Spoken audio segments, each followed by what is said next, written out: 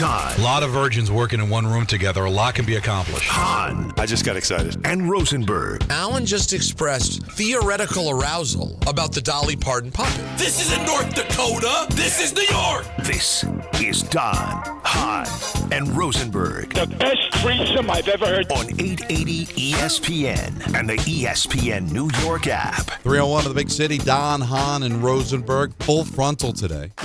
Take you up till 7 o'clock. You okay? Well, I got a cold. No. Because you come in with a punch. I know, but I got a cold. That was a I didn't little want to sound more- like Peter Brady. That felt a little more like Light FM, after hours. Really? Peter, am I wrong, Peter? It was very low key. He's protecting the 301 voice. in the big city. I can tell he's protecting the voice. Now let's have a talk here. Let's be honest. Is it a little annoying? Are you at all frustrated that here we are getting right into the preseason and now you got a voice thing randomly? That's got to be irritating. Well, it was irritating just because it got irritated last night calling 6 Devil goals. Oh, here he goes. Wait, Now no. he's piling up. It's not propaganda. Goals. No, well, No, you're right, I'm though. just You're saying right. I You're had a right. lot of goals. I was feeling a little under the weather yesterday. Did the show. Mm-hmm. Right. And then scored 6 goals. Kenny Danico's sick too. Everybody's got the cold. Get it out of the way. So Danico breathing all over you didn't Get help. it. Yeah, exactly. Get it out of the way because my next game's not going to be until game 2 of the regular season on October 11th. So I had the game. Feel much better, but because I taxed the voice, and we had to do our headshots and our virtual videos today over at the Garden, which all the teams are going to do. You're going to have to do it at some point. I don't want to give too much away, but some of the talent on MSG, some of the bumps, ins and outs, there's going to be some virtual stuff done, and I had to tax my voice again. Poor guy. But I'm fine. We'll get sure? through it. You good? As long as you're good. We got 303 in the big city. See, I stretched it out. That wasn't right. Don't do that again. Yeah, we See? don't want to. Don't hurt yourself. I'll tell you what, though, Peter. He again, another day where he just looks radiant. Not because I had to wear a suit. I had to be camera ready. Look at this guy. It's the silver fox, baby. Take a look up. Look up at your camera, Don. Yeah, Look right at your camera. It's another. Your camera's that way. I know, but I'm looking at you. But no, he just. I got it. Nobody. I want to see all of you. I got a Look problem. at it. See, me addressing the camera means I'm going to be talking not to one of my hosts. That's how it goes. So it's a little awkward. Well, but I'm looking at the camera. You're talking to Peter. Yeah, but think about it. When you look at the camera, I'm looking back right now. I'm in Los Angeles, and I'm looking right back at you. So you right now, it looks like we're staring at each other, dead in the eyes. But it's still awkward to talk to people that you don't see. That's what we do every day on television. That's right. At least you're looking at the well. Get used on to radio. it. Get used to it. I need to get used to the camera. But listen, we got a big show today. We got a list. Peter. Oh boy, I went there. This list. I'm gonna put a new list. And you know what? It's going to start fights. It's going to start fights. But you know what? I don't even have to hide it. I'm going to tell you what it is because it's by request. Oh yeah. Top 5 worst coaches in New York history. Oh, and I'm yes. telling you, and I am Proud. telling you, there is literally like 25 to choose from, and you can't be wrong. So what we did was put together a list where who you're taking out, right? And just say, I as much as I want to put this guy in, I don't know who to take out. Right. So it's a very difficult list to put together. We've got that coming up at 4:30. And it's Wednesday, so at 4 o'clock, Booger McFarland's going to be joining us. And we've got as we speak, curated ENN coming up at 6 o'clock. So we got lots to discuss. Jackson Dart spoke. Brian Dable spoke. I will give you a little hint. He said Dart's the quarterback for the rest of the year. Breaking news. Which kind of surprised me because we don't know if the coach is going to be here the whole year. But still, I guess he's going to walk around as if that's still going to be the case. That is something. Well, so it's not some experiment. It's not, hey, we're just trying something. No, he is now your starting quarterback for the rest of the season. So we're going to talk about that. But very interesting night of baseball, guys. Can you believe that? Where it was a real positive night for both the Mets and the Yankees. Mets come back from 6-1 down. They catch the break because, again, none of these teams chasing after the Mets are any good. So the Reds lose to the Pirates.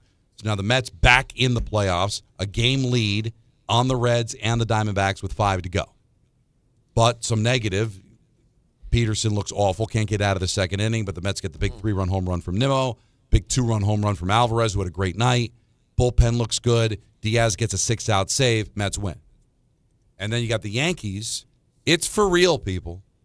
They're only a game back of the Blue Jays. Now, technically it's 2 because the Blue Jays have the tiebreaker, but there's still 5 games left.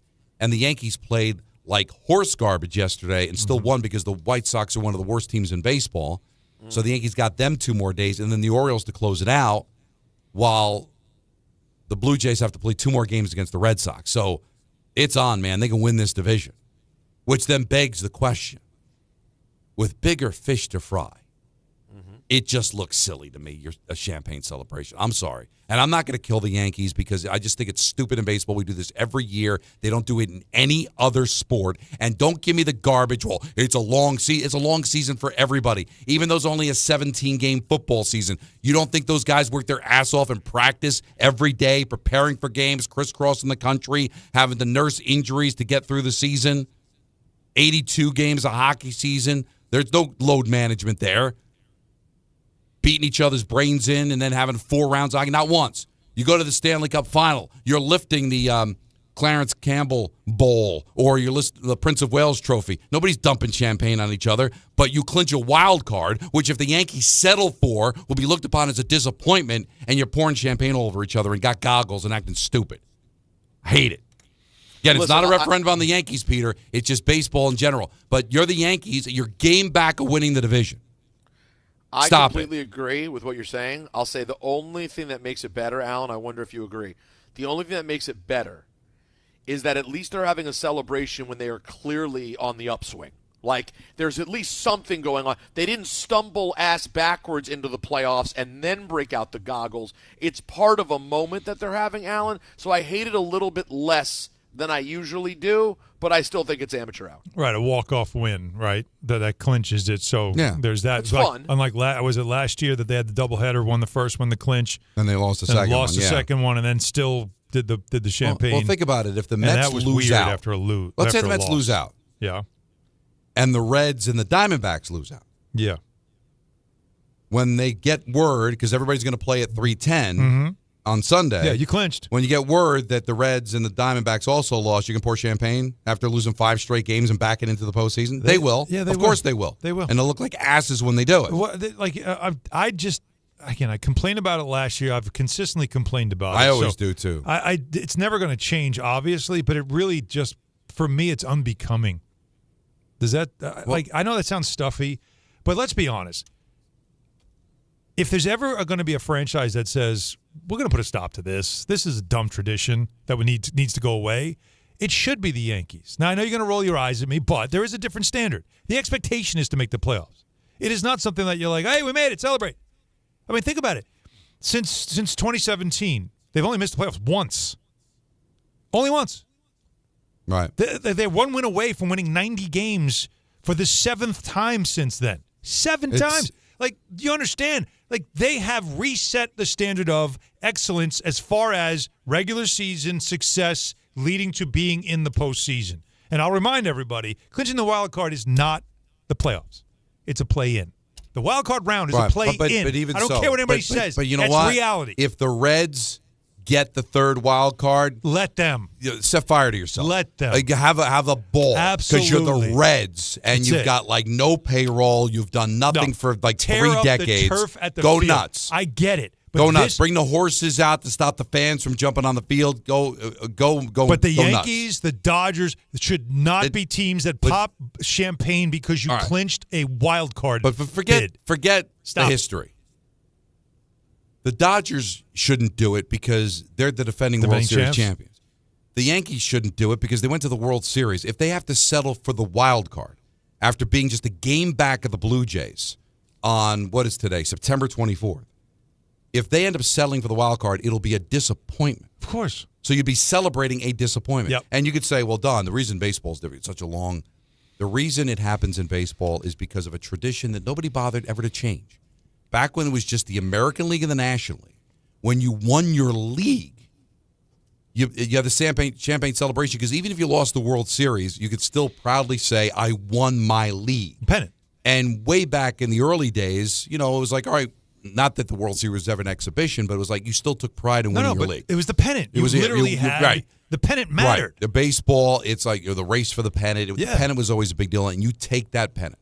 So in '69, when they went to divisional play, it really should have gone away. But hey, you're celebrating winning your division. Okay, so I get that. That's still something. But then once the wild I card, agree with and then a second wild card, and then a third wild card, give me a break. That's where it gets ridiculous. Give me a break. Do you think if the Islanders, who may make the playoffs, may not make the playoffs, clinch the second wild card and essentially the 8th seed of the Eastern Conference, are they going to do a champagne celebration, or are they just going to high five each other and get ready for the playoffs? That's it. You just get ready. Because the real winning's ahead of you. It's corny. But it's corny. I still think it is more, to me, what you were saying. Like the Reds, it's different, right? Because they haven't been in the play. Like whatever it is, for the Yankees at this point, because when you say, well, it's the culmination of a long season and this is what you play for. No, this wasn't what you were playing for.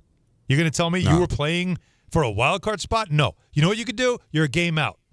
If you happen to catch the Blue Jays and somehow win this division, maybe you can pop the bubbly then. Yeah. I might then say, okay, I get that because you won your division and that was a fight to the end. That's pretty good. You got something out of it.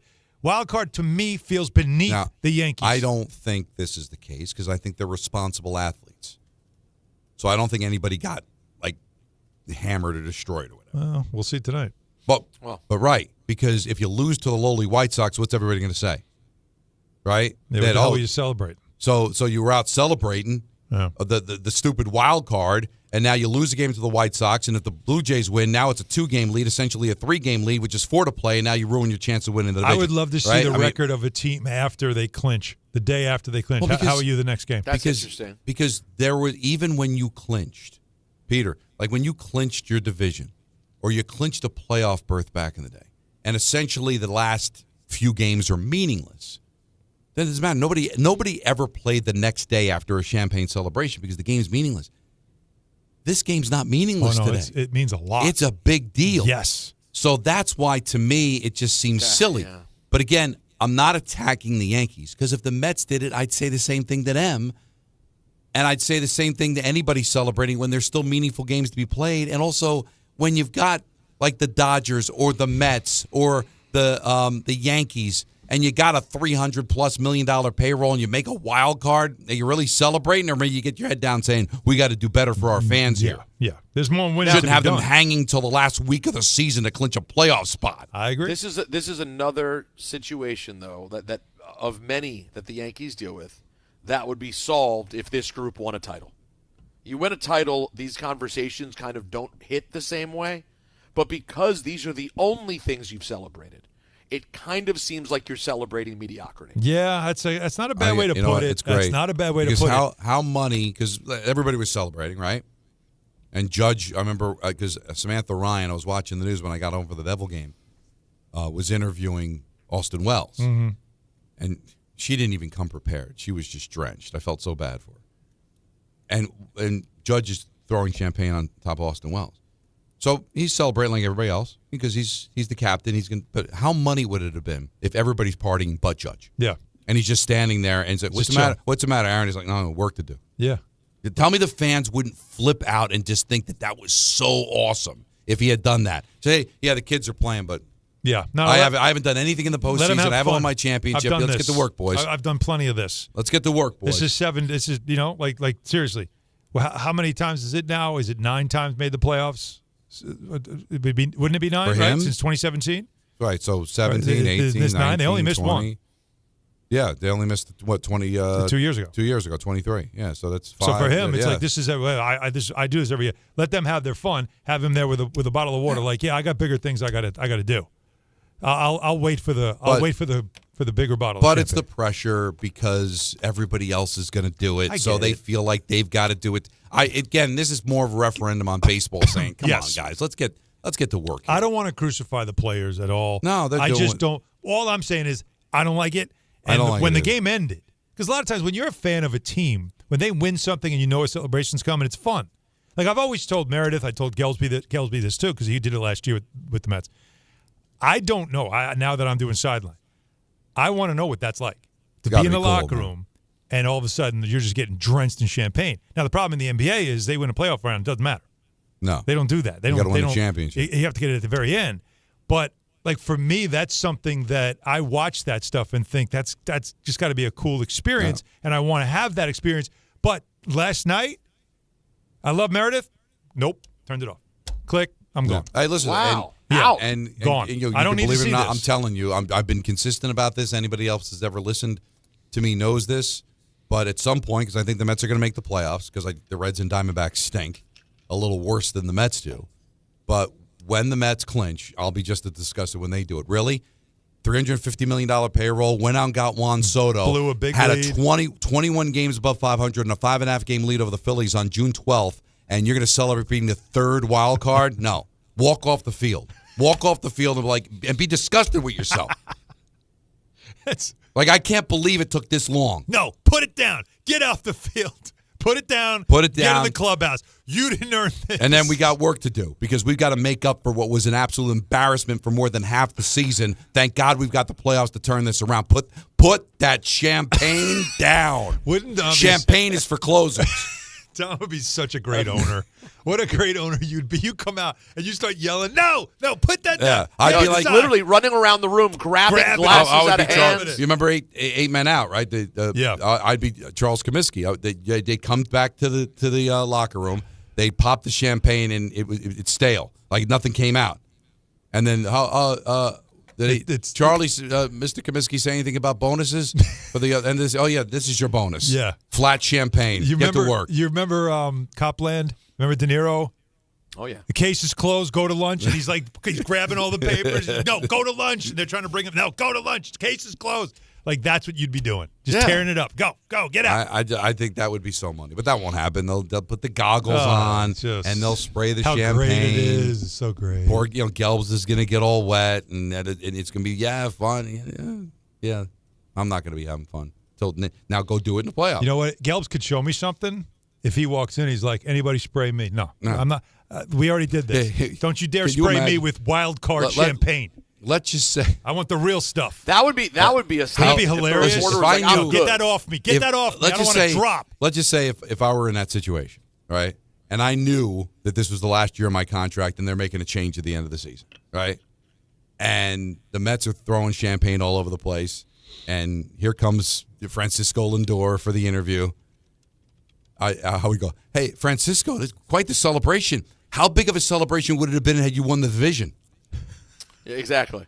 Imagine that. Yeah. God, this is quite the. How many goggles would you have on your head if you won the World Series? I mean, what is a wild card champagne? Yeah. It's like the Boone's Farm of champagne, right? Yeah, like you like using the expensive stuff. Like you sniff it and go, is this alcohol or you save the alcohol for when you win the division, right? Right. By the way, all it took was mentioning Meredith's before the ne'er-do-wells in the group chat, in the YouTube chat. Yeah. Really show the fact that some of these people may not leave their house and watch 162 games a year, which means they essentially are having a one-sided love affair with Meredith. Well, it happens. It does happen. I mean, listen, it happens. It's just all it took was a brief mention of Meredith and the champagne, and people are losing their mind. I've made it abundantly clear. I love Meredith. I've known her a long time. Love what she does. Well, she's fantastic. When you win the wild card, you should celebrate with like boxed wine. That's fair. So it stains your jersey. What about Fresca? Just pop in Fresca. That'd be great. God, I just wish somebody would have the guts to do that. Sparkling cider. They clinch a wild card and just walk into line. Don't do anything. Nothing. Like the champagne's there. Water. But the champagne is there, and they just walk right by. No. We're good. How come no champagne? We're not ready for this. Did you see our record? Put that back We're on. 5 games above 500. Yeah. We're not proud of this. Yeah. 1-800-919-3776. So baseball on the table. Jackson Dart spoke. Dable spoke. We'll get into that as well.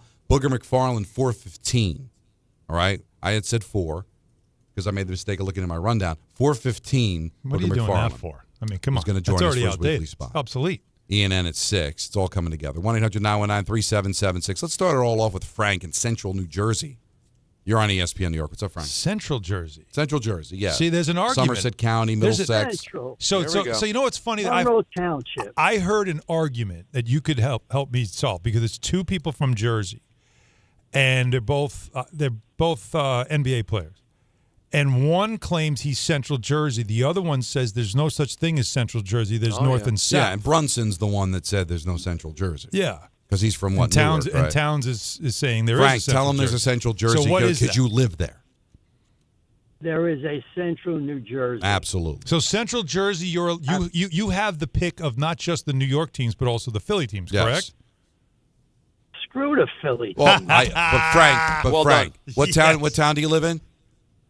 Monroe Township. Right. So, but there are Eagle fans in Monroe Township. I know that, but I changed dentists because he was an because Eagles fan. you're a grown up. I love that. But Your dentist was an Eagles fan, and you're like, nope, not getting my business. again, Frank, you'll know because it Damn sounds right. like you're around the same age as me. You can go the whole North and South Jersey when it was 201 and 609 is the only two area codes. But once they started throwing in 908 Yeah. and 732, I'm sorry, this is Central Jersey. Good point. So what do you got, Oh, Frank? there's about 10 of them now. Oh, I know. Now So it's listen, ridiculous. I agree with you. I agree with you totally, Don. I mean, Yankee boy Michael, I love him, but he's like today, oh, hey, it's a 162-game season. You got to celebrate. My opinion is they haven't won anything yet. Mm-hmm. They won a bid into the playoffs. This sectioning into the playoffs isn't even decided yet. Yep. They got 5 games left. That's number one. Number two, if you remember years ago, they did the same thing last year. Back in the '90s, Jeter was the captain, and they got into the playoffs. And they go into the dugout and they show them, and they have everything up on the lockers, and they had a toast. And then Jeter said, "Take it down." The interview said, "Well, what are you doing? You got to celebrate." He said, "Celebrate what? We didn't win nothing yet." And these Yankees, they don't get that, and that's a problem. Last year, what they said, have 4 celebrations, and I mean, what's the point? Celebrate with champagne. Yeah. When you win. Again, Not I don't just want to get So on that the was Yankees that was specifically. 2009. Yeah. That was the last championship run they made Yeah. when Jeter And didn't then celebrate. they won the World Series. Yeah. they just high-fived, and that was it. But everybody does it, so I don't want to single out the Yankees. So they probably feel the peer pressure of everybody else does it. But there's doing it Mike. I didn't hear Michael say this, although I did listen to a lot of his show. Of you've got a right to celebrate. It's a long season. All right, high five. Fist pump. Yeah, congrats. Wear the hat that says post whatever. But do the water thing when you do a walk-off. Don't get stupid. Yeah, I don't mind the post-field walk-off celebration. Lots of water, maybe even some Gatorade, all that stuff. Yeah. But the full goggles, good Lord. The full goggles, the T-shirt, I hate the full ready for goggles in October. any situation. Yeah. Well, what's the saying? Ready for October? Because you can't and say all that stuff. you can't say wild card champion because they could still win the division, Right. Right? Because usually you would get a hat that says American League champions or American League East champions, something like that. So can we? How about we if we could make the rule, which nobody will listen to, but let's make it anyway. If you aren't hanging a banner for what you did, right? Not American League East That's champ. a good point. Not division series champ, like any of that stuff. If you're not getting any type of banner or T-shirt for what you accomplished, you can't use champagne. Right, you didn't do it. There's no evidence. Isn't that fair? They're not going to run up the poll. Well, they got I know it said ready for October, They got a T-shirt. but that's not Have to change the rule now. a championship T-shirt. All right, you know what I want to do? All right, because my knees are really bad. I've got arthritis in both knees. Man, I'm you're going falling apart. Well, thanks for the Jeez, encouragement. well, the voice is I'm going. going through physical therapy. So, it's a rough sometimes getting in the studio. So every time I do successfully sit down in the studio, I want you to pour champagne all over me. I did it. I like this. I say get up. How about every time we wake up now? Because, tomorrow's promised to no one. So every time you wake up, just have a bottle of champagne by the bed. Just dump champagne before you go in the shower. Celebrate the next day. Every I year? think some people live You that know way. what? Every year, Isn't that more important than even a World Series championship? Just waking up the next day. champagne like after your anniversary? Every year on your anniversary, right? Yeah. Just I don't do that. no. No. It doesn't just explode. No. Really? No, I used to. Damn right. Jeez. Yeah, we're now off the. Even anniversary. Yeah, even anniversary and birthday. Figure now, that's it's the random. one where the It's cork random. pops and it's just No, it's, lives. the whole room is just no. Okay, boys. Hang on. all right, exactly. Thank you, Spike. 1-800-919-3776. Sorry. Don, Hahn, and Rosenberg. with Sorry, you until bro. 7. right here on ESPN New York. There's a lot of reasons why people buy at Ramsey Mazda. It's their selection, it's their customer service, and it's their savings. Lease a new 25 Mazda CX-30 for $199 for 33 months. Start shopping now at RamseyMazda.com. Choose wisely. Choose Ramsey Mazda. Call 833-853-2970 for details. PIN SM843629. MSRP $26,865. Zero security deposit. Ends 9/30/25. Every aspect of your business will operate better and faster with artificial intelligence. AI is a race, and companies that act first will win. Thrive Managed AI is your advantage over all your competitors. Thrive partners with you on a smart, secure AI strategy for your business. Then they deploy and manage it for you. Be first and win the race with Thrive Managed AI. Start with a complimentary strategy consultation at thrivenextgen.com/ESPN. That's thrivenextgen.com/ESPN. This is an ad by BetterHelp. We all turn to some funny places for support, but not everyone is a therapist. Not everyone is the one. Find your right match with BetterHelp. BetterHelp does the initial matching work for you so you can focus on your therapy goals. A short questionnaire helps identify your needs and preferences, and their 10-plus years of experience and industry-leading match fulfillment rate means they typically get it right the first time. If you aren't happy with your match, switch to a different therapist at any time from their tailored recs. You can join a session with a therapist at the click of a button, helping you fit therapy into your busy life. Plus, switch therapists at any time. As the largest online therapy provider in the world, BetterHelp can provide access to mental health professionals with a diverse variety of expertise. Find the one with BetterHelp. Our listeners get 10% off their first month at betterhelp.com/timeout. That's betterhelp.com/timeout. Oh, what are you doing? Don't do New York City dirty. New York City's my heart, my soul. I would never do this place dirty because everything I want is in this city. Why would you want to dirty somewhere that you live? This is your home. You don't throw papers out the window, flick cigarette butts. It's disrespectful. Dispose of it the correct way. I would never put trash on the ground. That's why we got trash cans. Don't do New York City dirty. Trash your trash. A message from the Sanitation Foundation. One by one, we keep this city clean, man. Let's get it. Hey, Yankees fans, hit your next adventure out of the park and onto the water with City Cruises New York. Sail your way to epic skyline views, delicious dining, and premium drinks. Upgrade your game day with a dining cruise, a cocktail sail, or a night with your favorite entertainers aboard City Cruises Live. Whether you're celebrating a win or just the weekend, City Cruises is a shipload of fun. Proud partner of the New York Yankees. Book today at citycruises.com/New York. Now let's take a look at the traffic with Brandy Scott. Hey there, guys. Good afternoon. We're going to start off in Nassau County. Ryder Cup opening ceremony pre-show underway. Just jammed on Bethpage State Parkway northbound heading into Bethpage State Park. You're solid there from Hempstead Turnpike. Not moving much at the Whitestone Bridge getting into the Bronx. Broken down tanker truck in the center lane mid-span. Backed up onto the expressway northbound from City Field in Queens. Not too bad of a ride heading over to the outbound George on the West Side Highway in Henry Hudson. Southbound Deacon also in pretty good shape.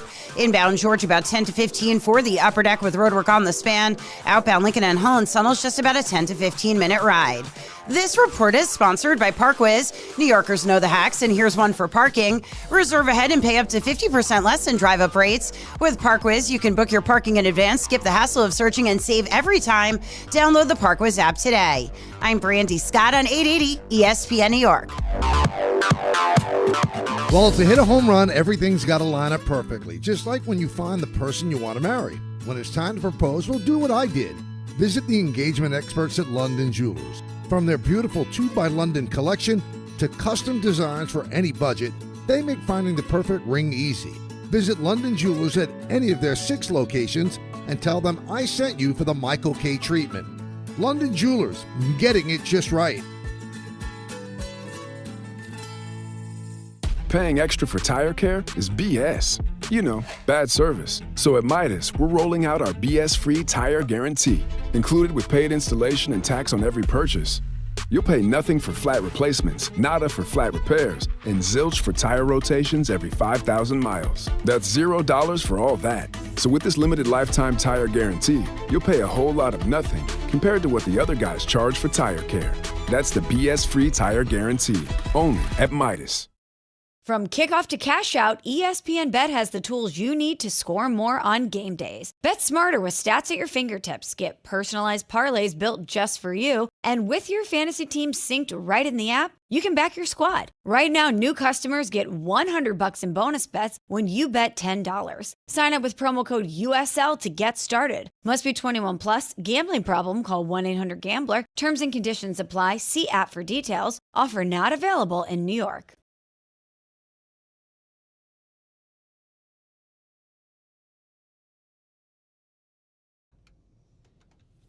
What do you got today, Jacob? Nothing. Different. He just wanted to hear it. Well, I thought there might be something that he would do because thanks to Sam Diaz, he reminded us that on this date in 1991, Peter. Oh, yeah. 3 albums were released of significance. Oh, yeah. On this date.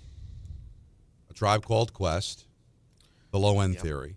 Yeah, that's the true one that set them into the stratosphere. Mm-hmm.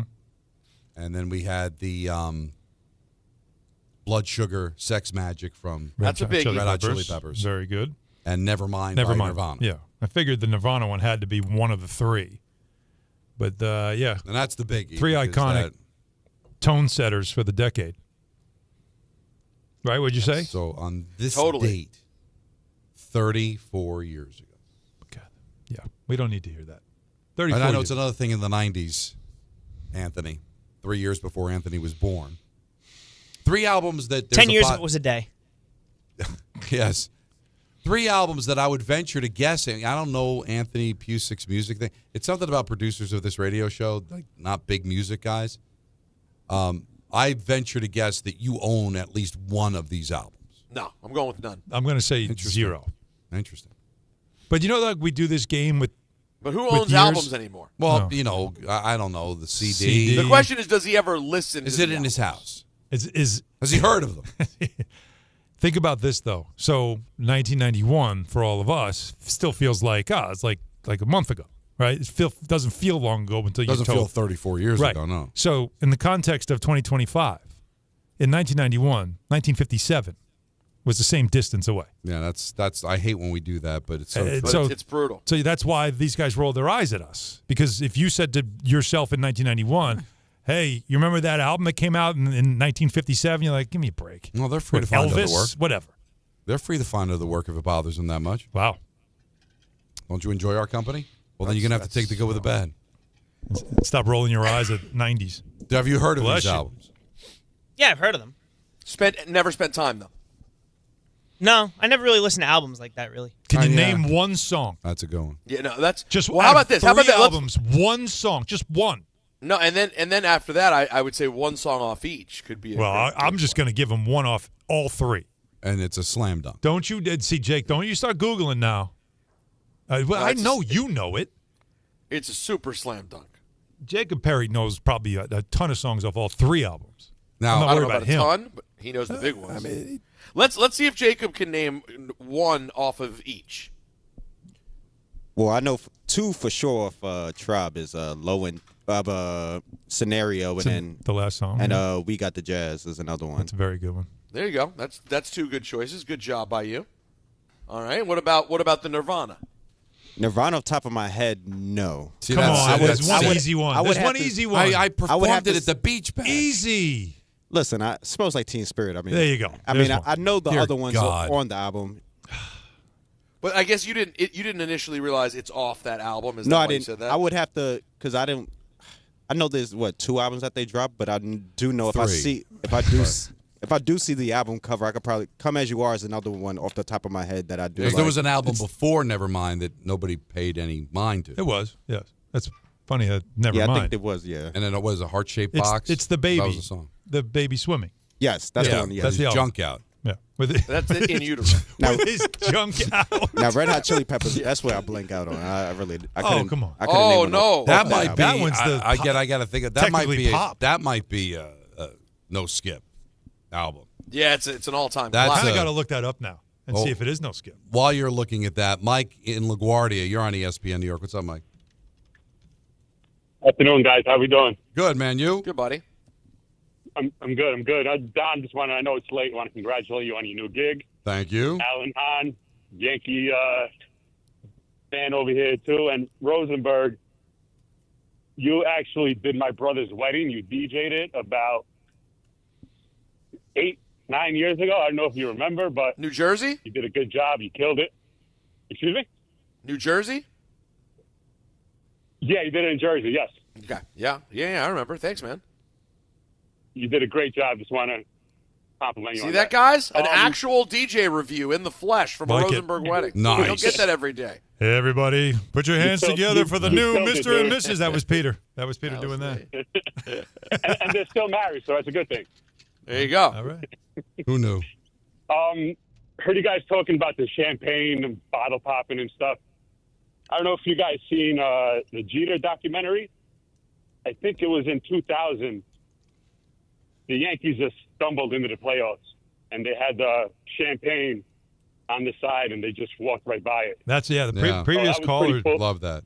did say that. Brought that up a couple of times. I mean, look, they also were in the midst of winning a lot of championships, so I would think at that point you're almost like enough with the champagne. Right. But this I mean, they just had so much champagne in the late 90s, Don. There was so many champagne shots. Mike, I don't mean this. I don't. It just did. I mean, don't you think? Didn't it? It almost got boring, didn't it? It was like, man, another celebration. I'm not trying to throw any disrespect at this team. That era is way over, right? Because there isn't anybody really even. I mean, Brian Cashman's associated with it, but it's different. It's a different era. It's a different time. Of course, so that they're gonna look at things a lot differently now. Well, it's Judge. Judge knows he's got to get a ring here. But when Judge knows that. But Judge wants to be part of the team, and that he's a leader.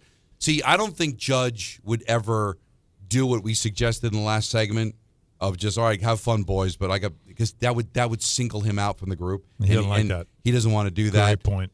And that's not the kind of leader he wants to be. But I still think it would have came across like, all right, guys, we got have your fun, but let's get back to work. And I'm sure that was probably the message after it was over. But it's the one sport that does it, and it's stupid. It just is. I agree. And like I said, everybody works hard. You don't think hockey, basketball, and football players work hard during their season? I know it doesn't feel like the same grind because it's not 162 games, but their practice and their travel and their preparation. Well, wait. What are the months? How long is the baseball season month-wise? April? Well, you are February. You come in for training, for spring training. I don't count that. Season. All right. So end of March, and if you win the whole thing, end of October. So 6 months. Yeah. Right. Yeah. 7 months. Say 7 months for the champion. Hockey season. Hockey season is September. Go from you go October to, and if you win a championship, June. So that's what 10 months. Okay. So technically a longer season. Yeah. You don't play as many games. No, but you're still traveling but a ton. You don't travel nearly as much either because with baseball, you're in the same town for 3 days at a time, 4 days at a time. I'm seeing it with the Devils, and when I did the Rangers, it's like every day. You're going always there. moving. They're practicing. They've got morning skates. So don't They've give got me prep. that it's a They got long film season. session. Stop it. No, it's a tradition that nobody Thank bothered you. to pull the plug on once they started adding all these playoff teams. Baseball tries to hold itself to a standard. It's hard to make the playoffs in baseball. No, it's not anymore.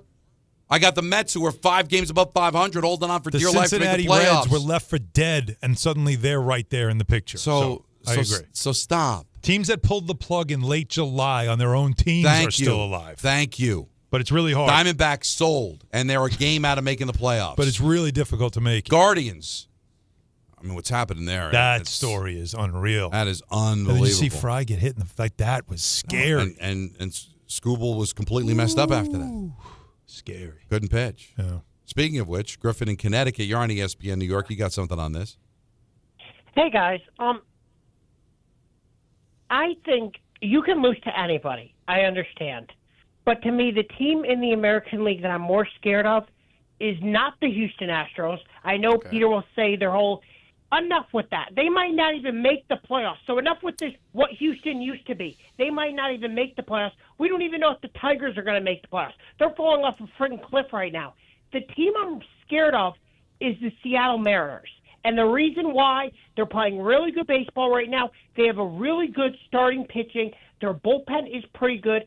To me, that's the team I'm more scared of. Toronto, their pitching is in flux. Bassett is on the IL. Jose Barrios got moved to the bullpen because he's struggling so much. Scherzer's been awful in his last 6 starts. So that, to me, they're a little bit struggling with pitching and stuff. To me, the team to look out for is the Mariners because they just seem like they're playing really good right now, and they got everything that could go for a long run. Griff, it's a great point. You know what else they have going, which I know Don hates this, but it's a real thing. They seem to have a little magic happening this season. The season that Cal Raleigh's having, right? Like a little renaissance there. So I think there could be something to that. Could they be one of those just teams of destiny this year? I'll give you. So, Power of Equity is a great way to start off the album, right? Yes. Okay. If you have to ask, Breaking the Girl, you're not skipping. Boom, boom, boom, boom, boom, right? boom, Funky Monks. Boom, boom, boom. Suck My Kiss. Yeah, that's a good one. Real good one. It's a big one. It's a big one. Then it kind of like, I Could Have Lied, Mellowship, The Righteous and the Wicked. It's not enough. Then maybe Give It not Away. in those. That's yeah. what you're saying. Give It Away is good. Yeah. Blood Sugar Give It Away Sex is more than Magic. good. And then, of course, Under the Bridge. The ballad. I know. Don, I'm didn't sure you you think Don, I felt like Alan's almost like short changed Give It Away a little bit. No, Give It Away is a great song. I'm saying it's a big one. That's did a I? tune. What did I say? Because You went Give It Away is good, and then just moved on to the next thing. It's the second biggest record. I think he just said, "Well, we know that we one." know, like is, I was. is Yeah, I think I was saying it more like we all, like, almost like yesterday when we got yelled at for not saying Steve Young when we said Niners. When we all agree, like when you say we already know. You don't have to disagree. We don't have to say the name. That You guys might know. be the biggest song on the album. Yeah, that might be their biggest hit. No, it's Under the definitively Bridge. second. I don't know. Under the Bridge was their biggest hit. No, off it's that not album. a conversation. Don't yell at me. I promise. No, I just. First of all, I said May. I said May. Okay. All right. So nobody was throwing down any hammers. I was just saying May, and you jumped me. I know music is your territory. I know. No. I'm not doing that. It came across like I infringed. I get it. But if the May suggests that I could be there's wrong, no May. I There's no didn't need April. anybody to There's get no in my face June. about it. God, if there's a God, I'm going to look to God now. I believe in you, God. Although there are a lot of people around that don't anymore, I still believe. And please let Peter be wrong. Please. It would be awesome.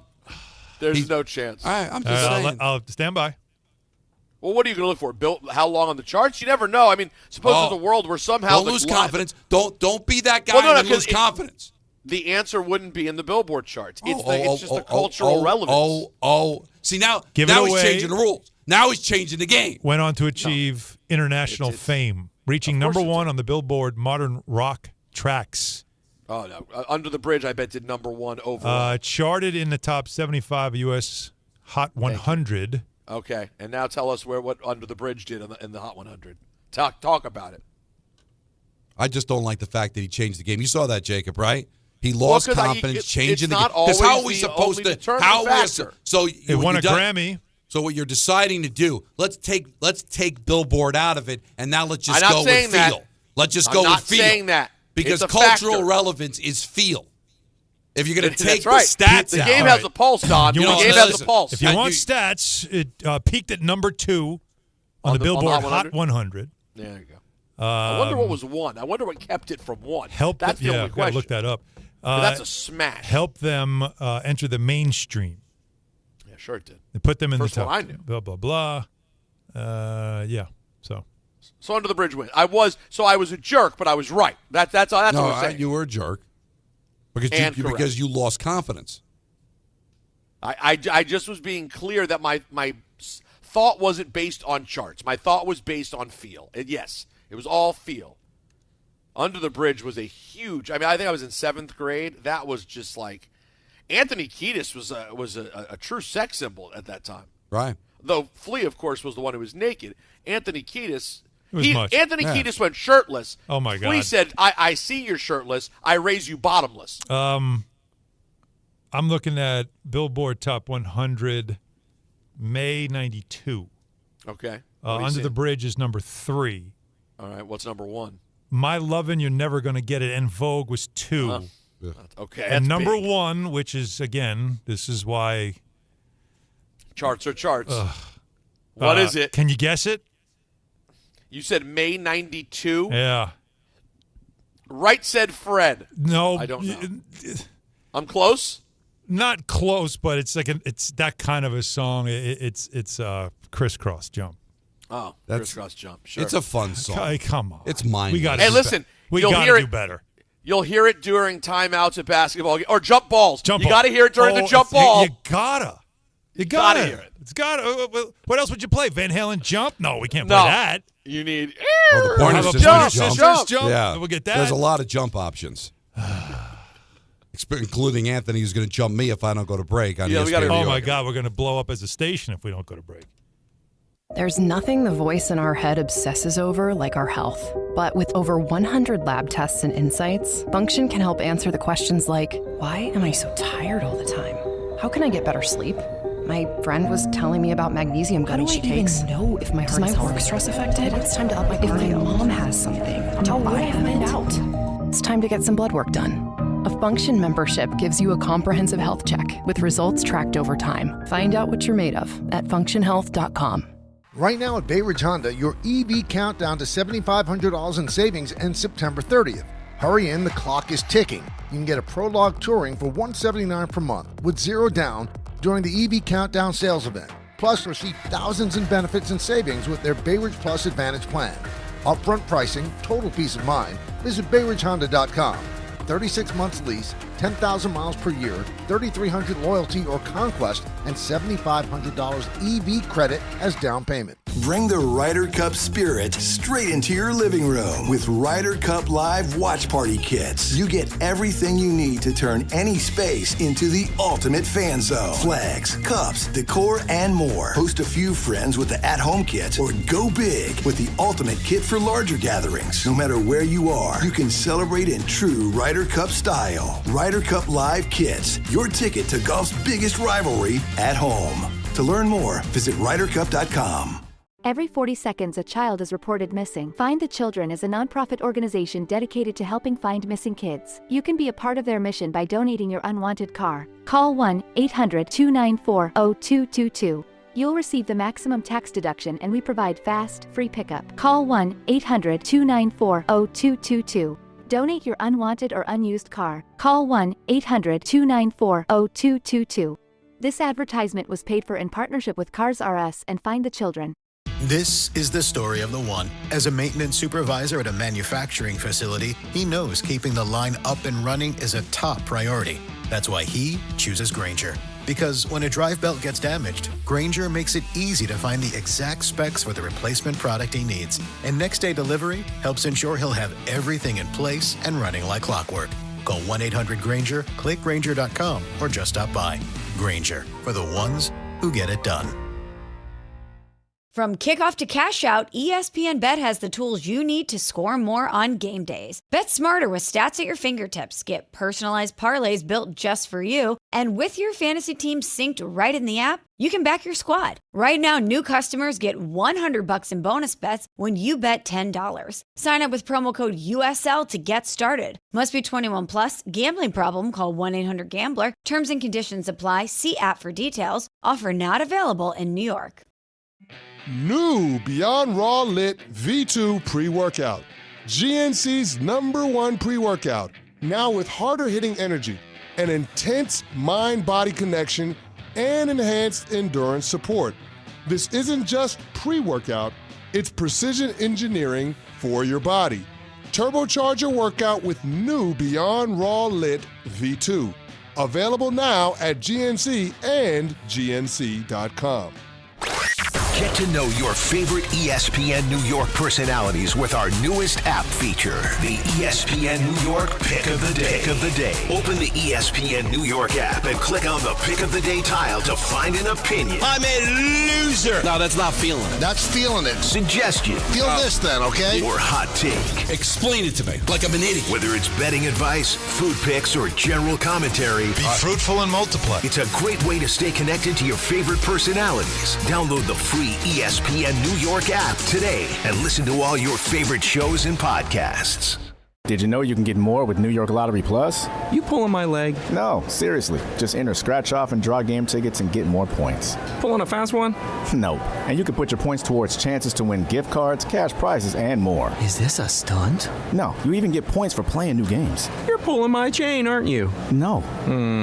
Pulling my finger? What? No. Man, put that thing away. Sorry. Introducing New York Lottery Plus. Download the app, sign up, get more. Please play responsibly. Must be 18 plus. Gambling problem? Call 1-877-8-HOPE-NY or text HOPE-NY. To help those who want to be helped, but may not be able to afford it. That's what PGA Tour winner Grayson Murray had envisioned for a foundation before he sadly took his own life at just 30 years old. His parents channeled their grief into creating the Grayson Murray Foundation, carrying out his vision to help those struggling with mental health and addiction. To donate and learn more, visit GraysonMurrayFoundation.com.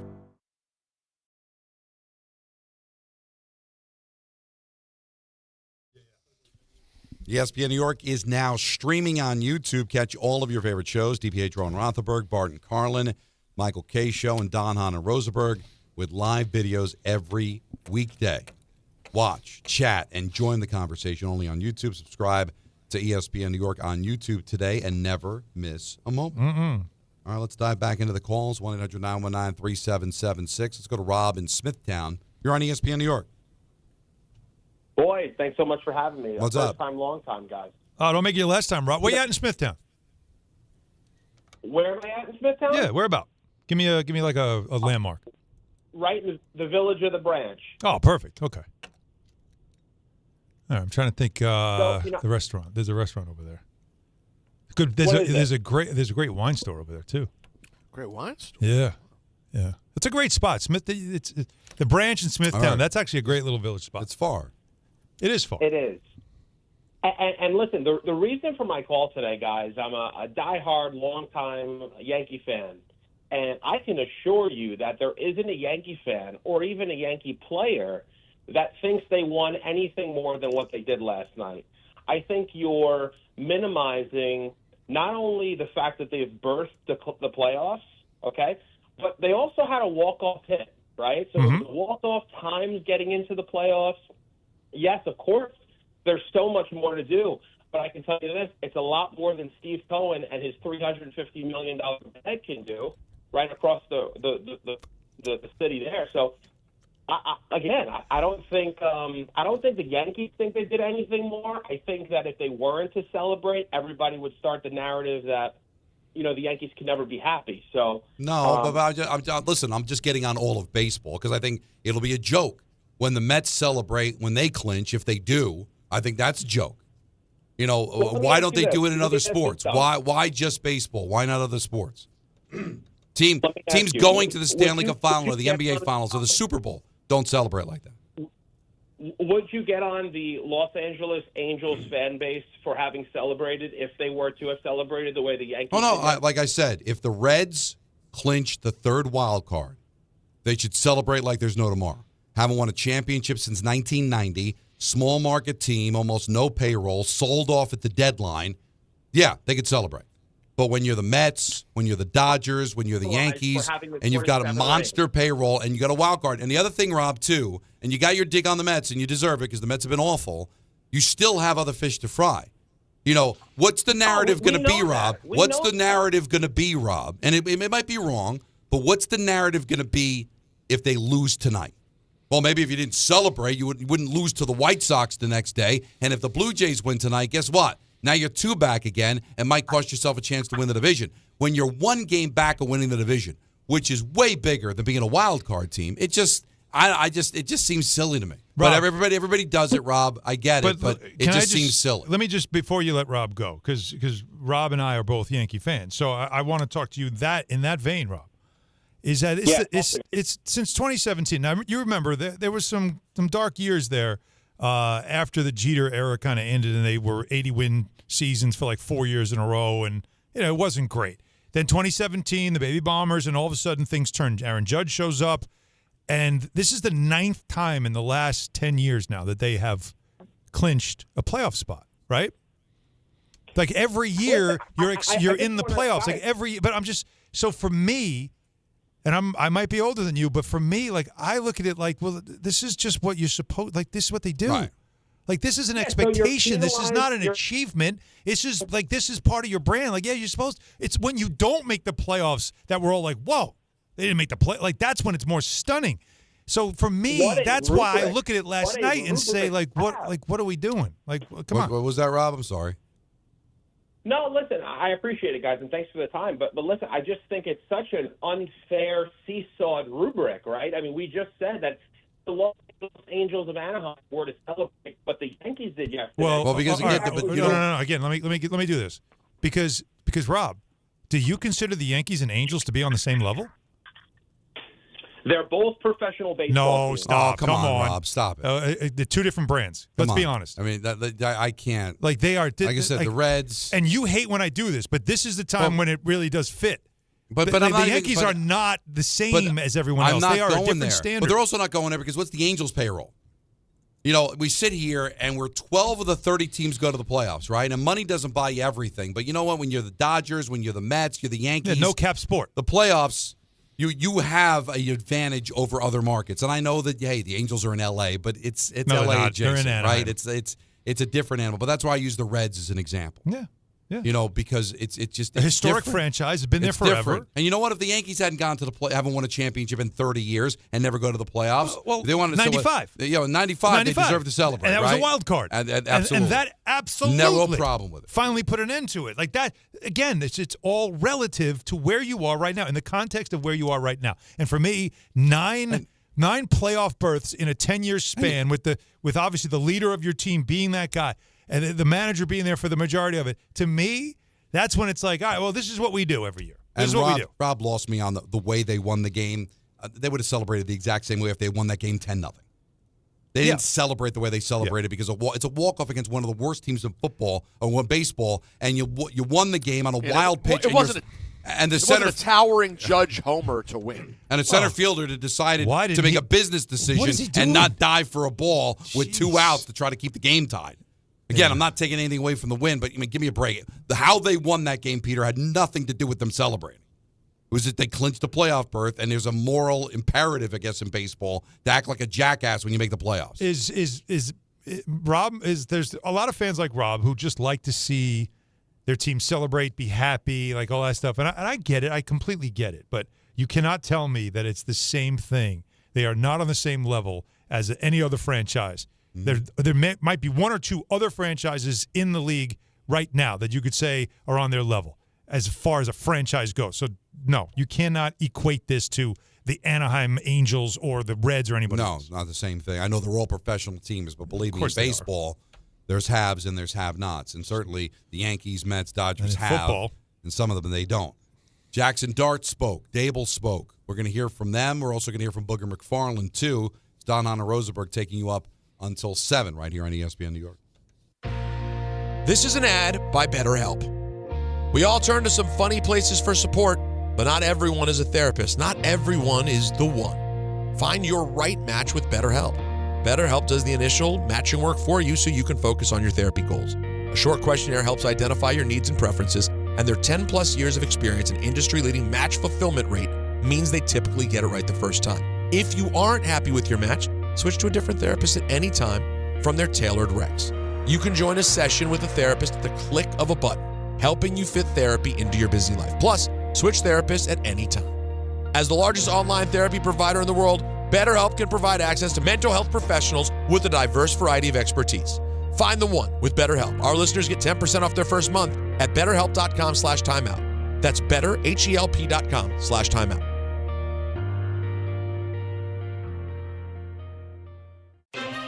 Game time isn't just on the field. It's in your driveway, too. At Kia City of the Bronx, they're making plays with the full lineup of brand new Kias ready for you at 3505 Connor Street. Don't sit on the sidelines while your dream car drives by. Visit KiaCity.com or call 646-917-7955 and they'll get you behind the wheel of something fresh. Kia City of the Bronx. This is how the Bronx drives. Every aspect of your business will operate better and faster with artificial intelligence. AI is a race, and companies that act first will win. Thrive Managed AI is your advantage over all your competitors. Thrive partners with you on a smart, secure AI strategy for your business. Then they deploy and manage it for you. Be first and win the race with Thrive Managed AI. Start with a complimentary strategy consultation at thrivenextgen.com/ESPN. That's thrivenextgen.com/ESPN. This is Joe Budden. You and I make decisions every day, but on PrizePicks, being right can get you paid. So I'm here to make sure you don't miss any of the daily fantasy action this football season with PrizePicks, where it's good to be right. Download the PrizePicks app today and use code PLAYNOW to get $50 in site credits after you play your first $5. That's code PLAYNOW to get $50 in site credits after you play your first $5. PrizePicks. It's good to be right. Must be present in certain states. Visit prizepicks.com for restrictions and details. The post-crib assembly press conference, brought to you by Progressive. Michael, you had some trouble putting the crib together today. What went wrong? You know, those instructions can be tough, and, well, you saw the outcome. Were you upset when your wife pulled you and called in the backup? No, I mean, the baby needs a crib to sleep in, so whatever it takes. You've got a changing table to put together next. It's got a lot of drawers. What's your comment? You know what? We're done here. Like it or not, sometimes you need a backup. That's why there's Progressive to protect your home and auto. Progressive Casualty Insurance Company affiliates and other insurers. Not available in all states or situations. Put it in the box. This is your radio home for New York Mets baseball. 880 ESPN, WHSQ, and WCBS FM HD2, New York.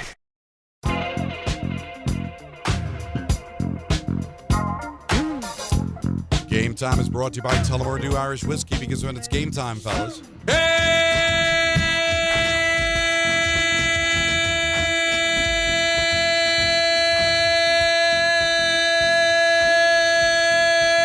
I like when he holds it. The Mets continue their series with the Cubs. Coverage immediately following us. And Dan Grassa, because the game is at 8 o'clock tonight. It's an ESPN vehicle, yeah. So Dan Grassa will come on at 7, take us to 7:20, and then 8:80 we'll have the Mets and the Cubs, Yankees and the White Sox at 7:05, and NYCFC takes on Miami FC at Citi Field at 7:30, and those were the tickets we gave away earlier this week. So we got a lot going on there. Tullamore Dew, the original triple distilled, triple blended, and triple cast matured Irish whiskey. Be sure to grab a Tullamore Dew or try the new Tullamore Dew Honey during today's action. Glasses up to enjoying Tullamore Dew responsibly. As I mentioned, Dable and Dart spoke today, D&D. Brian Dable officially announcing his starting quarterback for the rest of the season. So in terms of the quarterback situation, I met both with Russ yesterday and Jackson privately, and Russ was nothing but a pro, which I would expect him to be. It's my decision. We're going with Jackson. We're going to get him ready to play this week and the remainder of the season. He's going to do everything he can. Russ will be the backup. The conversations that I've had with these young men will be private. The details will be private. All I can tell you is we're going with Jackson, and we're getting ready to play. So I'm not going to add too much to it. Those are private conversations. It's my decision, and we're going with Jackson. So twice he said, it's my decision. And when I hear how emphatic he said it, it makes me think it wasn't. No. That's just my theory. He wants to own it, though. That's yeah, what he wants to own it. Because he knows he's going to. See, it doesn't matter if he was told. Doesn't matter if it was collaborative. He knows he's going to pay the price either way. But don't you also, he wants to establish, if you're in a meeting like that, like put yourself in his spot where you know the heat's on. And you're sitting there and you've got Joe Shane, you've got the front office guys, you've got probably even Mara there. And you're all discussing this move because none of this stuff's done in a vacuum. He didn't just wake up and tell everybody, hey, I'm doing this. It's a collaborative. We know that. So you're in the meeting, and you know that everybody is going to wonder, were you told to do this? And so he wants to own it. Yeah. So that's to me, the contingent is, guys, I need everybody to understand that I made this decision. So let me say, oh, yeah, go ahead. You can say you made the decision. Right, because he is ultimately going to pay the price for that decision. I'm the coach. Because if they play well and it ends up being the right decision, Dable keeps his job. If he completely wets the bed and they win 2 games, he's going to lose his job. So he may as well own it anyway, right? And one way or another, he could be wrong because they could say, if the kid plays well, why didn't you start him in the week 1 then? So he really can't win other than by the end of the season if Dart looks good, and he and Dable have like this great chemistry built in already. Then to me, that's when he becomes Teflon. Is there a world in which you wouldn't come out and so, like to Don's point, wouldn't so emphatically say it was your choice? I mean, I suppose there is a world, guys, where if he didn't feel like his job was on the line, you could just come out and say it was collaborative. You know, we all spoke, we all agree. There is a different way to approach it, like which Don speaks to your point. The fact that he emphasized it so much really makes me think probably less that it's true. Well, also, Peter, I just think as a head coach, when it comes to that kind of a decision, you want everyone to think it's just you want everybody to know it's you, right? Because, like I said, he's gonna lose his job or get a contract extension off of it. So may as well try to own it. But you know, it's like this is going to come off as political, but it's not. This is not about the person that it was. It's just about the truth. If you know historically what was happening. Do you remember when George Bush Jr. said, "I'm the decider"? Yeah. Like he aggressively, I'm the decider. It's like, well, we found out years later. I mean, Cheney was a lot more involved in being the decider. Well, so when you're not the decider is when you loudly shout, I'm the decider. Another example of collaborative. Right. Things that are done in collaboration. Everything. Collaboration. Everything is collaborative when you're not sure who to give the credit to. Or blame to. Doesn't matter. It's going to fall on Dable's shoulders no matter what. Yeah. So if he says collaborative, it's not going to save his job. And if they end up winning, he'll get all the credit for it. So I give him credit for owning it. How about expectations for Dart? Expect him to prepare. Expect him to go out here and get better each time he plays. It's not always going to be perfect, but I do think that he has the right makeup and athleticism. And look, we're going to do everything we can do to help him be the best player. I know he is as well. It's not just on one person. It's on the entire team. And that's what we're going to do. That's the equivalent of she's got a nice personality. Go out there and get him. I mean, that's not Newt Rockney, but I think it's fair. Jordan Ronan, our very own Ask Dable, did 0-3 influence your decision? Look, I did it. I'm not going to get into the specifics, like I said before. I think it's the right thing for our football team, and so I'm doing it. You don't think you owe it to your fan base to give an explanation of why you're doing this stuff? I appreciate our fans. We got to do a better job all the way around, and that's what we're trying to do. Yeah, it's a long season, Dan. We've had 3 games, haven't put it together all collectively, made the decision to play Jackson. I will say that what he's doing there is being very careful not to dump on Russell Wilson. Yeah. Because internally they're like 1-10 third down. Awful in the red zone. The dude threw balls away in the red zone instead of trying to make a play. Our offense has for 2 out of the 3 games been unacceptable. But you don't want to do that to a veteran, superstar guy who you sign. So instead you say nothing. That's what I think. True. I think that is what he's doing there more than anything else. But, again, this is not a long-time Giant. You want to treat veterans Well, everybody in the league's watching. But, Don, honestly, because the answer to that question is, have you seen our offense for the first 3 weeks? It sucks. But you can't do that. You wonder when you hear things like that. And I thought about this when we got off the air yesterday. Would you think there was some sort of a guarantee to Wilson when he signed? Like, they knew they were going to get a quarterback in here. And did Wilson say, just give me a few games. Give me a few games to prove myself, get something on film. That way I can maybe find a job somewhere else. I'll sign if you make me QB1. Don't make me compete for the job. Don't put me in a situation where I'm going to be backing up the kid week 1. And they gave him 3 games. 2 of them were garbage. All right, we gave you your shot. One was against the garbage defense. But you did have that one big game, so maybe somebody will be interested in you, and maybe we can trade you, move you someplace else. That's not something he's going to want to admit. Well, the reason we didn't start Dart was because we made a handshake deal with Wilson that we'd play him. Now, where's Russ's head now, you think? Where's his head now? Is he all about now supporting and being the backup, or is he? Well, you know what? Well, he can't be. I'll tell you one thing he's not doing. He's not looking around the league and hearing the conversation and going, I know I could go somewhere else and play. That's for sure. That's gone. Or is he looking for apartments in Cincinnati?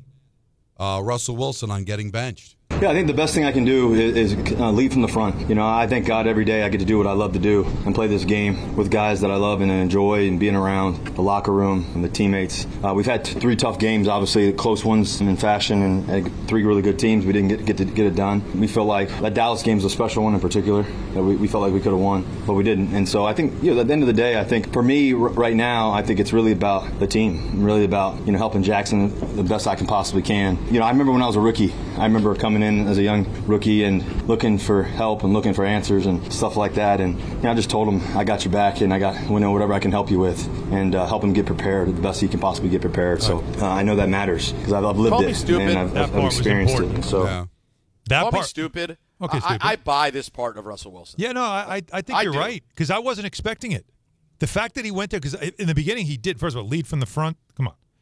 Yeah, lead from the front it was interesting. But also, let's not forget, even though he had a magnificent, statistically, game 2, let's not forget the YOLO interception that killed them, that he didn't need to throw. That's also part of the negative tape. But I did find that ending part important for him more than anybody. I don't think Jackson Dart needs him because I can't imagine he's really going to offer anything.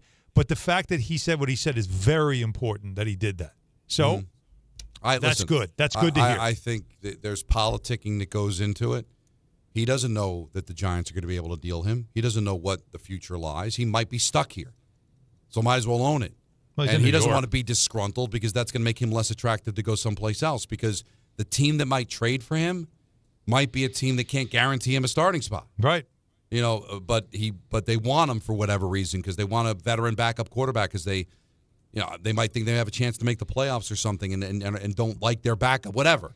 So he's got to politic his way into staying here just in case he's stuck here, which is a distinct possibility. What, the trade deadline's around Halloween? We're probably like a month away. Who knows whether it'll get done. But he did say he's not done. I'm not done. I got so much belief in myself and know what I'm capable of. I believe I was able to show it, especially, on the road in Dallas and everything else. I know that can help this football team, if that comes up. But, I think also, too, just for me mentally, just have the best practice. Have the best workout session in the morning, early in the morning, getting here and having the same routine and just find every single way to get better. That's what you can control. And, you control your attitude, you control your gratitude. And those two things, are important to me because I love the game, I love the process, and I respect it. And so that's the only thing I know. And I think the last thing I'd say about it is just life is about response. I went to the Children's Hospital on Tuesday, and, when you go and you see kids fighting for something that is maybe outside of what they can handle at times, it gives you a lot of perspective, So for me, life is about response. And I just, I know I'm gonna respond in every way, in the right way, every day, and that's all I know. He writes some Hallmark cards, doesn't he? He does. He really does. He's the best. Control your attitude, control your gratitude. But I'm kind of interested in this one. Will you ask for a trade or release? No, I'm focused on helping this team win. I'm focused on helping Jackson. I'm focused on me getting ready to be the best version of me today on Wednesday. And so, I want to be here. I love this organization. I love the process of it all. I love the guys in the locker room. I'm not giving up on us in this season. I don't know any other thought, any other thing than finding a way through. And sometimes you got to climb under the wall. Sometimes you got to, fight through it. Sometimes there's battles and things that you face in life or in sport. And, I'm going to help lead the way in every way I can to make sure that we figure that out. And so the best thing we can do, though, is stay in great belief, and faith of who we are. And like I said, I think that we've, a few plays here and there, the season's a little bit different. So I'm not discouraged about our football team. I'm not discouraged about myself, that's for sure. There's a lot there. There's a lot there, but also, again, the reality of he is going to back up Dart. So there is a distinct possibility if Dart can't get it done, they may go back to Wilson. Well, what else so can he do? Can't burn bridges here.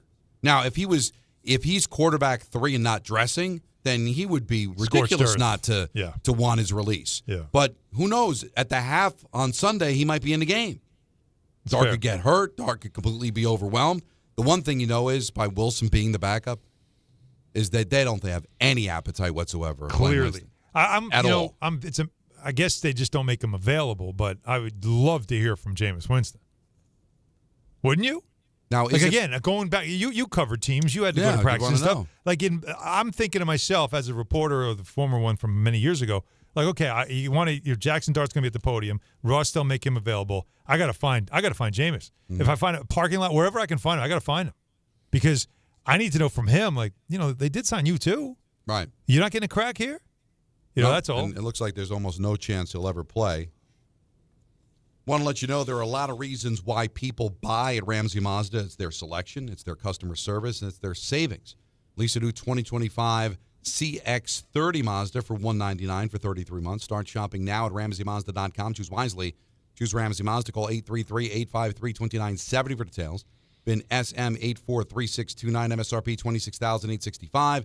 Zero security deposit, ends 9/30/25. It's Wednesday. That means we talked to Booger McFarland.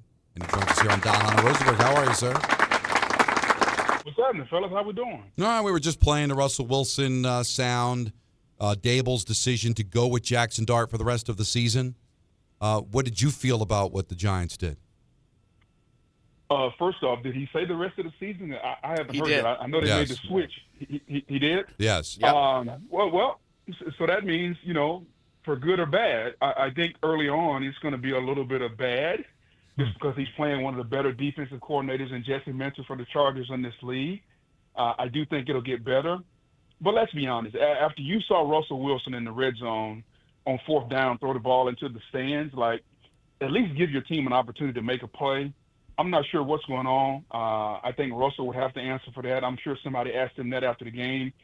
But in order to kind of keep your team together, keep the morale, you got to put a competent quarterback on the field. Otherwise, the other 21 guys that are starting, I feel like they're just wasting their time. So I think for the sanity of the New York Giants organization, he had to make a change. Now, whether or not Jackson Dart is going to be successful early or not, all depends on Jackson Dart. But I do like the change based on what I saw on the field. Bug, what does good or bad look like in your mind? Because you got to endure it. It's a young quarterback, and you're going to go through the ups and downs, right? But taking away the final score, what's a win for the Giants then at this point? Limit the turnovers, play on time. Doesn't look like the moment is too big for him. And in order to see all those things, you're kind of going to have to watch the game. You can't look at the stat line. His stat line might be 19 for 35 for 190, no touchdowns, no picks. That's probably a win. It's probably a win. Now, there's probably going to be a game or two where it's 35 for 40 or 42. He might throw 3 touchdowns and 3 picks. You're going to have to live with that. I think, a young quarterback, just like any player, you got to get used to the speed of the game. And Jackson Dart has seen preseason speed. He hasn't seen regular season speed. And, there's a difference. And if you've never been out there in the regular season, you don't know it. And so he doesn't know what he doesn't know right now. I think it's important for Brian Daboll to put him in position to have some success early because just like anybody, we all want to succeed early and get our confidence up, and then we perform better. And so I think he'll be okay. He played in the SEC, so he's played in big games. He's been in Tiger Stadium when there's 102,000 screaming. So I think he'll be ready, but he's just got to get used to the complexity of the NFL defenses.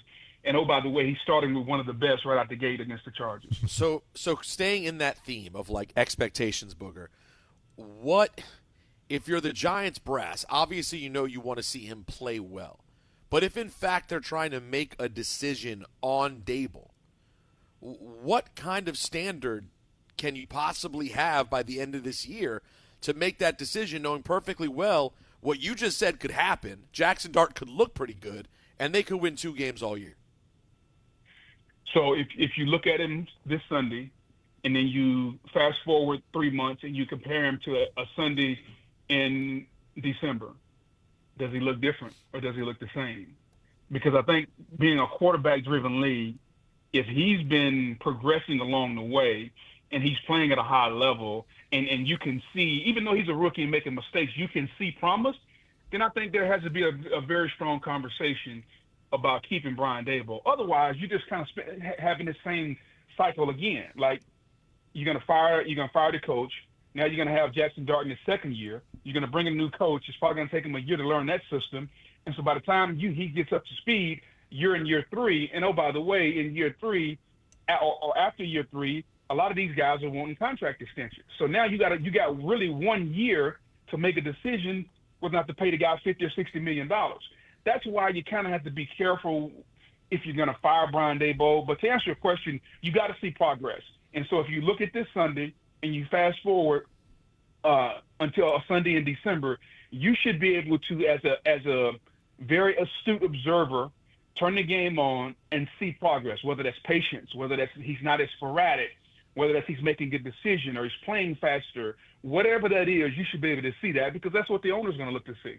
You know what just confuses me, Booger, is let's say he gets Dart to play an elite level, and that he's a quarterback whisperer and makes Dart a really good quarterback, and you're still losing games. Well, just because he fixes a quarterback, just because he's able to groom a quarterback, does that automatically make him a good coach? Does it make him the right head coach for this team? He's still 9-31 over his last 40. I know it's a quarterback-driven league, but it can't all be about the quarterback play. Does being good at offense, does being good at making a quarterback make you a good head coach? You're right. Being a quarterback whisperer or making the quarterback play good doesn't make you a great head coach, just like being a great play caller doesn't make you a great head coach. But it is. Well, I probably would say it's 60% of the issue, because the other 40% comes down to, can you lead a team? Can you stand in front of a group of men and tell them, here's what we're going to do and how we're going to do it, and they believe and they follow you? I don't know that. I haven't been in Brian Daboll's team meetings. I know Brian when Brian was at Alabama.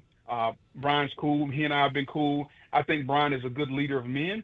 I haven't seen him in a professional setting, how he leads the team. Now, to your point, if he gets the quarterback to play well, that'll go a long way. But I think the other part of it is going to be just kind of the vibe in the building. Like, the head coach sets the vibe in the building. Like, is everybody excited to come to work? Is everybody happy? Like, is everybody in the building going in the same direction? Or do you have a building where you start to get little clicks in the corner, like, man, we going to fire him this year or next year? Like, what's going on? Like, if the culture in the building is not as cohesive as it should be, then that's a reflection on the head coach. Talking about Booger McFarland as the Giants make that move to Jackson Dart. So let's talk about the rest of the team now and the impact it has, Boog, because you're looking at 0-3, which everybody knows in the NFL is like a death knell on a season. Playoffs are almost impossible, at least historically, that's what it tells you. And you make this move. Can this, I don't know if galvanize is the right word, but sharpen a team or whatever it is, because they know we got this young quarterback. We all need to do our part, kind of like the village has to raise the child type thing? Or does it disillusion a locker room? Like, well, we're going to this young guy. He's going to make mistakes. We're not about winning anymore. What kind of impact can this have on the rest of the group? I think it's going to have a great impact, because now it's going to be a little bounce in everybody's step, because you got new energy coming in. Now, you realize it's going to be some mistakes. And so here's exactly what I would do if I'm Brian Daboll. I'd say, hey, guys, making a move. Jackson's going to be our starter. We're going to get him up to speed. It's going to be some growing pains, but we're going to be better for this. Defense. While we're going through this growing pains, I need my defense to step up. Brian Burns, Dexter Lawrence, Abdul Carter. I need you guys to play lights-out defense while we get this quarterback up to speed. We may not be able to score 40 points right out of the gate. We may have to win some games 17-13. Are you with me? That's what we got to do. But I promise you, if you do that, this quarterback is going to make us better. And if he tells his team that, now everybody's on the same page, because defense, we know that we got to go out and we can't give up more than 14, 17 points. Offensively, everybody knows we got a new guy, we got a baby in the building. Let's rally around the baby and help the baby. So now everybody knows what's going on. But that new energy is going to be there, because you know what the energy is? It's excitement. It's excitement about what you don't know. Like, there's an old saying in life, ain't no money like new money. It's the same. It spends the same as the old money, but it's something about newness. It's something about having a little newness in your life that makes you feel good. It's no different on the team, man. Like, having Jackson Dart, having the unknown, he's younger. He's probably more energetic. Like, I hadn't been around Russell a lot, but Russell doesn't seem like the kind that's going to make me run through a wall. Mm-hmm. Like, Jackson Dart, let's see what he can do. And so I think based on that, you're going to get some energy in the building. Now, on the flip side of that, I just got one on the Jets. How hard is it to be right there on the verge of such a fun victory and then have it end the way it ended against Tampa? Is that just a tougher spot the next week? Do you feel like, oh, my God, when is this win ever coming? Yeah, it's tough. And if I were them, I'd probably feel like, man, are we ever going to be able to win? But as I told you guys earlier, like, I think AG's laying a culture. He's laying a foundation. The guys are playing hard. Like, when Will McDonald jumps over the offensive line and blocks the kick, like, that's extra effort. Nobody expects that. That is doing whatever you can do to help win. So like that's a noticeable thing when I tell you guys establish the culture of by any means necessary. There's an example. All right. Now, if you're the Jets, here's the issue: your best players have to play their best. Quentin Williams, he played pretty good Sunday. Sauce Gardner, not so much. When I pay you $30 million a year to cover guys, I don't expect pass interferences, right? So your better players got to play their best, and I think that's what ultimately Aaron Glenn has got to happen. And you got to get your starting quarterback back.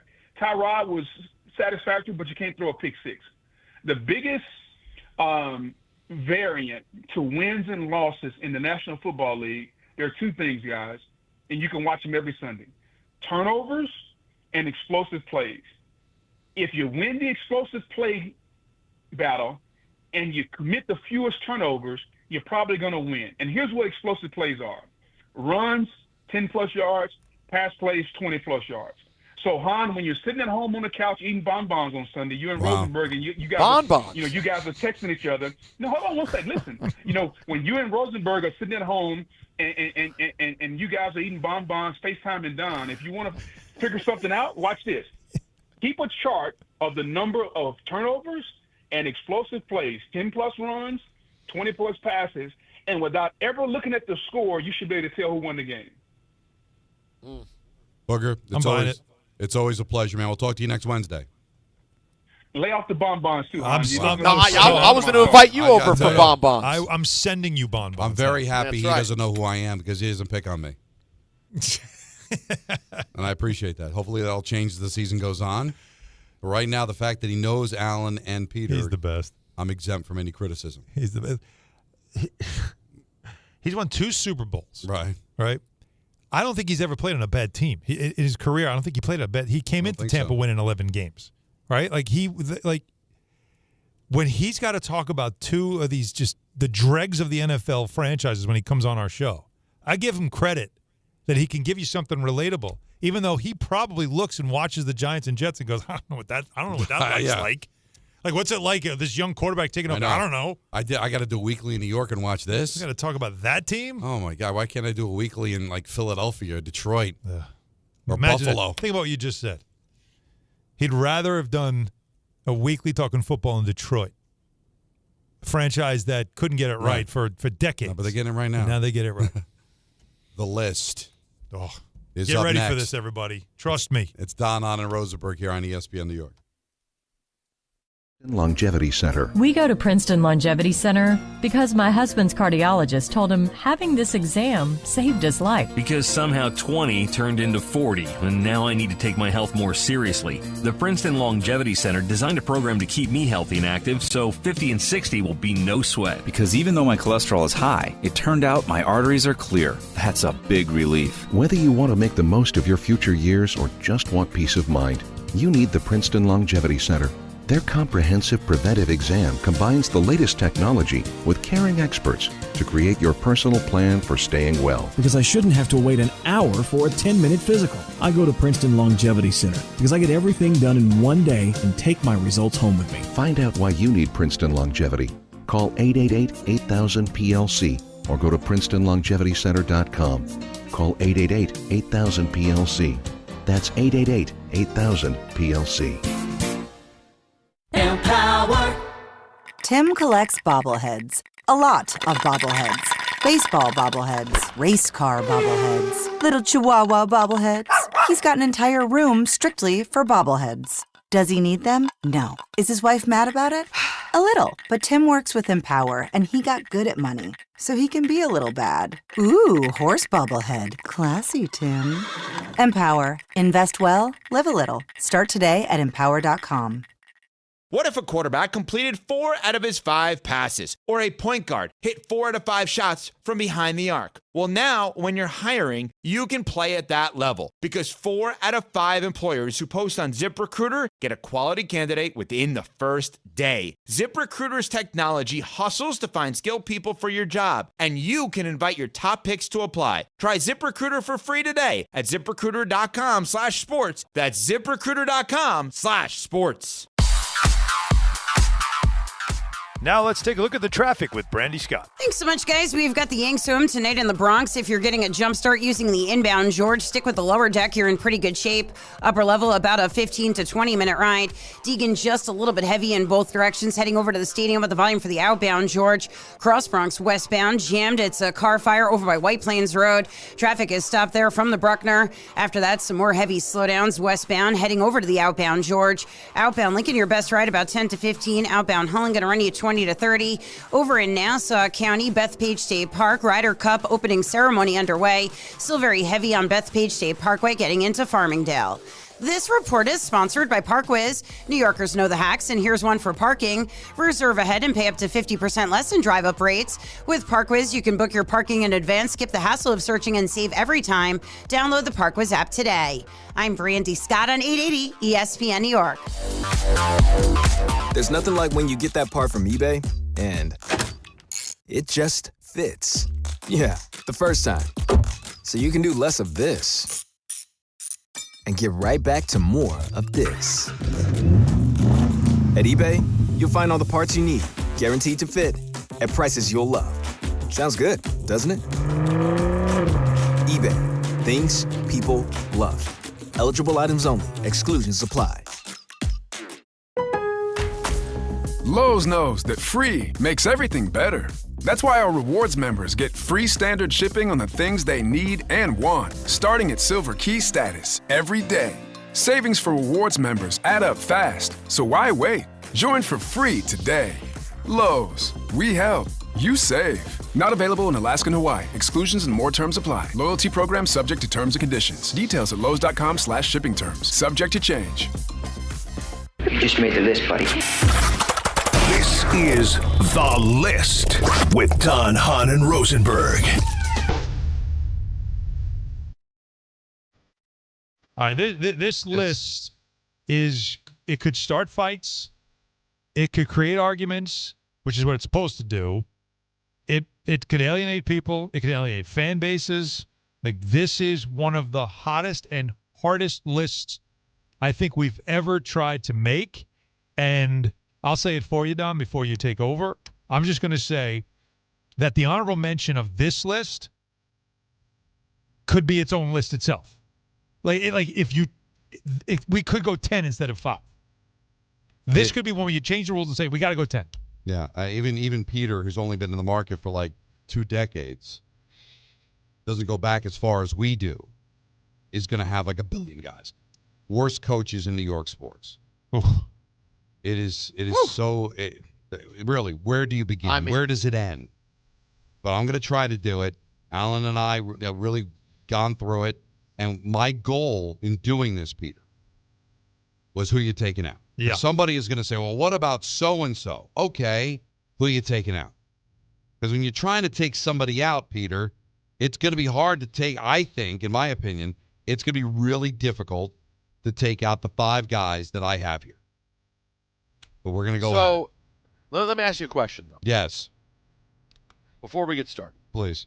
Did you factor in how long it was bad for? Well, how long do you think a bad coach is going to keep his job? Well, no, but it's not like, half a season. These are all people where it had some real time. Well, there was significant time. Yeah, this wasn't like you were a coach for 5 minutes. These are 5 games. I will say, Peter, I think the names that Don concluded with are all coaches that by the time it was over, everyone was like, how the hell did he get that job? Yeah, how did he do it? Why did they do it? Like, why would What they were have ever thinking? hired that guy? I think that's probably the best way to put it. Because there are some coaches that just had a bad run. There are some that didn't even last a season for various reasons. But these are the ones that, like, if you were a fan of that team, you couldn't wait till he was former coach. Name. All right. Okay. Ready for me to throw some at you? Yes, I'd love to throw some Let's at see. What do you got? How about David Fizdale? David Fizdale is an honorable mention. No Okay. question. We found a worse Nick coach. Oh, yeah. So David Fizdale is not there. Now, Fizdale, remember, was hired for a specific reason. They wanted a bad coach. Well, no. Kevin Durant chase. and Kevin Durant decided not to come. So. Yeah, but you're not. And they were supposed to lose for a year to save money, whatever it was. Like it was just a bad situation. I'm assuming you went past. Are you saying in that era? Yeah, I wouldn't give it away. Yeah, well, I need to give it away. Give it away now. Well, I think it's too late. Well, it's not Kurt Rambis who was barely coach. Well, he wasn't supposed to be a coach. He was an intern. Right. So yeah, I don't think he can. He ran a triangle, which was the magic word. Interims don't count, but you know what? He's close though, Don. It's very. You're right there. Horny sex. No, you're right, though. But it's right around the target, all over the target. You're all over. You're on the rim. Fisher. There you go, Derek Fisher. I got it. That's 3. on. Yep. 40 and 76. Now you could have went with any of those guys, but Fisher was just his first year 17 and 65.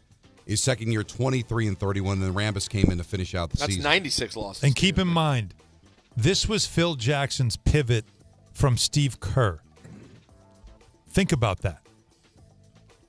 I don't blame Fisher as much as I blame Phil Jackson for this 96. high. Good job. I wrote it down. 40 and 96. Like that. This was the pivot from Steve Kerr. How'd Steve Kerr do? Oh, very well. Did he do well? I think he's going to, that a was Hall of Fame coach. That was your pivot. That's not a pivot. That's breaking your ankles. So I got him at 3.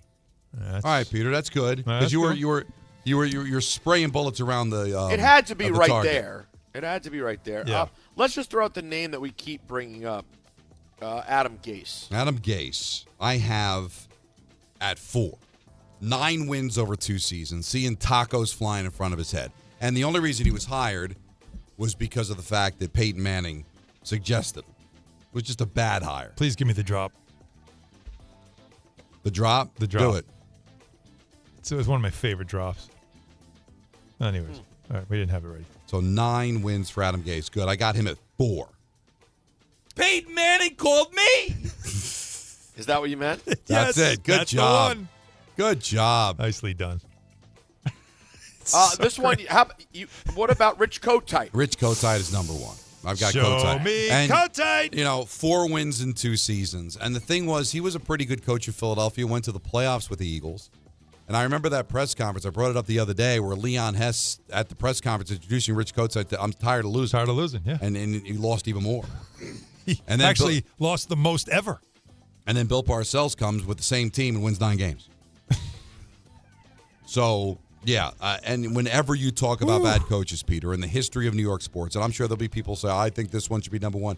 They always go back to Rich Kotite. He was so overwhelmed. And he's a New York guy. Wasn't he a New York guy? Well, he played for the Giants. He was a tight end for the Giants. But didn't he have a a New York I thought there was something about like he coming back to his roots and all that stuff. He was a Brooklyn guy, right?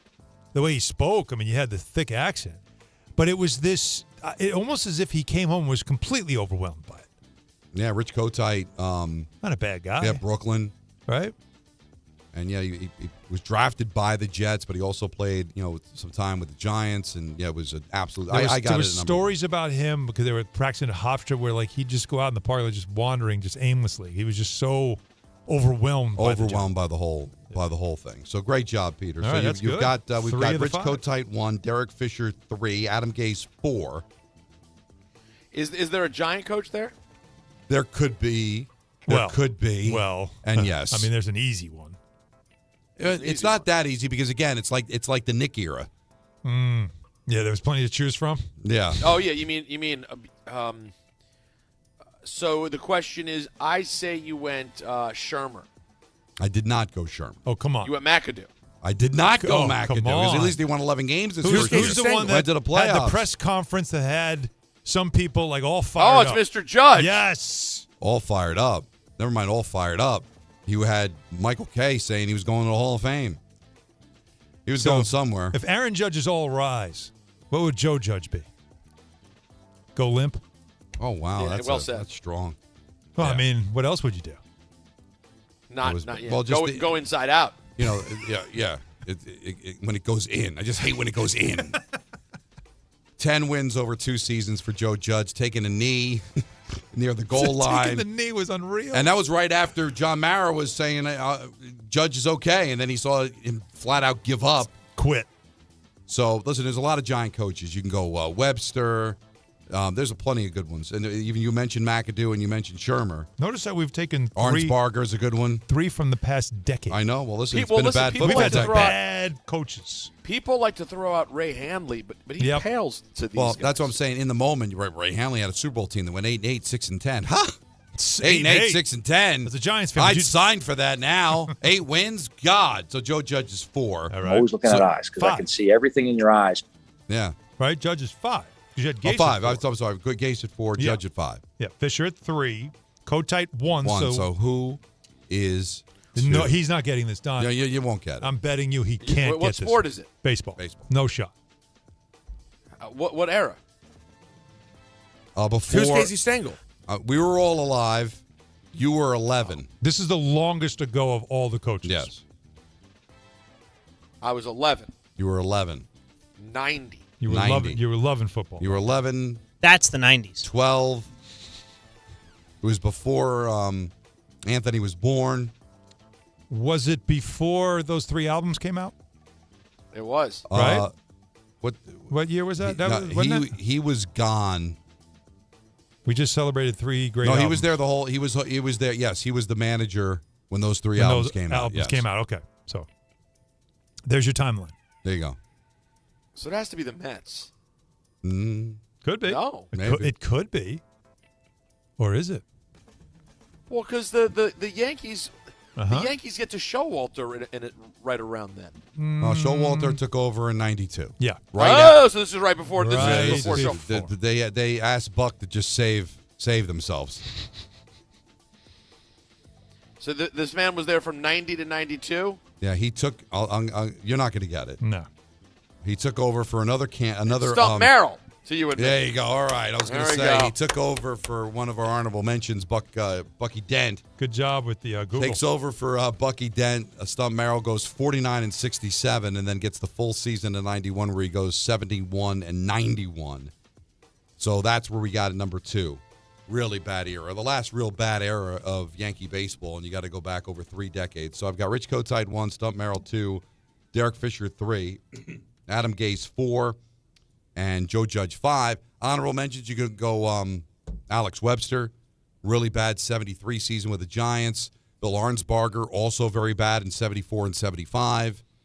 Brian Trottier, we talked about him. Half a season with the Rangers, couldn't make line changes. It was really, for a great player, not a great debut as a head coach with the New York Rangers. Again, we mentioned the Giants of the modern vintage. Who else did we bat around? All those Knicks coaches, for sure. We talked about, guys like Art Howe, who lit up a room but did very little else after that. Lit up a 2 room. years after a World Series, couldn't get anything done with the Mets. Dallas Green, around the same era as Stump Merrill. He was an awful manager. There's You so can make many. the case for Dallas Green, too. Like, that was bad.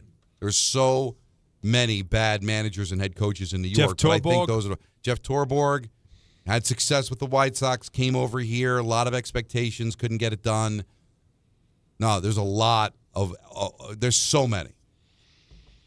You can go into the history of the Jets and even deeper into the Knicks, too. I mean, Larry Brown. Where does Larry Brown fit? That was a huge disappointment. That Quit on was the team. brutal. Yeah, But the I way think, all that was handled. But of all the people that would want to comment on this list, who are you taking out? Gase, embarrassing. Judge, embarrassing. Fisher, embarrassing. Yeah. Now, Stump didn't have a great team, but, the 91 Yankees, you had Don Mattingly. You had Steve Sachs. You had young Bernie Williams, Jesse Barfield.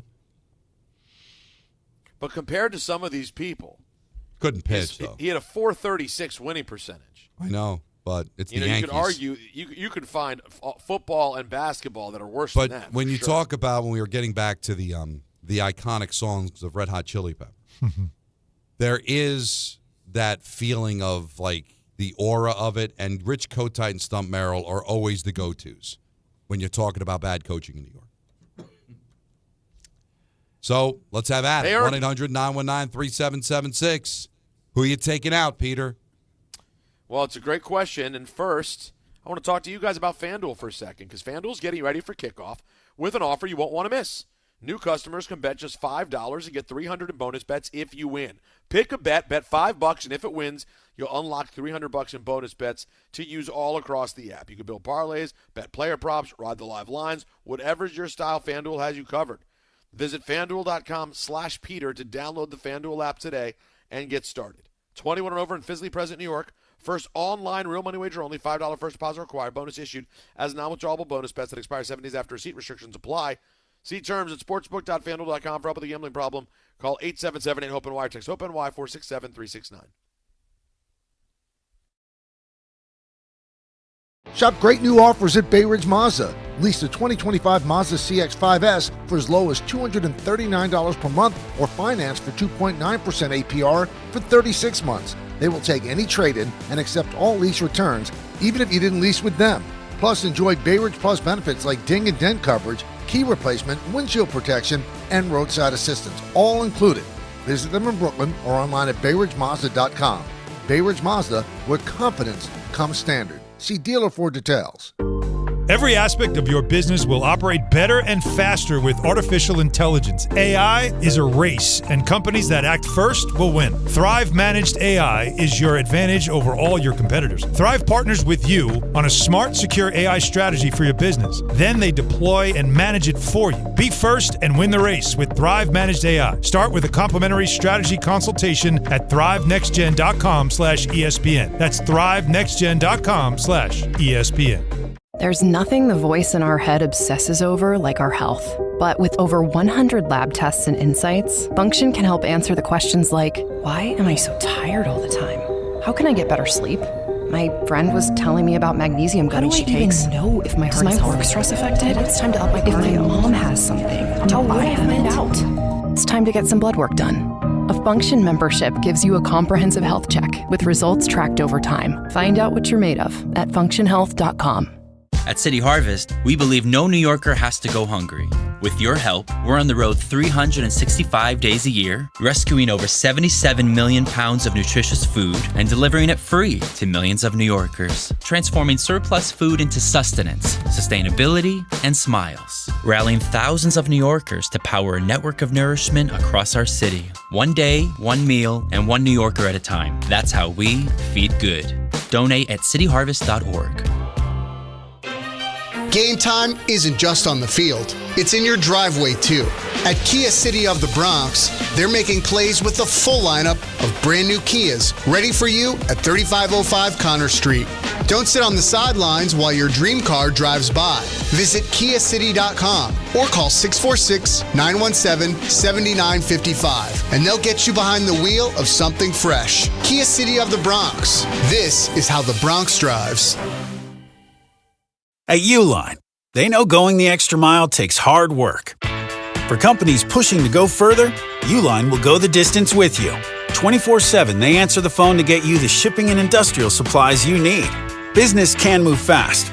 Unexpected large orders, adverse weather, new safety guidelines, and changing economic trends. Uline works hard keeping 41,000 items ready to ship, minimizing detours on your way to the extra mile. Visit uline.com.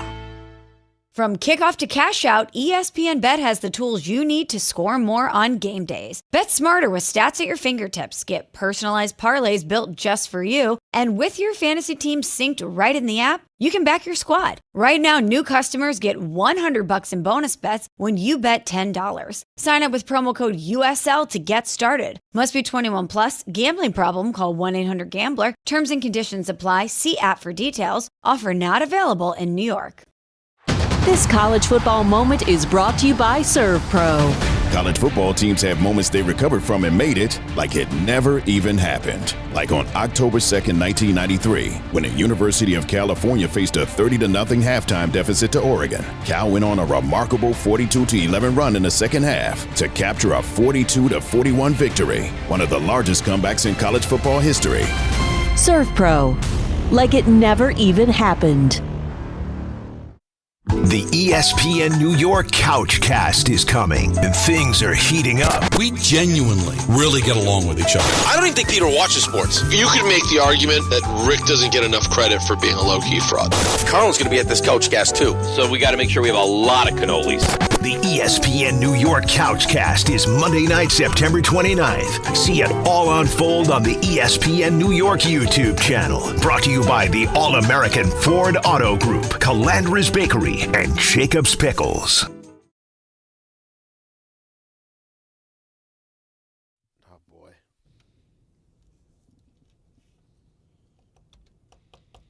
What do we say? You know, you could do a list one day of, like, it's a Name That Tune list of the top 5 songs where if you heard the first note or two, you already know what it, like, iconic. This one for sure, right?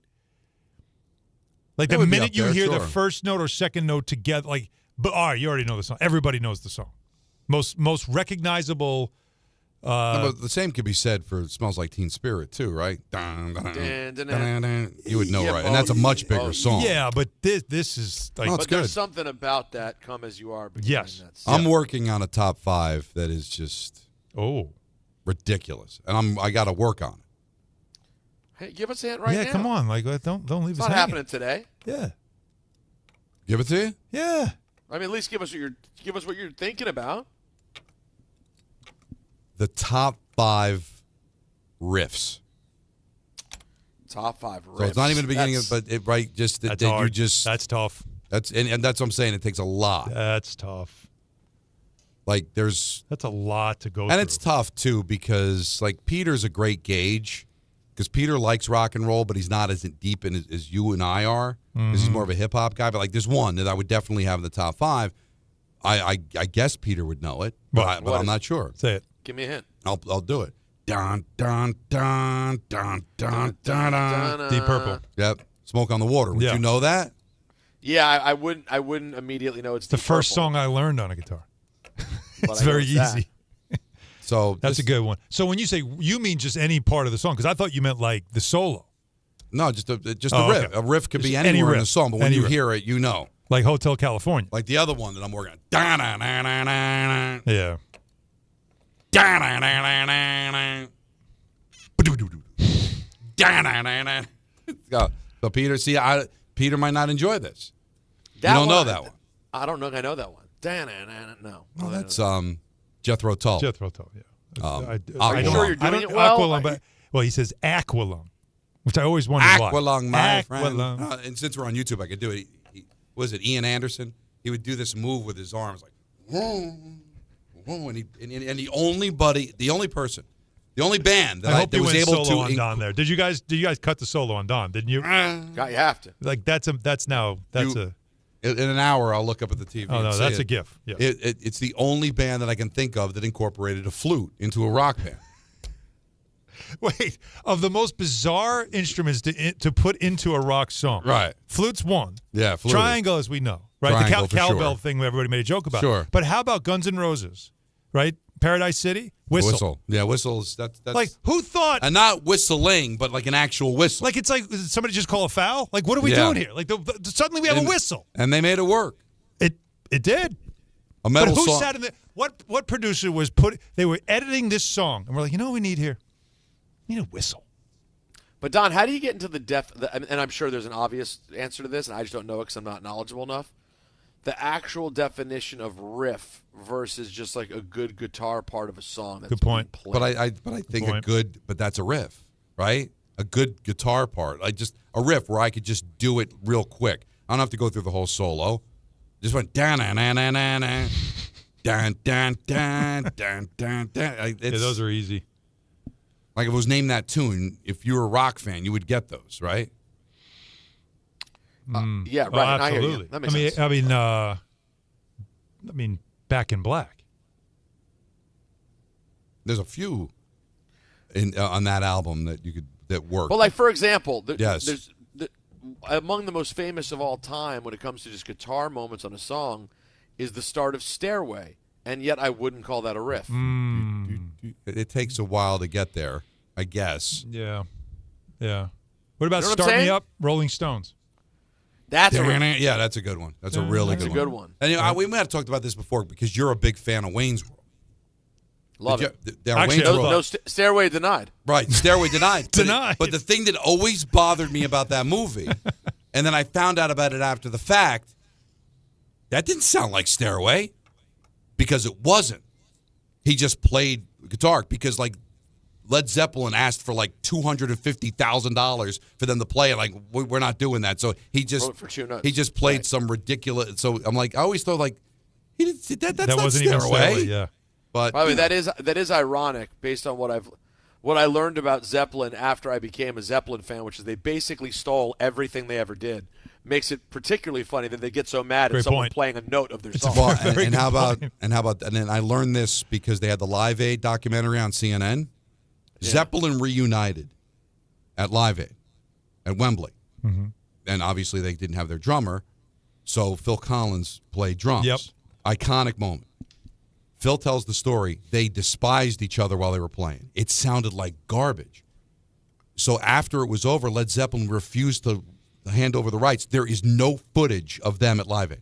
They couldn't even show it during the documentary, just still photos, because they would not release it because that's how embarrassed they thought their performance was. Because Page and Plant hated each other so much? They were fighting. And so think about Phil Collins. Now, he was huge in 85. Yes. All right? Yeah. But he's still in awe. I'm going to get a chance to play drums for Led Zeppelin. They're reuniting. Right. They haven't played since like 79. It was like a big deal. Remember who got back together? They hated each other too, but they made it work.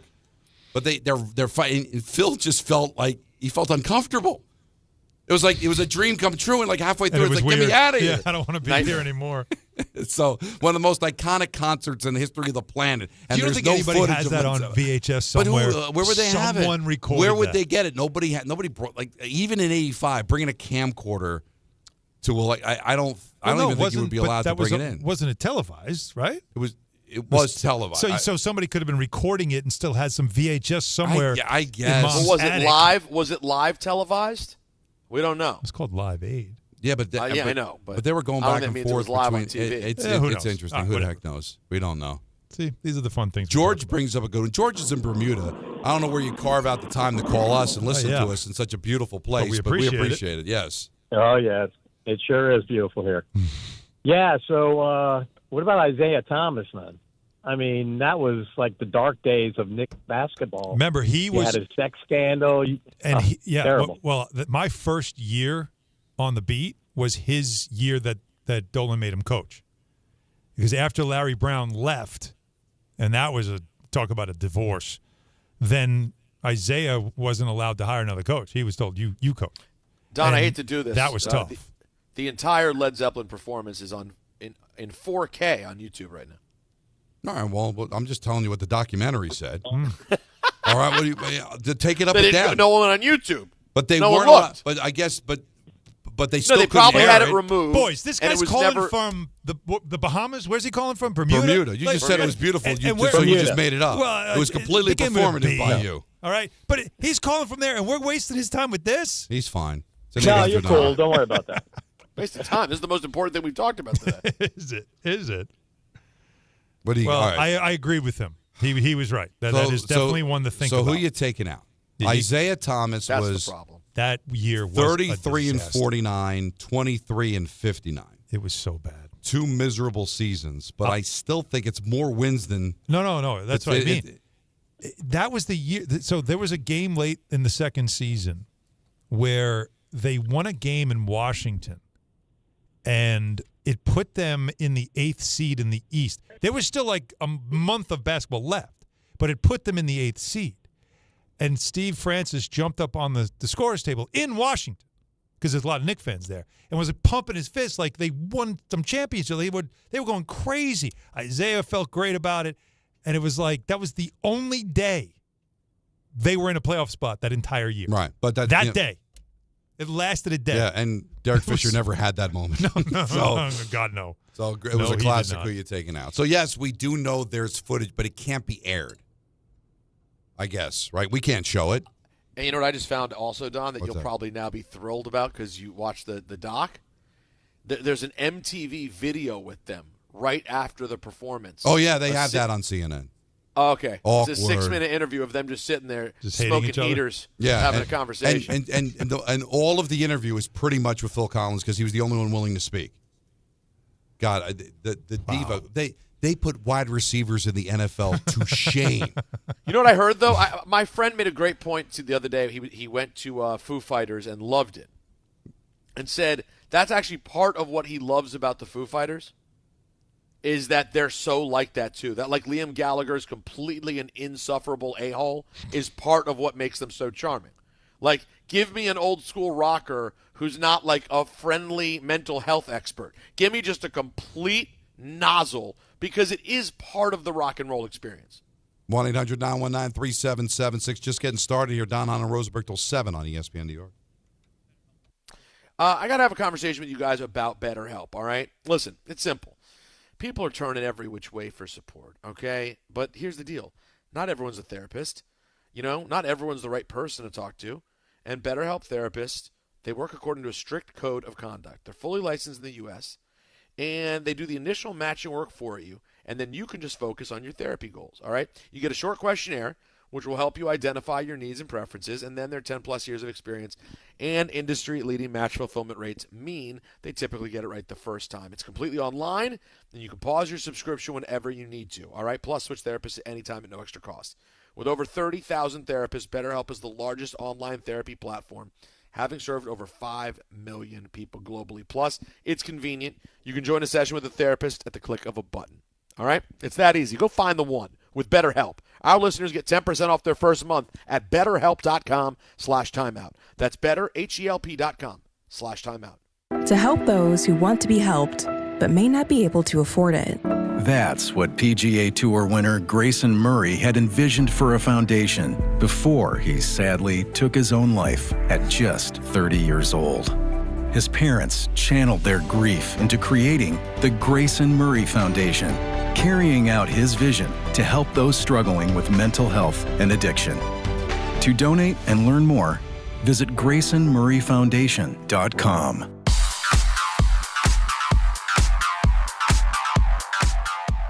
And now it's time for traffic. Here's Brandy Scott. Thanks, guys. The one to avoid, Bayonne Bridge heading into Jersey shut down with a car fire on the span. Traffic is stopped from the Staten Island side. Gothel's Bridge, your best alternate around that situation. Jammed on the outbound Gowanus in Brooklyn right after the Battery Tunnel. Crash involving a dump truck being picked up. Some heavy delays go back onto the westbound BQE from the Williamsburg Bridge. Yanks home tonight in the Bronx. Just a bit heavy on the Deegan, both up and down. Approaching the stadium with the volume for the outbound George. Inbound George looking pretty good. Just about 5 to 10 for the upper deck. Outbound Lincoln will run you about 10 to 15 minutes. Outbound Holland a 20 to 30 minute ride. This report is sponsored by ParkWiz. New Yorkers know the hacks, and here's one for parking. Reserve ahead and pay up to 50% less in drive-up rates. With ParkWiz, you can book your parking in advance, skip the hassle of searching, and save every time. Download the ParkWiz app today. I'm Brandy Scott on 880 ESPN New York. Every 40 seconds, a child is reported missing. That's 2,000 children every single day. It's a heart-wrenching reality that we can no longer ignore.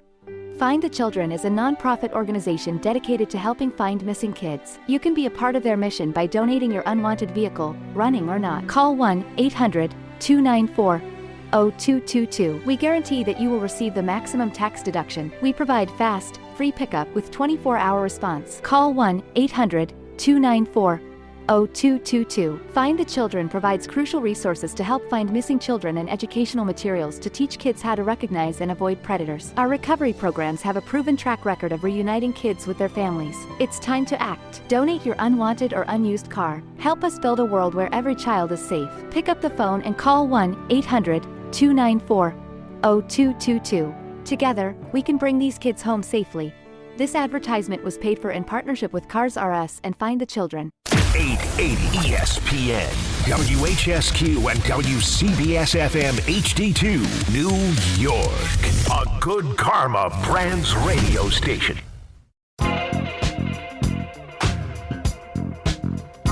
Game Time is brought to you by Tullamore Dew Irish Whiskey, because when it's game time, it's Tully time. It's Tully time. Mets, Cubs after Dan Grassa at 7:20 right here on 880. While the Yankees continue their series with the White Sox at the stadium at 7:05. And NYCFC takes on Miami FC at Citi Field at 7:30. Tullamore Dew, the original triple distilled, triple blended, and triple cast matured Irish whiskey. Be sure to grab a Tullamore Dew. Try the new Tullamore Dew Honey during today's action. Glasses up to enjoying Tullamore Dew responsibly. So the Mets have their first comeback from 5 or more runs down since 23. That's like 80 consecutive games that they were down by 5 runs, didn't come back and win the game until last night. And so it's giving you that tingly magic feeling again, right? Like here it comes, just at the right time. Look at you. Starting to happen. They pull me back in. And the Reds lose to the lowly Pirates. So you got the game lead on the Reds, game lead on the Diamondbacks, and you're back to controlling your own destiny. And the Yankees, when it looked like no hope of winning the division, now are just a game back of the Blue Jays, who are playing the Red Sox. And the Blue Jays have not been good over the last few weeks. And the Yankees are taking on the White Sox. The White Sox getting a game was supposed to be last night. Yankees were awful, and that was a boring game. It was for tough. 8 innings. It was boring.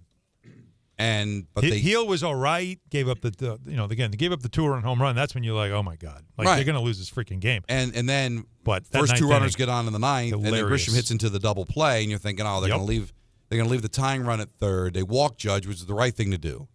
And then the wild pitch to Bellinger ties the game. Bellinger, great at bat. I'm telling you, he's good. He's very, very good. I don't think he's appreciated nearly enough. He's really good. And so the Yankees win, and now they're just a game back. And I'm listening to Michael Kay in the car. And Michael's like, well, how do you feel, all those Yankee fans? We're killing the Yankees for looking terrible. Killing the Yankees that they had no chance to win the division. Fire Cashman, fire Boone. I hope they lose out. How you feel now? Then he says, oh, Met fans, how you feel now? Thought the season was over. They lost 8 in a row. They're going to choke it away, which they still may. Well, how are you going to feel if this team gets to the playoffs, makes another run? What are you going to say then? Well, what you're saying then, I wanted to call Michael, but I always feel weird calling shows because then you feel obligated to go on. Because Michael maybe doesn't want to talk to me, but he's not going to tell me no. So I feel like I'm infiltrating this. I called the morning show the other day. I got a complete vibe that was the last thing they wanted. Really? Yeah. What'd you call him? No. Well, I missed it. I usually not have because it they don't like me, but it was close. It was close to break, so they had to have me on hold, and then it was the last segment of the show. They didn't. Well, want it. that's the problem. That's the problem. They got to do their 3 thing or whatever it is. I text Rick, can I call? And he said yes. So I asked, but that's the last person to ask because I'm sure he doesn't know clock and everything. I should have texted Dave, and Dave probably would have said yes, but it would have been awkward. Mm-hmm. It was something about the Giants, and it was before Dart was named the starting quarterback. Whatever. But I wanted to call him to Michael. So, Michael, what you're telling me is the regular season doesn't mean it. And I'll get up on September 30th, see if my team's in the playoffs. If they are, we'll have fun. If they're not, hey, I saved myself some anguish. That's what you're telling me. Because if I can't complain about my team losing 8 in a row down the stretch, if I can't complain about my team going from 21 games above 500 to at one point falling 4 games over, then what are we doing? Why am I watching? Mm-hmm. So I got to apologize to the Mets if they go on a run that I ripped them when they lost 8 in a row? Like a Yankee fan supposed to apologize to Cashman and Boone when this team looked like they couldn't get out of their own way. They couldn't field. They couldn't move runners. They couldn't run bases. They looked like a joke. But now they got hot. And now I'm supposed to apologize? Well, then explain to me that philosophy. And I'm yelling. I shouldn't because of my voice, but it's really I'm yelling at Michael so what you're saying is, Michael, the 135 games you do on, yes, don't even bother watching. Yankees are probably going to go to the playoff, so I'll just turn it on. Because if I can't evaluate in real time what's going on, wait until October, then what am I wasting my time for? I'm with you. And I don't think that's the right way to tell people how to fan, first and foremost, because you're watching it, you're going with them throughout this journey of a regular season. You're learning more and more about your team. And if they go on stretches like both of these teams have gone on, you do reach a point where you start saying, I remember I told you, I kept using what phrase? It doesn't look right. Right. It doesn't look right. And that was in June, and people were telling me you're overreacting. But something doesn't look right. And so then it got really bad. It got bad. But I also think there's a bit of fool's gold happening right now. Because what are you supposed to believe? The majority of literally a half a season of baseball. Mm-hmm. The Mets were one of the worst teams in the sport. They were. Right. 400 winning percentage. They were one of the worst. So that's a bigger sample size than a comeback win last night that suddenly pulls you back in. So the Mets are going to circle the drain all the way to the last game of the regular season, but get in because they're not nearly as pathetic as the teams below them in the standings that, by the way, in July, quit on the season, pulled the plug. So they're going to get in with, let's say, by one game, and they're going to celebrate and pop champagne. And because as a fan, your team achieved something. They made the playoffs. So you're going to have this feeling of, I believe now, the four-letter word hope. But that's kind of fool's gold because you're ignoring what they have been for the majority of the end of the season and this idea that, hey, what if they get hot? What if they figure it out? The problem is there's no evidence that that's going to happen. None. But you're being told, fold your hands, keep it on the desk, say nothing, and let it unfold, and hope that it just suddenly miraculously turns around, that your bullpen suddenly can get guys out, that your starting pitching can get out of the fourth inning, that the bottom of your order can actually produce something. All those things don't exist with the Mets. But because they're going to clinch a playoff spot, put on a T-shirt that says ready for October, and pop champagne in a clubhouse in the next couple of days, you're going to have this sense, this feeling of accomplishment. What did they accomplish, Don? What have they accomplished? They took a step back as a franchise this year. But they might make a run. What's Alan, this might? They might make a run. They also might lose 2 games in the wild card and call it a day. But the idea is if they do make a run. So I guess the way to fan, as Michael is saying, is I'm always supposed to believe even when I don't believe. But that's not what a fan does. Right. I'm supposed to just believe. But see, that's what's interesting. No, you always hold out hope. No, but you just said something very, very interesting. A fan's supposed to have hope. So I'm a bad fan if I realistically look at a team that I say, I don't think this team's winning, but I'm supposed to just, I still believe. I can't do that. The guy you call out is the one that sees the team going bad and jumps ship, right? Pulls the chute on the season. I'm not watching anymore. But then in September when they clinch, I'm going to watch now. That's the guy you can call out because, as I said, it's new edition. Can you stand the rain? The thing about being a fan is going through the ups and downs, is going through the pain, is seeing the worst. That's the fan part. Yes, because when you see the worst, you appreciate the best. That's the whole thing about it. So, yes, you stuck with it even though you were disgusted with how they played baseball over the last 3 months. You stay with it because that's what you do as a fan. And when the playoffs begin, you sit there and watch going, maybe something good can happen here, waiting for it. But to say that I don't expect it is not being a bad fan. But B. Dilly says there's a huge difference between not being able to complain and fans call in mid-June and say the season is over. But wait a minute. What I'm saying is I still watch the game. Yes. Right? There was video that I didn't like the headline. Well, Don's giving up on the Mets. I don't believe they're winning a championship. So that make me a bad fan if I look at that team and I say I don't think this team's winning a championship. I'm going to watch every game and I'm going to root for them and I hope to be wrong. Right.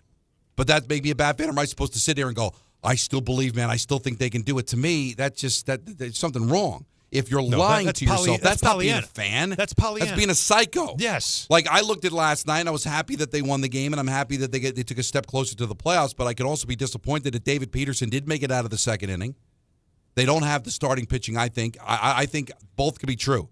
I don't believe this team's going to win a championship. I hope they do. But to sit there and make that I'm less of a fan because I call out the warts, that Allen's less of a fan, as he was accused of being earlier this year, because he said something's wrong. I don't see it. Now, you did say you were checking out a little bit, but that was more as a talk show host because the Mets at that time you said that were playing bigger games and maybe were a bigger story at that particular moment. But you're not. Did I say I was checking out on the Yankees? Well, because you were saying about what's going to be on the big screen and fans complain because you're a Yankee fan. I was comparing it to other things I was watching. The Mets were playing a significant series with the Phillies. I don't think there's anything wrong for a Met fan to sit there and still be critical of where this team is instead of, you got to believe. No, you got to. I'm calling it what it is. This is a flawed baseball team that's not supposed to be in this situation. Yes, they might be able to go on a run, but the rant from last week that I had, I don't want to repeat myself, is that I'm tired of the runs. I want to start seeing a team that can consistently win. Nobody likes the runs. The only way, Don, the only way the run thing justifies itself is with the championship. And even then, you might say, hey, I wish we didn't do it that way. But let's be honest. That happens. It doesn't matter. Well, it doesn't matter how you get there. It doesn't matter how you got there. You got there. The problem is... But if they don't win, Don, anything short of the actual World Series validates exactly what you're saying. But also, you have every right, though, to hold the franchise accountable as a fan. That's what you do. How do you exact change? By just we show up every year and cheer for our team, and if they don't win, get them next time, boys. Well, you really think that's going to do anything to a franchise? It's going to do nothing. Steve Cohen is a fan. You think he's sitting back going, everything's fine, everything's great? He's not doing Kevin Bacon in front of the crowd, right? He's not doing that. Hey, well, that's he why knows that it's a problem. There are examples, Alan. If you win, all's forgiven, right? Of course. But winning is the best deodorant. We have seen when a team goes on a miracle run, it ends up doing more damage than good. Because you start buying into things that really aren't there. We saw the 73 Mets go all the way to Game 7 of the World Series. If they had beaten the A's, if they had not pitched Tom Seaver on short rest in Game 6, won that, it would have been amazing, and nobody would have cared about how bad the rest of the decade was. But they didn't win. But they doubled down on a team that really wasn't that good, and that led to literally a decade of awful baseball because they didn't fix the problem. They didn't fix the glitch. Like, this team is flawed. This team needs to make changes. But what ends up happening, and I'll root for it to happen, is they go on a run. And then what I want is a good organization to say, all right, we went on a run, but I'm tired of this. We still have to fix it. Now, if you win the championship, different story. But these teams don't buy into being close. Rangers bought into being close. Hey, we're in the Final Four 2 out of 3 years. Sports purgatory. Guess what? Oh, it's the worst You place to be. weren't that close. Oh, the Jets, back-to-back championship games were close. You weren't that close. Knicks just went to the Final Four, conference final. What happened? They fired their coach. I give them credit. I guess good. They felt something needed to be fixed, and they weren't going to allow the win against the Celtics and almost beating the Pacers into what they felt was the right thing to do. They might be wrong about it, but they didn't let the run cloud them. So let the Mets go on the run. I hope they go on the run. But hopefully Cohen and Stearns sees through all that and still makes the necessary changes because I'm tired of it. This team should be better, more consistently great. Yankees, the same thing. They're a flawed team, too. So if they don't win the championship, hopefully those issues will get addressed. Because if they're kicking the ball around in the postseason, Alan, nobody's going to care about your 90-plus wins. Nobody's going to care about 60 years in the postseason. So hopefully you see through. Let the fans get excited, but let the organization see through the pap of these miracle runs that aren't really reality. Because sometimes it's not the reality of who you really are. And isn't that kind of our job here, too, is to help open your eyes to some of the things that as fans you fall in love with and you just want to always believe and you want to have that blind faith. You know, I've had people say this to me where they don't like listening to Sports Talk Radio because it's always so negative. You know, you really should just support the team. It's like, come on. No, what we're doing is we're showing you some things that maybe you aren't seeing because as a fan, you just want to always believe good things are going to happen. And we're trying to explain to you why maybe this is fool's gold. And I'll say it one more time. The Mets will clinch a playoff spot sometime this week. And it'll be the, what do you guys used to say, eyewash, right? It'll be that for what has been a really bad second half of this season. But you'll feel like you achieved something when in June you weren't saying to yourself, boy, I hope we squeak in on the last day of the regular season. You're not saying that. What you were doing in June made you believe you can get to a World Series. Remember, they already played the Dodgers twice. I mean, they can handle the Dodgers. Like now it's just the Phillies. How can they do with the Phillies? Well, we know they can beat the Phillies. You really started to believe they could be a team that gets to the World Series. That's how well they were playing. So what they are now is way below the standard of what you expected. But because it feels like an achievement, you will celebrate it, and then that four-letter word, hope, comes back. And then you just want to see what's the matchups and all that. But the Mets have not given you enough evidence over the course of the second half of this season to believe there is a run in them. If they somehow do it, that's the magic you keep talking about that you can't stand. Yeah, but that's what that would be. They usually don't result in championships. What they result is masking the true problems that your organization has. Don't worry. Let me just point this out. Don't worry. This conversation will change tonight when they are terrible again. And this happens after one exciting victory. Pete, you calling it? People start going, well. Oh, you're calling it? Call it. Are you calling I'm it? calling it. He's calling it. Yeah, it's not going to continue. Wow. It's not happening this year. I'm sorry. There I you go. hope I'm dead wrong. I hope they don't lose another game. I hope he doesn't play. And I hope they win everything. But I'm not feeling it. I like that. That was good. That was The impression? That was a very good impression. I've heard it many times. Let's go to Al in the Bronx. You're on ESPN New York. What's up, Al? Hey, what's going on, fellas? First, let me start off by saying, Don, you're my sports uncle. I hate to have to get on you. Okay. The only person I've been hearing on the radio longer than Michael is you. I'm talking about the other radio station with Imus in the morning back in the days and Steve Summer hosting overnights. I'm forever. But you guys got to calm down. I mean, you guys are actually making a point that people should be able to complain and then making a point that people shouldn't be able to celebrate. The baseball season goes in ebbs and flows. You have these ups and downs as a fan. You know, I'm 50 years old, been a Yankee fan for 42 years. I understand baseball perfectly, and I don't have starry eyes. Alan, this one is for you. We need to stop with the joyless sports watching. Everything doesn't have to be a complaint. I get frustrated when I see bad baseball.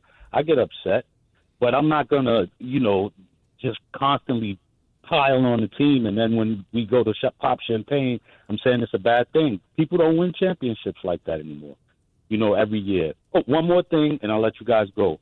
Tell me the teams in baseball over the last 15 years that were good from start to finish and won the World Series. Thanks. I'll let you guys go. But, okay, but we're not talking about a team that had ebbs and flows. We're talking about a Met team. Weren't the Dodgers that last that year? went from the best in baseball to almost the worst in baseball in the second half of the season. Yeah. I understand there's ebbs and flows. That's not an ebb and flow. Hey, listen, Philadelphia lost That's a 8 collapse. of 9. Well, the early Tigers in the season. Oh, listen, the Tigers are going to blow it. So what do they? When the season's over, are they going to look in the mirror and say we need to be better? We need to get more depth in our bullpen, or are they going to say, just ebbs and flows? We just unfortunately got cold at the wrong time. There's going to be ebbs and flows. I get it, but you can't have huge spikes where it's the Empire State Building and then you're in hell, and then you jump back up to the Empire State Building and then you're in hell. It can't be a roller coaster. There's ebbs and flows. I get it. You're on the ocean, and sometimes you're a little up, and sometimes you're a little down. But it can't be falling off a cliff and then climbing back up the mountain just to fall down the cliff again. And that's what the Mets have done. June 12th, best team in baseball. The rest of the way, 4th worst team in baseball. That's not ebbs and flows, man. Al, sorry.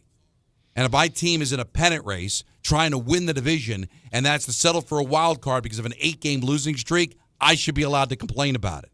I should be allowed to moan and groan about that. Well, and let me add, too, it's not joyless sports watching. It's, to me, I watched this team, and last year getting to a World Series was a lot of fun. There was nothing joyless about that.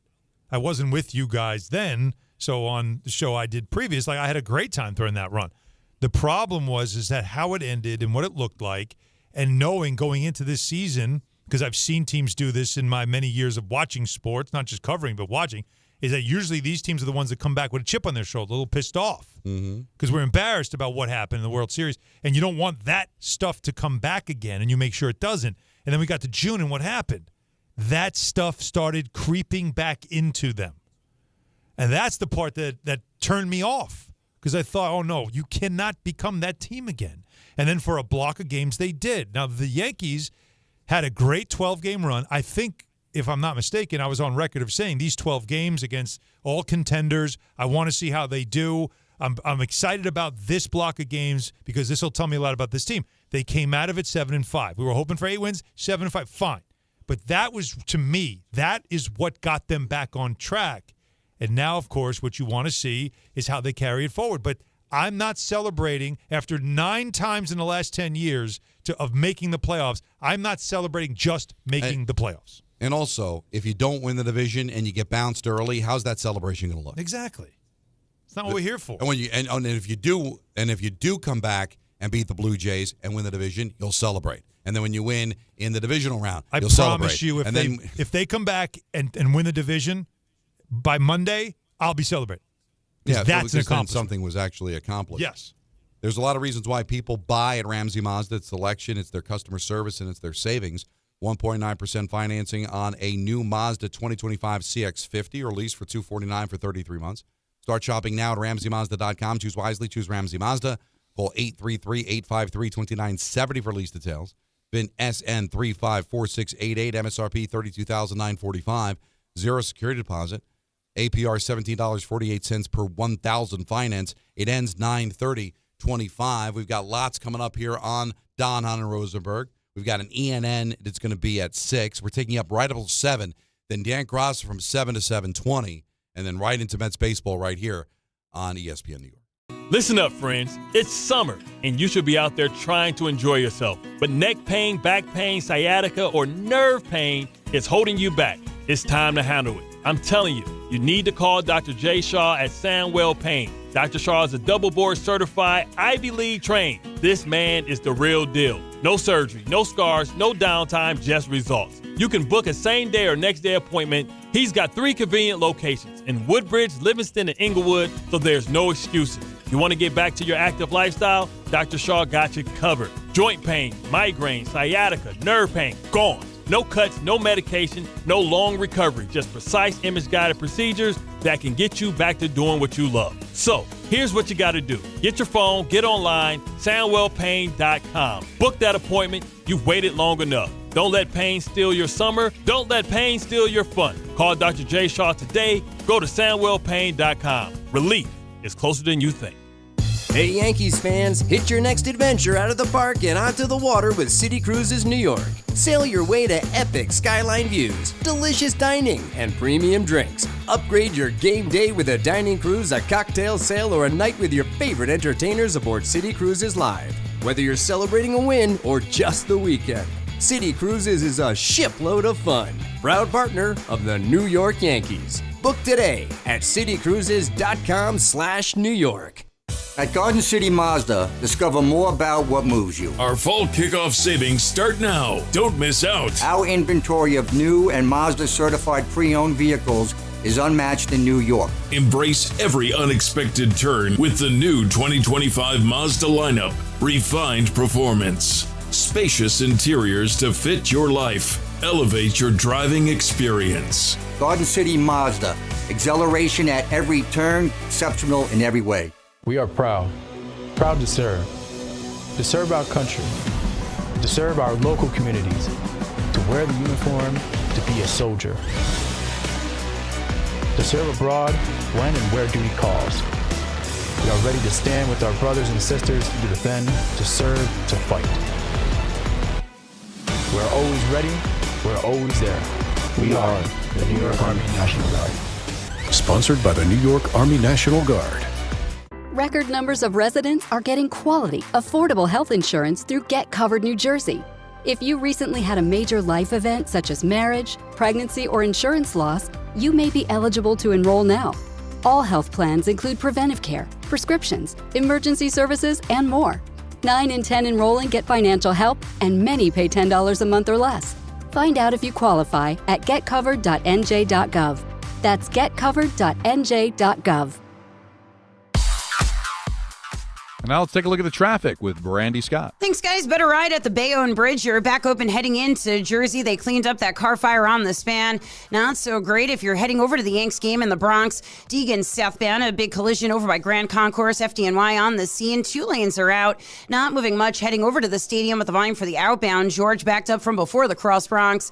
Inbound George, stick with the lower deck, just about a 5 to 10 minute ride. Upper level will run you about 15 to 20. Outbound Lincoln 10 to 15 minutes. Outbound Holland around 20 to 30. UN General Assembly still in town. It's a gridlock alert day. Definitely want to stay away from the east side of Midtown, especially 1st and 2nd Avenues. This report is sponsored by ParkWiz. New Yorkers know the hacks, and here's one for parking. Reserve ahead and pay up to 50% less than drive-up rates. With ParkWiz, you can book your parking in advance, skip the hassle of searching, and save every time. Download the ParkWiz app today. I'm Brandy Scott on 880 ESPN New York. Actual price will depend on product and subscription plan. Featured products are compounded drug products, which the FDA does not approve or verify for safety, effectiveness, or quality. Prescription products require an online consultation with a healthcare provider who will determine if appropriate. See website for details, restrictions, and important safety information. Want a boost in and out of the bedroom? Hims has you covered. Introducing a new 2-in-1 approach to level up your game. Tadalafil for better bedroom performance and zinc for testosterone support. Put it all together and you've got what you need to turn things all the way up. Getting started is simple. Just go to hims.com/joy to start your free online visit. Through Hims, you can access ED treatments including pills, chews, and more. 100% online.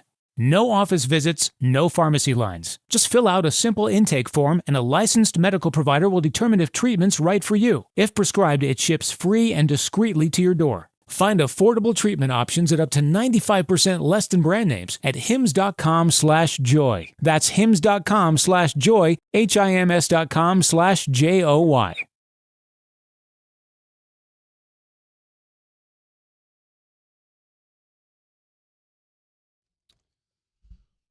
Get ready for the new Monday Night Football experience with the ESPN New York Couchcast when the Jets take on the Dolphins for the Week 4 divisional matchup.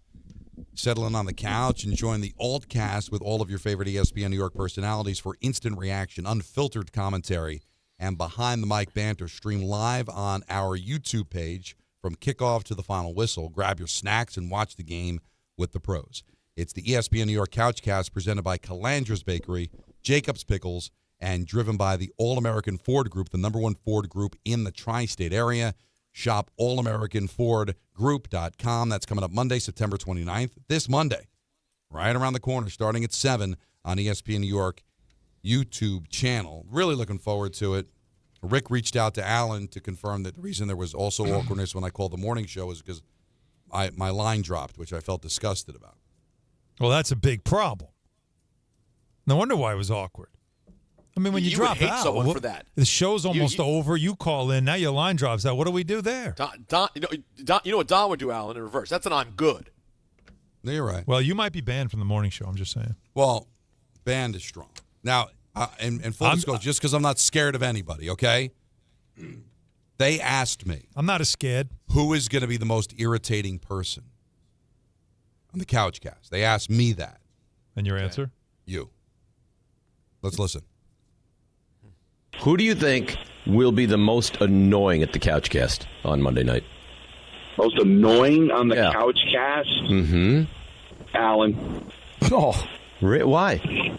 Well, because Alan's a Jet fan. Right. Rick's a Jet fan. And I just can find... no, I know, but I just have a feeling that of the two, Alan will be a little bit more annoying. Interesting. Because I think Rick will be a fan. I think Alan's going to break it down. Oh, God. And that'll be annoying to me. Yeah, that'll be. When you say break it down, now you mean I'm going to go into analysis mode? I thought you were just going to say Alan's going to talk the whole time. No one No, else may get a word. Which is No, very but possible. No, because here That's and then my line dropped. So they accused you of cutting my line. That's strong. And then they said that this is going to be awkward for you on the show. But yesterday's show was crazy. I was here, then I had to drive to the Rock, and we weren't together, and then Greeny was on, so it was kind of a wacky show. So I figured I'd bring it up. And the reason I said that is because, and see if you follow me, Peter. This is going to be fun, right? It's going to be a fun, good time. And Rick is a fun guy. And you, Alan, as a Jet fan, are not fun. You're fun, but I think you're gonna want to. I have a feeling that if anybody breaks it down, it'll be you. Breaks it down. Yeah, because you're a fan and you're running point on this, if I'm not mistaken, right? I mean, that's a suggestion. I can't imagine with all these personalities that anybody's going to be in any kind of control. Listen, I had to answer a question. Yeah. And as a quality talk show host, I won't say good, but quality. Right. You chose. I had to name violence. somebody. You chose violence. Peter, I'm not asking you to back me up or agree. I'm just saying, do you see where I'm coming from? Oh, no, I agree. I think he will be the most annoying. Okay. Well, let me go over the list here. Hold on. Let me go over who's going to be on it. You got me. I definitely won't be the most annoying. My if God, anything, I'll check out by halftime. Halftime? You sure? You're right. You're late in the second quarter. Your phone battery might be dead by the end of the first quarter. No, wait. So you have me. I I don't think Michael will be bad. I think him and Rick will do their little thing for a while. But they'll canoodle. Yeah, they'll canoodle, but it won't be crazy.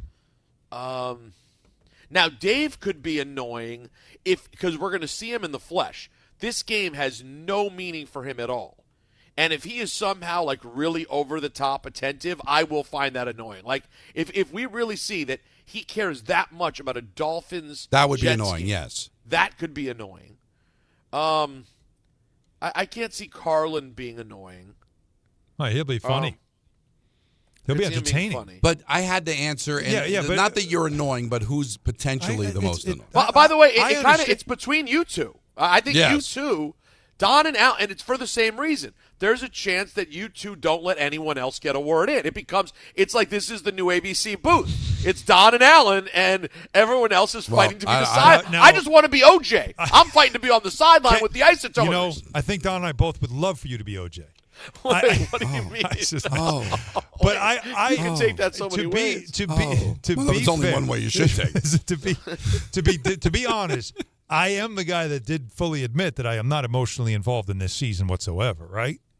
Right. So I honestly, I've thought about this couch case. Like, what are we supposed to do? It's a camera on a lot of very, very egotistical people. Like a lot of narcissists all sitting on a couch. You think so? Oh my God, you think? Are you kidding me? So I can imagine the performative things that will be happening throughout this thing.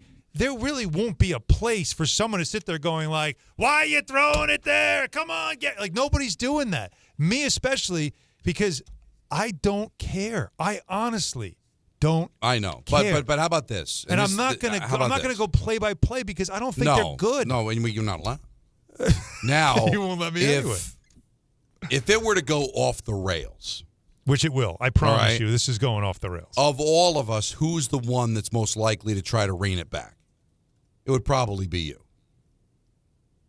I don't think so. No, I disagree. Michael's going to be, I love off the rails. Alan loves off the rails, and it's not even a radio show. Did you miss the 5 years I did with Bart Scott? Well, Alan. HR called me three times a week. You love off the rails when there's no way to get it back on the rails. But that's the point. There's no reason. Why does he need to get it back on the rails for our couch cast? Thank you, Peter. It's supposed to go this off is the great rails. for Alan. Wow. This is what we want. We don't want any rails. Yeah, what rail? What rail? If anyone, you want to hear annoying?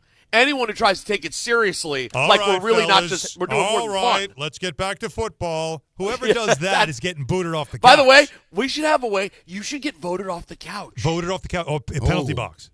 Or you get. Now, how much do you want to bet that the interactions? So you have a separate seat behind the couch. You got to sit in if you get kicked off the couch. A penalty box. Now, I think there's going to be the reaction. Michael, do you think Volpe should be the starting shortstop for the Yankees? We got to stop that. Are we doing that? They can probably make comments. There's Michael's K's there. What are you going to be asking him? Should the Jets go for it on fourth down? Why are we asking anything? Aren't we just going to watch a game? We're not doing it. This shows. We're not doing Wait a minute. The YouTube chat will be involved. Yeah, I just did the read. I just did it. It's right here. There'll be questions. They'll be vetted. We'll pass them along to you guys. But then they're going to be vetted. They're going to be vetted. And you see how well we vet things. Everything will be fine. Oh, yes. Very fine. No, Anthony, are you vetting the questions, Anthony? I don't believe that I'm going to be in charge of that, but if you'd like me to be, I could do whatever you need me to do. So who do you think would be doing that? Who's the question vetter? I believe we're going to have Eddie Vedder, the promotion staff is going to be a big part of this production. Great. They're awesome. But then you know what? Very different reactions to that. I love that was hilarious. They work hard. They do. Yeah. But they love themselves some Michael. If there's a Volpe question, they'll be sprinting to see who'd be the first person to give it to him. Hey, Michael. I know it's football, but we got 715 questions about the Yankees postseason matchup. I don't think non-football questions are off the table. Somebody might want to know, Don, who's going to have the most goals for the Devils this year. But you know what I think we should do instead? They can save that, too. What? Couldn't we? If it's a music question, Peter will be all over it. Music's different. Yeah, I don't know. Oh, that's different. I just think we just react to stuff. Riff. Like, whatever it is. I don't know. I love the Jets in this game. Don't do Love that. them. Don't do that. Love them. Don't do. Are you going three-pointer? Can't go three because I already got a three. Oh, wow. Must be Thursday. It's not, though. Oh, you mean it must be Thursday's game? Yeah. No. At least I don't think it's Thursday. No. I think you'd know if it was Thursday. You'd go from I have no interest in this game to I have a lot of interest in this game. But in all reality, while Don's looking up his game that he feels so good about that he doesn't even know what day it's on. Can we figure out what the format is? What's the format? This is what's annoying. What would you like to know? Because when it goes off the rails, you think anybody's asking about format? I just was told we got to answer questions. Nobody off of said the chat. gotta. No. There's no whatever gotta. you want. Look, we use the chat here. They're awesome. Very lively right now. Steve Brzezinski's in it. I saw that. Stevie B. He's drunk. Probably. Yeah, it's Don. It's after but 5. look, I it's think 5:30. Of course he is. I think halftime is a appropriate time for YouTube questions. I like it. I think that's a good opportunity. There could be impromptu lists that arise. I don't mind that. See, that's what I mean. When I say format, I don't mean like a structure. I mean like throw out ideas of lists, just random lists. A wide receiver makes a catch in Miami, and we asked Dave where he went to college. He's very good at that. Very good. That's not bad.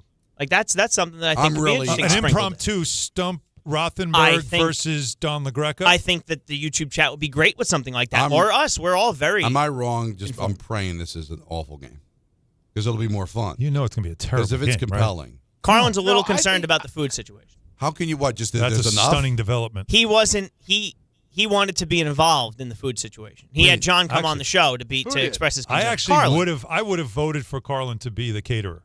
Well, we got Calandras and we got Jacob's Pickles. Yeah, that's actually not bad. It's going to be a potpourri of What are we food. doing? So this was actually interesting. Alan, yes. Question for you. Yes. Have you ever heard of an American hero?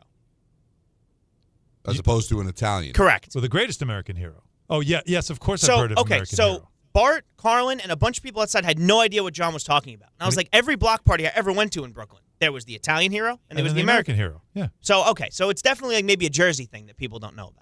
What do they call it in Jersey? They said they've never heard of an American hero. What would that nonsense be? I didn't hear of it. See, it's got to be a Jersey. Have you heard of it, Peter? No. I've heard of it, the Italian sub. Yeah. Sure. So obviously the Italian hero, the 6-foot Italian hero you get for catering. Yeah. Is more the Italian meats. Yeah. Where an American hero could have turkey, roast beef. Yeah. American cheese. American cheese, lettuce, tomato. I just never named it. So there we go. I don't like cold food. We learned stuff today. I don't like cold food or sandwiches usually in those types of settings. I want wings. I want nachos. Yeah. I want steak. Burgers. Look at you, Don. Not a pulled pork guy. Not a pulled pork guy. No. Not a fan. But Don doesn't dig on the Pickles. swine. What's the best thing at Jacob's Pickles, Peter? Pickles. No, honestly, the fried pickles are not my favorite thing at Jacob's Pickles. And I wish I could have a conversation about like what the order situation. The whole Jacob's Pickles thing is interesting, guys, because I am like the Jacob's Pickles Connect. You right? are. That's why I asked you.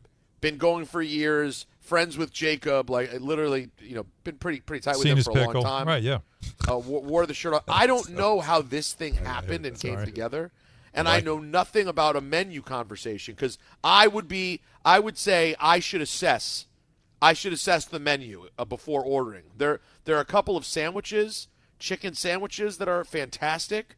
One that comes with a sausage gravy, one that comes with a mushroom gravy. Sausage gravy.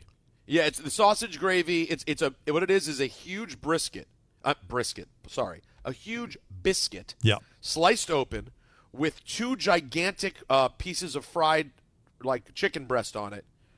And then you have a side of either sausage or mushroom gravy that you either drench the sandwich in or do what I do, which is essentially, first of all, you have to share this thing or you're a complete psychopath. This could be 3 people who eat this. And you just sort of slice it into pieces and eat it with the gravy, the grits, the biscuit. My right ventricle just collapsed. Yeah, but this is. Oh, no, you're dead. I have to have this. If you were going to get triple bypass, if you were thinking about Don, what your dad had quadruple? Yes. You can do quintuple with this. Yeah, this is a last meal. Honestly, I'm going to the chair. Get me that.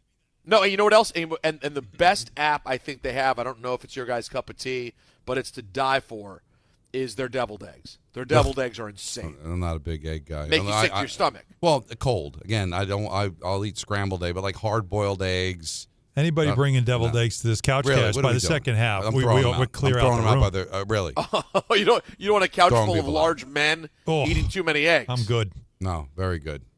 I want to find out what's going on. It's a couch cast, not a scratch and sniff. Oh my God.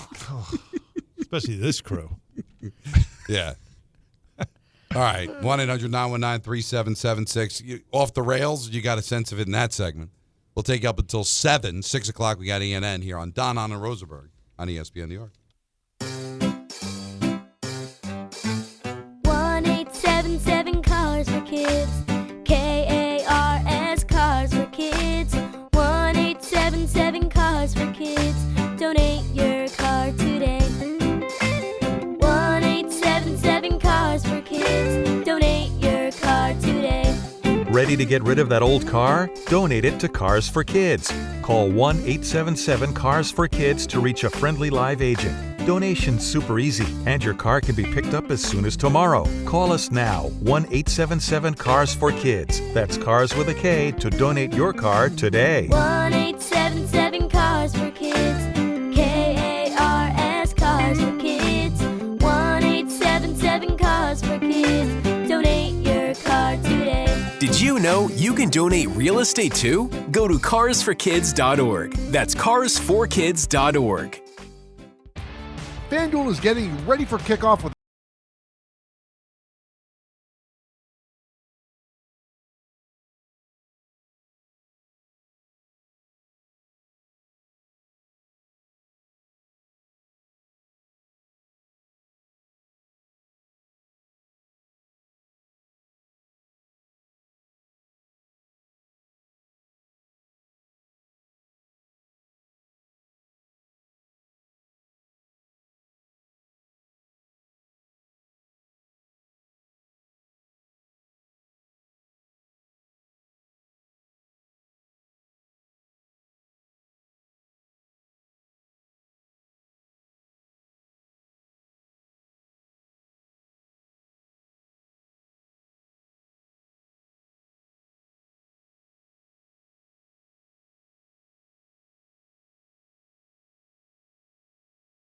seem kinda unpredictable. Who knows what's around the corner, right?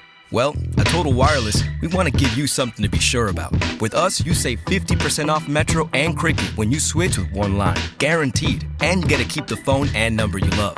Visit our Total Wireless store today. 50% savings for unlimited plans versus comparable Total Wireless unlimited phone plans based on standard plan rates. Some customers may only receive guaranteed savings after contacting us and validating the current plan rate. Excludes promotional, discounted, and bring your phone rates. For Total 5G unlimited plan or higher, auto pay required. Applied on next renewal date. Additional terms apply. At Uline, they know firsthand the road to success is an uphill climb. Uline started in the family basement, and through hard work is now North America's most trusted shipping and industrial supplier. They get what it means to have the support of reliable, hard-working partners. So they keep 41,000 items ready to ship. Whether your company is still in a basement office or expanding cross-country, Uline will be there on your road to success. Visit uline.com. There's nothing the voice in our head obsesses over like our health. But with over 100 lab tests and insights, Function can help answer the questions like, why am I so tired all the time? How can I get better sleep? My friend was telling me about magnesium gummies she takes. How do I even know if my heart is work stress affected? It's time to up my cardio. If my mom has something, how will I find out? It's time to get some blood work done. A Function membership gives you a comprehensive health check with results tracked over time. Find out what you're made of at functionhealth.com. From kickoff to cash out, ESPN Bet has the tools you need to score more on game days. Bet smarter with stats at your fingertips. Get personalized parlays built just for you. And with your fantasy team synced right in the app, you can back your squad. Right now, new customers get $100 in bonus bets when you bet $10. Sign up with promo code USL to get started. Must be 21 plus. Gambling problem? Call 1-800-GAMBLER. Terms and conditions apply. See app for details. Offer not available in New York. Every great team has its core players, but when the season gets tough, adding the right free agent can make all the difference. The same goes for business. At Robert Half, we found that 67% of companies surveyed plan to increase their use of contract talent to handle workload peaks and backlogged projects. With Robert Half's specialized recruiters experience, combined with our award-winning AI, you can quickly find the skilled candidates you want. At Robert Half, we know talent. Discover how we can help at roberthalf.com/talent. The ESPN New York Couchcast is coming, and things are heating up. We genuinely really get along with each other. I don't even think Peter watches sports. You could make the argument that Rick doesn't get enough credit for being a low-key fraud. Carlin's going to be at this Couchcast, too. So we got to make sure we have a lot of cannolis.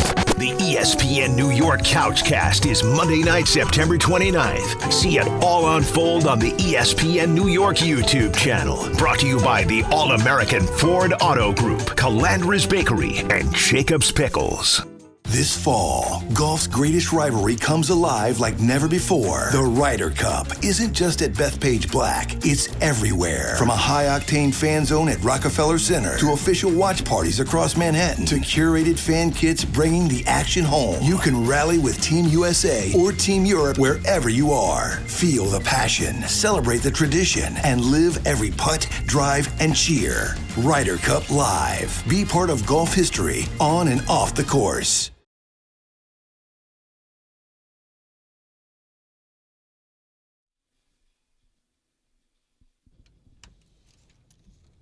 Oh, a little good. AC/DC. But Bon Scott. I like AC/DC more with Bon Scott than Brian Johnson. A lot of people think that's controversial. You have made that clear. Oh, this is such a good song. Back in 1955. Oh, Let There Be Rock. In the beginning. Another one of those songs sounds better live than in studio, but still the studio version is killer. All right, let's get to some calls, shall we? A lot of people want to talk. We lost. There was a guy that said Lou Holtz. That was a really good bad coach. He quit on the Jets. Buttle still hates him. Yeah. So that was a good one. So unfortunately, he hung talked up about rattled in New York. Yeah, completely rattled by that job. Buttle still talks about that to this day. Danny on Long Island, you're on ESPN New York. What's up, Danny? Well, I'm finishing up my 4-mile afternoon hike. I left dinner on the stove, and you guys start talking about the food that's being delivered to the and make sure there's plenty because Colin's going to be there. My question to Peter is, who would like to be sitting between, or who would you least like to be sitting? What is your optimal seating arrangement? You don't want Colin anywhere near you. Let's just be honest with that, okay? Wow. Well, don't put words in his mouth. Let him speak for himself. What the hell is that about?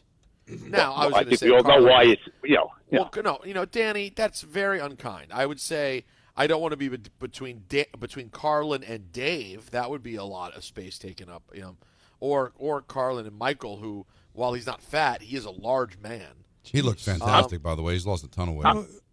They look great. Listen, I love Colin. I love Colin. But listen, I'd love to see Mike start breaking down the Mets pitching staff in the middle of a tight game where everyone's trying to. And he's going on about who's going to be the number one starter when the game is actually in some kind of a suspensive mode. But I want to talk about the Mets because I'm listening to all the fans, all the things. As Mets fans, we do not have a kick with the owner. We do not have a kick with the general manager, and we do not have a kick with the manager because. You have to rewind the thing. The great thing about living in the 21st century is that people say things, and then a couple of years later or 6 months later, they try to deny they said it. I called up. I was ready to put the pitching coach into the Hall of Fame. Second year in a row. Yeah. Okay? We got Soto. We got the pitchers. We all love this team. We had deficiencies at the halfway point. We went and made signings of relief pitchers that we all loved. This is completely on the starting pitching staff. And as I said to the screener, if one of these clowns would have performed to the back of the baseball card, we would have 5 to 6 more wins. We would not be in it. Just one. Not all of them. Not 2 of them. One. If one of them would have performed to the back of the baseball card the second half of the season, we walk in the door. There's no way that either Cohen or the general manager could have foresaw this massive collapse that was going to occur. They spent the money. They gave us. They did everything. And Mendoza, you got to feel bad for the guy. I mean, he knows what he's got. Peterson can't get out of the second inning last night. The manner in which they won the game was an amazing game. But I'm with Peter. Who's available to pitch tonight after using everybody last night? Well, Diaz isn't going to be able to close. He got a 6-out save last night. Yeah.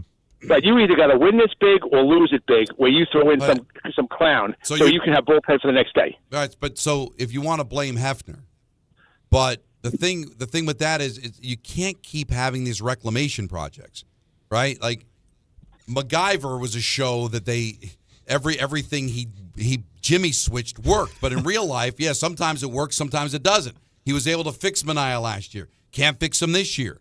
How about getting some pitchers that don't need to be fixed? How about not trying to find reclamation projects?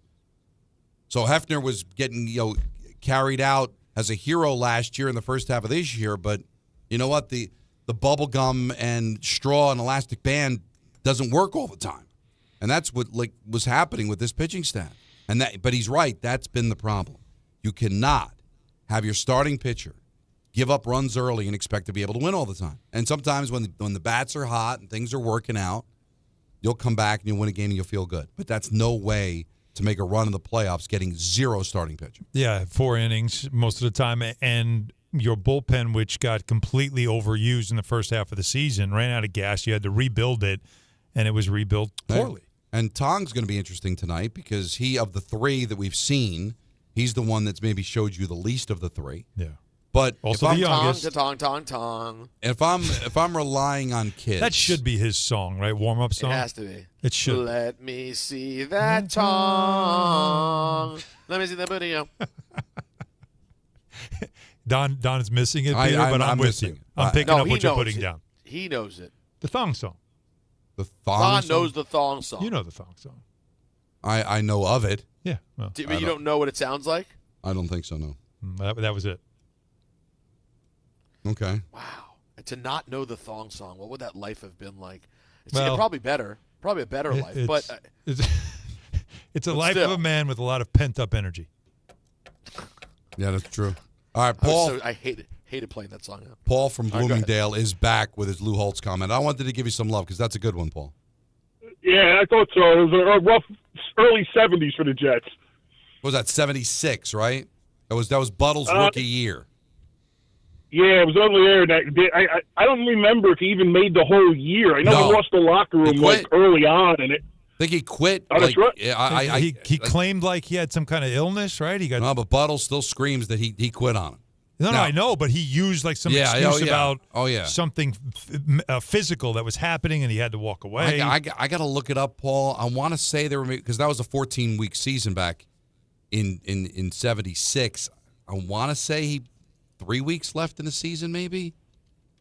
I got to look it up. That was not good. Yeah, December 12th was the story. Yeah, as a Jet fan, I just remember how bad they looked. Yeah, no, awful. They were 13-10. Resigned. Now he went to become coach of Arkansas. His I'm trying to read the New York Times story from that day. Remember Eskenazi? He wrote this. Wow. Yeah. Well, Jerry's was around forever. Let's see. One of the assistant coaches was trying to discern the real reason why he suddenly quit the job. 25 million New Yorkers will probably say the man's crazy. Yeah, he quit the last week of the season. Yeah, he was 3-10. Mike Holovac took over the last game of the season. Sure, of course. Lost 42-3 to Cincinnati.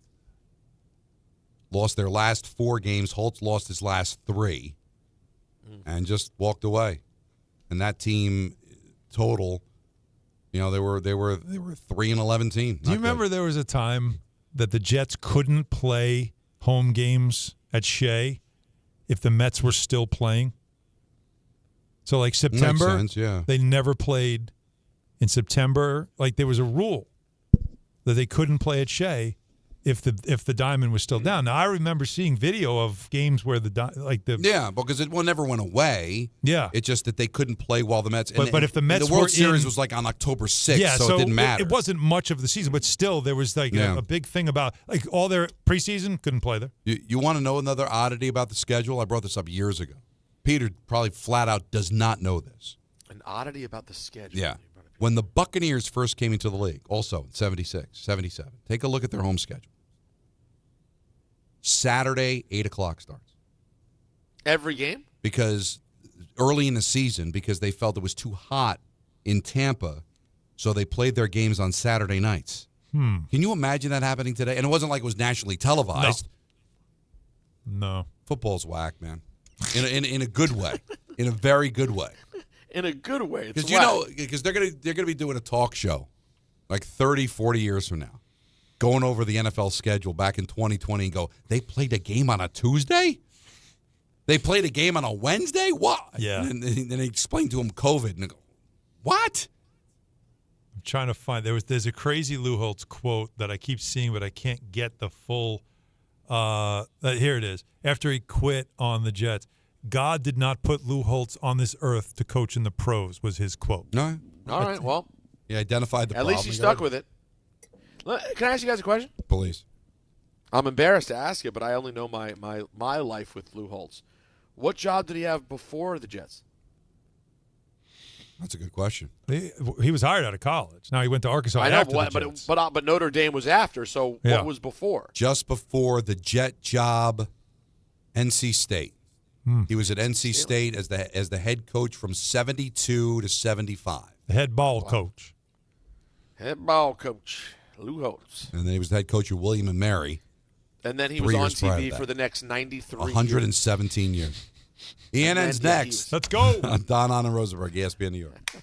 At Garden City Mazda, discover more about what moves you. Our fall kickoff savings start now. Don't miss out. Our inventory of new and Mazda certified pre-owned vehicles is unmatched in New York. Embrace every unexpected turn with the new 2025 Mazda lineup. Refined performance. Spacious interiors to fit your life. Elevate your driving experience. Garden City Mazda. Exhilaration at every turn, exceptional in every way. And now let's take a look at the traffic with Brandy Scott. Thanks a million, guys. I hope you have a great rest of the night. Yanks are home in the Bronx. First pitch just a little over an hour away. Heading that way using the inbound, George. Stick with the lower deck if you can. That's about 10 to 15 minutes. Upper level, about a 20 to 30-minute ride. They just picked up a broken down tractor trailer after the tolls. Deegan southbound, not so great. Heading over to the stadium. Still have this collision by Grand Concourse blocking 2 lanes. Add that to the volume for the outbound, George. You're not moving much from before the Cross Bronx. Outbound Lincoln about 5 to 10. Outbound Holland doing better, about 15 to 20. Over in Nassau County, Ryder Cup opening ceremonies earlier this afternoon. Still packed getting into Farmingdale. Bumper to bumper on Bethpage State Parkway, Central Avenue, and Hempstead Turnpike. I'm Brandy Scott on 880 ESPN New York. This is an ad by BetterHelp. We all turn to some funny places for support, but not everyone is a therapist. Not everyone is the one. Find your right match with BetterHelp. BetterHelp does the initial matching work for you so you can focus on your therapy goals. A short questionnaire helps identify your needs and preferences, and their 10-plus years of experience and industry-leading match fulfillment rate means they typically get it right the first time. If you aren't happy with your match, switch to a different therapist at any time from their tailored recs. You can join a session with a therapist at the click of a button, helping you fit therapy into your busy life. Plus, switch therapists at any time. As the largest online therapy provider in the world, BetterHelp can provide access to mental health professionals with a diverse variety of expertise. Find the one with BetterHelp. Our listeners get 10% off their first month at betterhelp.com/timeout. That's betterhelp.com/timeout.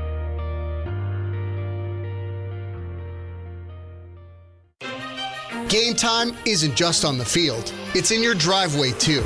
At Kia City of the Bronx, they're making plays with the full lineup of brand new Kias ready for you at 3505 Connor Street. Don't sit on the sidelines while your dream car drives by. Visit KiaCity.com or call 646-917-7955 and they'll get you behind the wheel of something fresh. Kia City of the Bronx. This is how the Bronx drives. Actual price will depend on product and subscription plan. Featured products are compounded drug products, which the FDA does not approve or verify for safety, effectiveness, or quality. Prescription products require an online consultation with a healthcare provider who will determine if appropriate. See website for details, restrictions, and important safety information. Want a boost in and out of the bedroom? Hims has you covered. Introducing a new 2-in-1 approach to level up your game. Tadalafil for better bedroom performance and zinc for testosterone support. Put it all together and you've got what you need to turn things all the way up. Getting started is simple. Just go to hims.com/joy to start your free online visit. Through Hims, you can access ED treatments including pills, chews, and more. 100% online.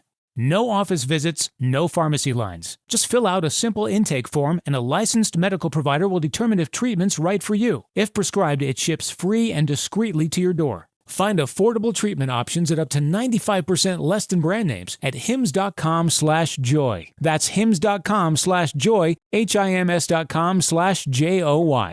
Put it in the box! This is your radio home for New York Mets baseball. 880 ESPN, WHSQ, and WCBS-FM HD2, New York. This is an ENN special report. Now reporting, the very handsome Jewish man, Peter Rosenberg. We should talk some sports. Do what you want. It's ENN. Peter Rosenberg!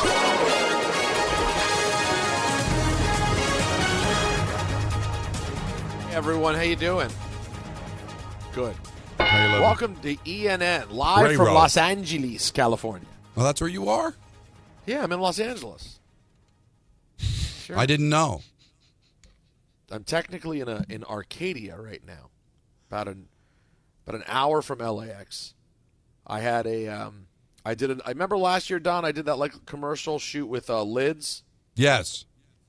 I did it again this year. A little holiday commercial thing with me and some other folks from WWE. And I again am engaged in severe fraudulence of, because I'm a New York guy, they end up having me wear New York Yankee apparel. Of course. You love it. Well, what am I going to push back on? No, I need Orioles. I'm not doing that. You made the Yankee cap more famous than a Yankee can, didn't you? Right. Well, here's the unfortunate part. Today, in one of the looks that I did, and I avoided this at all costs, but I had to do it because the look was to promote New Era, the cap company. Mm-hmm. So the shirt that I was wearing, they didn't want it to be another brand, right? Like they're trying to just focus on the Cap brand. So there was only one item I could wear to not have it have any brand association. The pinstripe jersey. And even worse than a fraud fan wearing the pinstripe jersey. No, don't say it. Is it worth it financially? Name on the back? Yeah. Say it ain't so. 99 Judge on the back. With Judge on the back? Oh, you must be sick to your stomach. I pushed. Hope you choke on that money. I tried to fight it. I said, guys, I don't feel right about this for a few reasons. They went, no, you don't have to wear the jersey. You can just wear T-shirts. I went, great. You know what? Wearing a T-shirt, not a big deal. No. And then they came back. They went, well, for this look, we got to have you in the jersey. Yeah. New error. Yeah. That's exactly. Why don't you tell them? Listen, come on, be professional. This is not the way it is. Yeah. And now I look like a fraud. Well, I don't. You're devaluing me. You have embarrassed the family. You should have walked off. I really hope refused you to don't do see. And you might see my back in this. It could be over the shoulder. Dear Lord. What am I going to do? Were you sweating? I wasn't sweating, but I wasn't thrilled. By the way, I really liked the other stuff that I wore. It's not about the quality of the fabric. Yeah. It's just the decision to put Judge 99. Like, who could that be? Oh, good thing they put the name on the back. It's Judge. I thought it was Gretzky. I was going to confuse him for I thought it was Gastineau. For Danny Tartable. Oh, no. Sorry, it's not Tartable. It's Judge. I know because it says it. Is that Mel Hall? Dude, what does mine say? God, I thought that was Mel Hall, but it says Judge. We're not going to be able to get I hate over everything this. about this conversation, but I'm hope they paid you a filthy, disgusting amount of money that you just couldn't say no to. I think I can't go as far as saying filthy and disgusting. Obscene? But no, it's pretty disgusting. Oh, there's a picture? Oh, yeah. Where is it? Oh, no. Share it. It's out already on I don't know social who media? sent this. Someone from inside my camp. Oh, dear God. He's looking out for you. Oh, no. Oh, yeah. Peter. Look at that. Pinstripes, Judge on the back. Let me look at this. Listen, Now, Don might go off. We might lose Don for the rest of the show. if Judge has Oh, a no.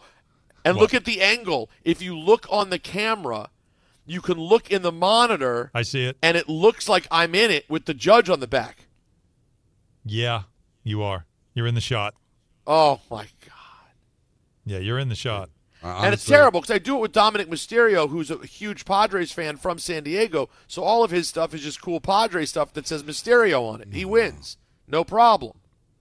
Tell you, this is tough to do. Right. Because it's not like... You're just like a foof fan wearing a jersey. Yeah, that's what they've made you look like. Honestly, the only way I forgive you, if it's five figures. It's got to be obscene. 5 figures. You want me to send the number to the group chat? Yeah, and I'll tell you whether I think it's was worth just. Let's decide if this is worth it. Hold on, and we're not going to say this yourself. out loud. We're not going to say this out loud, but I'm sending it. You know what? I don't want to be rude. I'm going to send it just to Don and Alan. Okay. I don't think it's fair for me to send it to all of our people who work for $1 in some envelopes. Now, I had the putter during the Devils sales thing, but I was acting. This is a different level than that. This is you being Peter Rosenberg. No, wrong. I just sent it to the wrong group chat. Oh, well, that's great. No, Is there another? I sent it to Don and Michael. Oh, of all people, you sent it. Oh no! I gotta unsend that. Peter, God bless. You're good with it? Yes. 608. I think we're good on ENN. I think we're all set. Alan, you go with the number? That's a nice number for one day. Yeah. Yeah. Yeah, it's a good day. Plus Not travel. a bad day. It's a good day. Take that. Business class travel. You didn't have to go to Des Moines. Right. It's a good. Yeah, day. there's You're worse. not- you Yeah, love LA. so what? I work. Guess what, Don? I do it again. You know what? If there were pants that said judge, I'd be okay with it.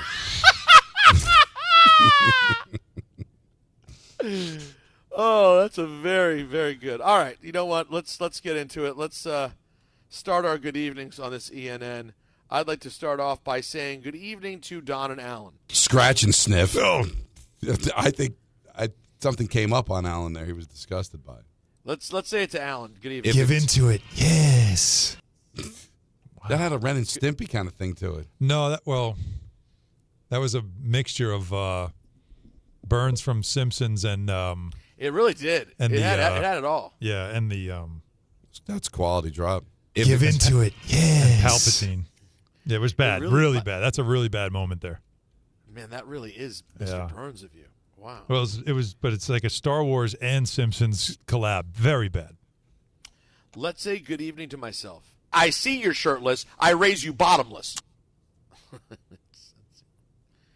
This has been, apparently Anthony has been getting nagged about this. Oh, no. For months. There's a listener who's been desperate to hear this. Oh, no. So we're going to play it. Good evening to Griffin. He has weapons LaGord. That's an old one, but a good one. Oh. Poor Griff. You know what? Now, here's my question. Is that a dyslexic moment, or is that he really doesn't know galore as a word very well and just got confused? I think it's the latter. I think it's the latter. Yeah. No. Yeah, I think Grifster's not from a family where he's hearing galore a lot, and so he just went LaGord instead of galore. I don't even know what it's called. If you mash that up with Carlin's call when he almost choked himself to death, that actually could be. Go for it, Jacob. That want to could hear be both something. at the same time? Put them together. It could be. Here, give it a shot. Another day. Another day. This is college football. This is college football. I don't even know what it's called. Excuse me. This is college football. I don't even know what it's called. He's coughing up Griffin.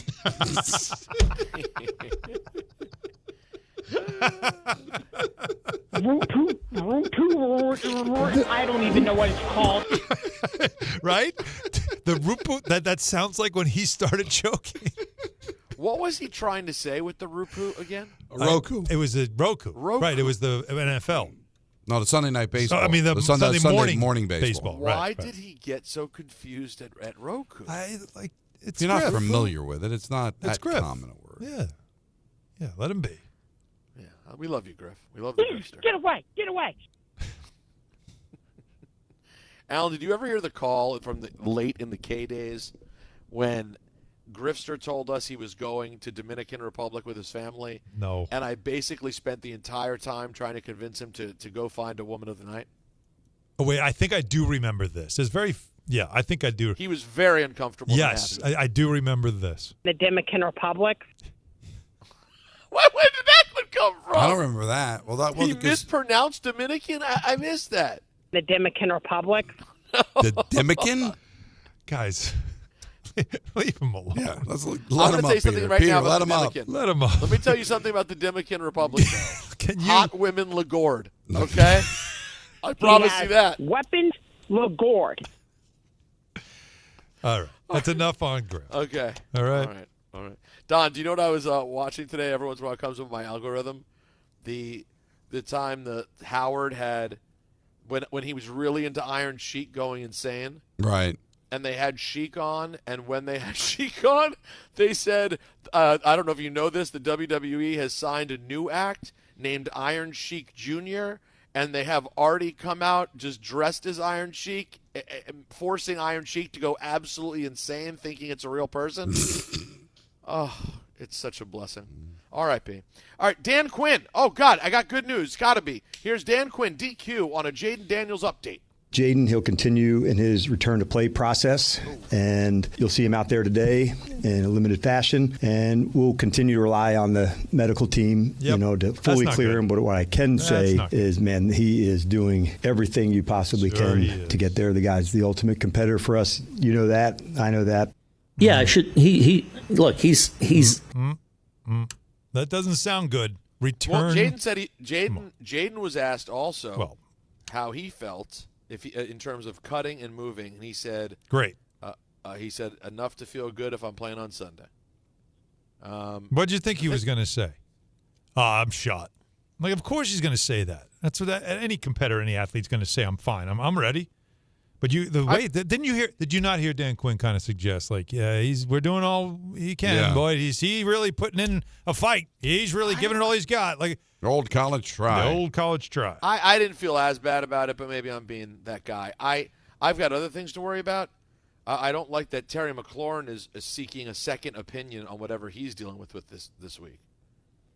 You don't usually seek a second opinion, guys, unless the first opinion wasn't great. That's right. It's rare they go, hey, it's nothing, you're fine. And they go, you know what? Not trusting it. I'm going to go look. I mean, now, I would do that if, God forbid, I had an ailment I was worried about. But I think athletes, if they hear it's nothing, think it's good news. So, listen, I really hope they're not down Jaden Daniels and Terry McLaurin this weekend. That would be a tough. Who's the opponent? Atlanta. Terry hasn't had a great year. Yeah. Terry hasn't done anything yet so far. Yeah, well, and you've won 3 games, so I think you're all right. When you miss training camp. We won 2 games. And he last week, I'll just say this. Did you guys see the touchdown they called back from Terry? No. The bomb? Oh, yeah. By the way, Don, they just got that wrong. Yeah. Like they're supposed to have that new built-in side view replay cam. They're not good. As far as the NFL's gone, they've got work to do. Now let's go on to Brian Schottenheimer, future Hall of Fame coach. Schottenheimer on Parsons returning to Dallas this weekend. I think at the end of the day, our guys all know Micah. And again, I hope because they know him, but guess what? He knows us. And he knows the way they set. So, look, Micah's a great player. Micah's going to make plays. I'll just put that out there. Like, Micah's going to make plays. Does he get a sack? I hope not, but he might. He's pretty good. Okay. It's so awkward. Matt LaFleur on the same subject from the other side. I think every game you got to approach it the same way, whether it's week 1 of the regular season or getting the playoffs or the Super Bowl, whatever. You got to come in with the same mindset, and the focus is always, obviously you got to know what you're going against, but the focus always comes back to us and what we got to do and how we need to go out there and perform, and the focus and concentration that we need to have. It's less about those guys. Packers a 6.5 point favorite at Dallas for Sunday Night Football. That's my 3-point. That's it? Yeah. You want to set a record and call it on a Wednesday at 6:16? Yes. Wow. Lock it in. Packers cover. Wow. 3-point play. Packers getting right. Okay. Packers getting right. Wow. Alan, any thoughts? Recency bias. Recency bias. Yeah, I feel like you're. What am I got to go on? The whole season's recent. No, like you're talking last week. You're feeling like they're embarrassed last week. They're gonna get right, and you're looking at Dallas, and Dallas is terrible. Terrible. So you're just looking at because the quarterback that just got benched lit him up for 450 yards. What's Julian Love going to do on national television? Jordan Love. What I say? Julian Love. Julian Lennon. Julian's going to play. That's Davis was going to play. Sure. Davis. Right. Love. I think Mike Love's going to play. I think Kevin Love's getting into this game. Love American Style's going to play. They're all going to get yards. You don't know what I'm talking about. IMDb. Very interesting show from the mid-70s. What's Eddie Murphy's name in Nutty Professor? Buddy Love. Yeah. Buddy Love's going to play. Yeah. That's Lovey Howell's getting into this. That's game. it, Lovey. There we go. Lovey Smith might play. We should look up the age. Lovey was probably, 42? Great question. Stand by. In Gilligan's Island. Continue, Peter. I'll handle the this. old lady was probably 10 years older than her. Louis Riddick weighed in on DNR today. I'm good. About the Giants situation, and the question asked was, should the Giants have gone to Jameis Winston instead of Dart? Yeah, I mean, really, what's the point of going to Jameis at this point? What's that going to do for you? And what's another week going to do? It's if you wait and, you want to play Jackson against New Orleans instead of, playing him against the Chargers. Look, I think a little bit too much is made of, like we're acting like we're playing in the Bucksmont League and here in southeastern Pennsylvania, where all of a sudden the disparity between opponents is so great that it's going to give your guy a much easier transition than not. Like, it's not like the Saints all of a sudden are going to make it so much easier for Jackson than the Chargers. You need to just go ahead and throw him in there. We saw what this young man does for this football team during the preseason, how the tempo picks up, the pace picks up, the play calling is different. It looks like you're down in Oxford, Mississippi again at Ole Miss because they're putting him in that kind of environment from a play calling perspective, from a tempo perspective, how the players respond when he's in there. I just don't understand why people put so much stock in what they see in the preseason. Honestly, have we not? He might do all the things you've said, but have we not learned that these vanilla defenses, you're not playing with ones, you're not playing against ones, meaningless game, and they think it's going to translate into going out there and playing against one of the best teams in football when it means something in week 4. Hey, he might tear it up, all right? But I'm sorry, I got to go off of something other than what I saw in the preseason. Oh, I mean, think about this, too. Come on, man. J.J. McCarthy won the job out of preseason last year in Minnesota. Right. And then got hurt. And then didn't end up starting. And then, of course, the great story of what Sam was able to do there. It's the same kind of thing. McCarthy could have started. Like we see McCarthy now, a year later. Did he look like a guy that was ready to lead a team to – how many wins did the Vikings have last year? Like, was he – 13? Yeah. Like, what did he look – does he look like a guy that should have done that? No. But he was – like, so the preseason, though, had them convinced that this was the guy enough that they passed – Sam had a great year, and they're like, we're good. Go ahead. You can go. And now, you don't know what McCarthy is now. You don't know how close he is to being ready. Again, Lewis may be 100% right. We don't know. You just got to base it off of something other than how he looked in the preseason. Well, it is what he does in practice.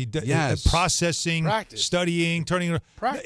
It's not about the physical. Well, yeah, it's not about the physical. A lot of times with these decisions, they want to see how much you can take in information and then turn it around. Process is the big word for all rookie quarterbacks. How fast can you recognize what's happening in front of you? Mm-hmm. Let's hear. This is interesting. Let's hear from the other side of the ball. Dexter Lawrence talking about Dart starting. That ain't my call, honestly. Wow. He's my quarterback now, so I'm gonna be by his side and roll with him to the end. He sounds thrilled. Well, that's interesting. Is that us reading into it too much? Yes, though? I think. Yeah, probably. That might just mean it's none of my business. I think Dex is probably almost like, again, is it respect to Russ and not wanting to make too big of a deal? Because Dex usually is a pretty big personality guy. But maybe it's that. Remember, Booger told us earlier about the new energy and how it could actually galvanize a team in a locker room to have this kind of thing happen early in the season with a young quarterback who is, from what we all understand, he's pretty popular in the room. Like during training camp, is the one thing you saw is that his teammates really did like him. Took a liking to him. It wasn't. Right. It's a real thing. So it's got to be hard for a professional athlete to know that now the season's about a kid, and that any chance you have of really being competitive is really taking a hit. Now, they could be better, but they could get a lot worse, and then it becomes what it happened with Eli, where you end up only winning one game, and it's the last game of the season. It's very much on the table now, guys, that they may only win one or two more games. Even if it's the right thing to do and start them and learn and all that, it's still – and for a veteran – who's considered one of the best players in the league, asking him to throw a precious year of his career away. Right? It's true. But I can also throw back out, well, maybe if your defense comes up with a stop here or there against Dallas, you win the game, this wouldn't have happened. But it's still, I think we're reading too much into it, but I can understand a veteran saying, I don't think, I'm not in love with this. But he said the right thing. He's my quarterback. So you know what I'm very disappointed by? What's that? Every time I hear the name Cam Scattaboo. Scattaboo. You know what music I hear in my head every time I hear the name Cam Scattaboo? Oh, boy. I'm glad you said that, because me and Pappy Scattaboo went to high school. We used to chase aardvarks on the weekend. Go down to the aardvark races. Aardvark? And we bet. We didn't have money back then, so we bet things like buttons or raisins or thumbtacks, whatever we had. But I love Pappy Scattaboo. Now, that's the grandpa, Pappy Scattaboo. He was 52.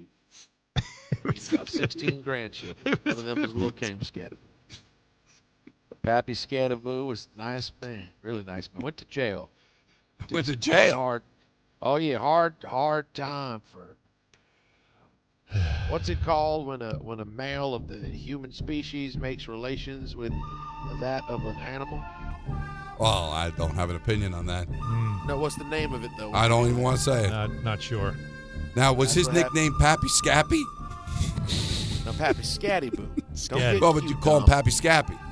No, I didn't call him Pappy Scappy. Maybe I you called him should've. Pappy Scatty. So the funny thing is, that's what I think every time I hear his name. He's from California. Yeah, he's from California. But Really there's areas of go. California that aren't Well, really by the completely way- developed yet.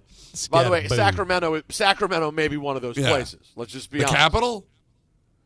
That's right. Pappy Scappy. Now, you guys remember another great giant named Kadarius Toney? Sure. The last regime drafted Kadarius, correct? Yes. Yeah. That was they a really drafted Gettleman. Gettleman drafted some high character people like Kadarius Toney, who salt of the earth. who has said he's a Super Bowl champion now, and he has said that he is retiring from the NFL and now considers himself a rapper and would like to be known as Young Joka. Oh, yeah.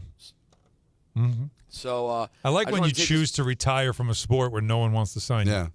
Yeah. I'd also like to thank, though, Dave Gettleman. Maybe he'll find himself in full bloom love with Young Joka, because that was quite a pick. Kadarius Toney. Sister Jean is retiring. 106 years old. Loyola Chicago. She's older than Sammy Baugh. I think it's a mistake. Well, she's stepping away from her duties at Loyola due to health concerns. No, see, that's not. Well, that's not. I don't want to hear that. Yeah, but 106. Yeah. I mean, that's a run. Michael you know would what? sign for that. Someone no? call Michael. 106. Someone Somebody call text Michael and Michael. ask if he's taking. I might even say I don't even need the 106. You might even say you're all set. I might say give me I'm good at 100 even. But people 106. 106 is a Again, run. people don't take into account that celebrating your 106th birthday, you could also be celebrating 20 years of wishing you were dead. Yeah, you don't know. You don't know how it's going. Although she had a great spirit. Now, I don't think that's she her. had a great spirit. But, The but, 20-year anniversary of the first time I wished I was dead. Wait, do you go into is it you haven't aged into a certain age, and then now instead you start counting the other way? What are you now? I'm minus 21. Yeah, well, and Should have obviously been dead 20 years ago. she would not be Too one much. of these people. But when we text Michael and Michael says no, I would say back to him, you don't know how 86 to 106 went. Oh God, no. That reaches a point where you're like, I'm no. Like, do you wake up and go, damn it, son of a jeez, again, another day? But her, God bless. She's out and about. God bless her. Great but spirit. Hopefully she's going to be okay. Yeah, 106. That's man. a run. By the way, Lovey, I the saw actress Natalie Schaefer. You know where she's from? Where? Red Bank.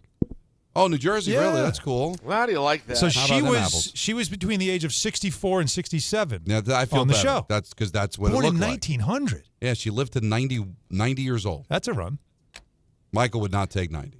No, 90's not good enough. You don't. Well, what about you, Peter? 90 for you is good. Am I taking 90 right? Yeah, I'm taking it. Don, you signing up for 90? Yeah, easily. 100%. In blood. Second. 100%. Yeah, 100. 90's a guaranteed 100. Yes, That's a life, full life. Now, Jim Very Backus, Yeah. who was Lovey's husband, Thurston Howell III, Yeah, was 13 years her junior.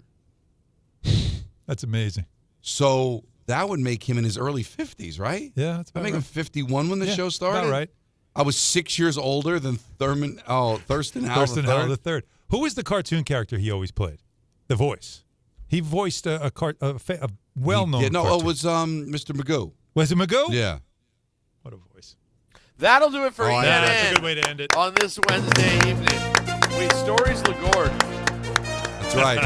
From, what was it? The Dominican, what had these? Dominican Republic. The Dominican Republic.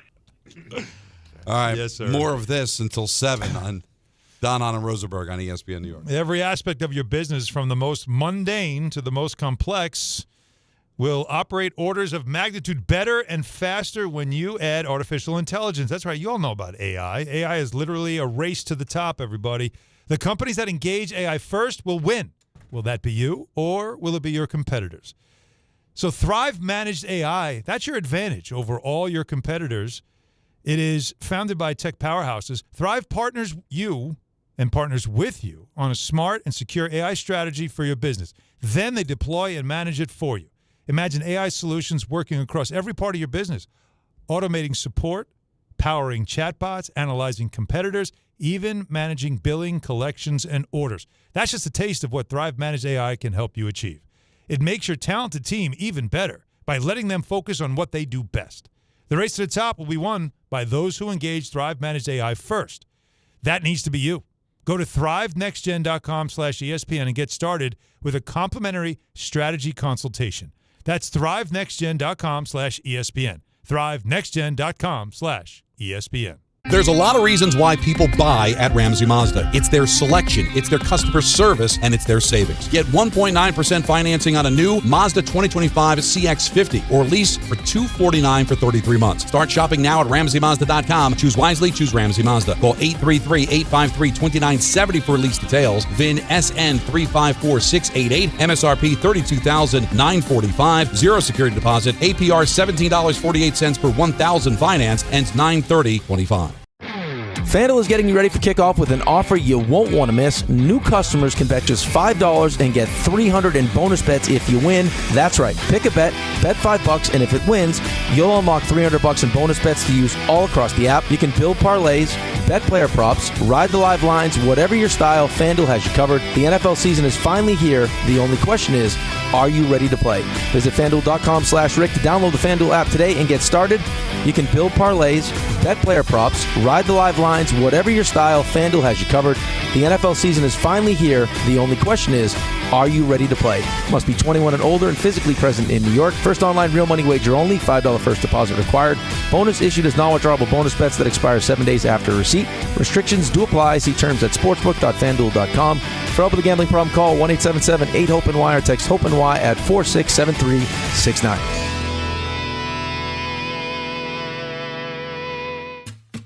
Well, to hit a home run, everything's got to line up perfectly, just like when you find the person you want to marry. When it's time to propose, well, do what I did.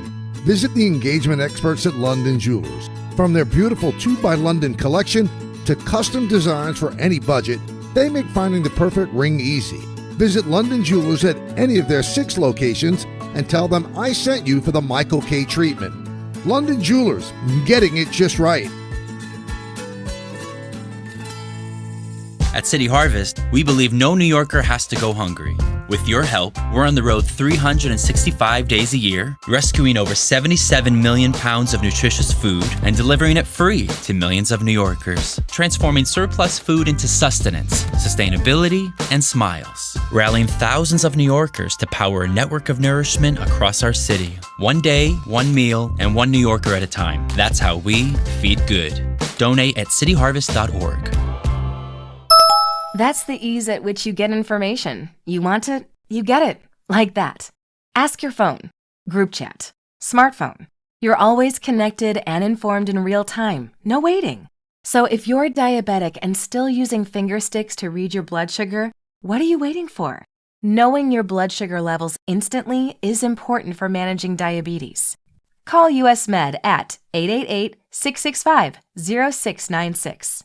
To learn more about continuous glucose monitors, a real-time instant method to track your blood glucose, US Med is an approved provider for Medicare and over 1,000 private insurers. And the best part? Call 888-665-0696 and we'll give you a free insurance benefits check today. So call 888-665-0696 today. That's 888-665-0696 and manage your diabetes as easy as...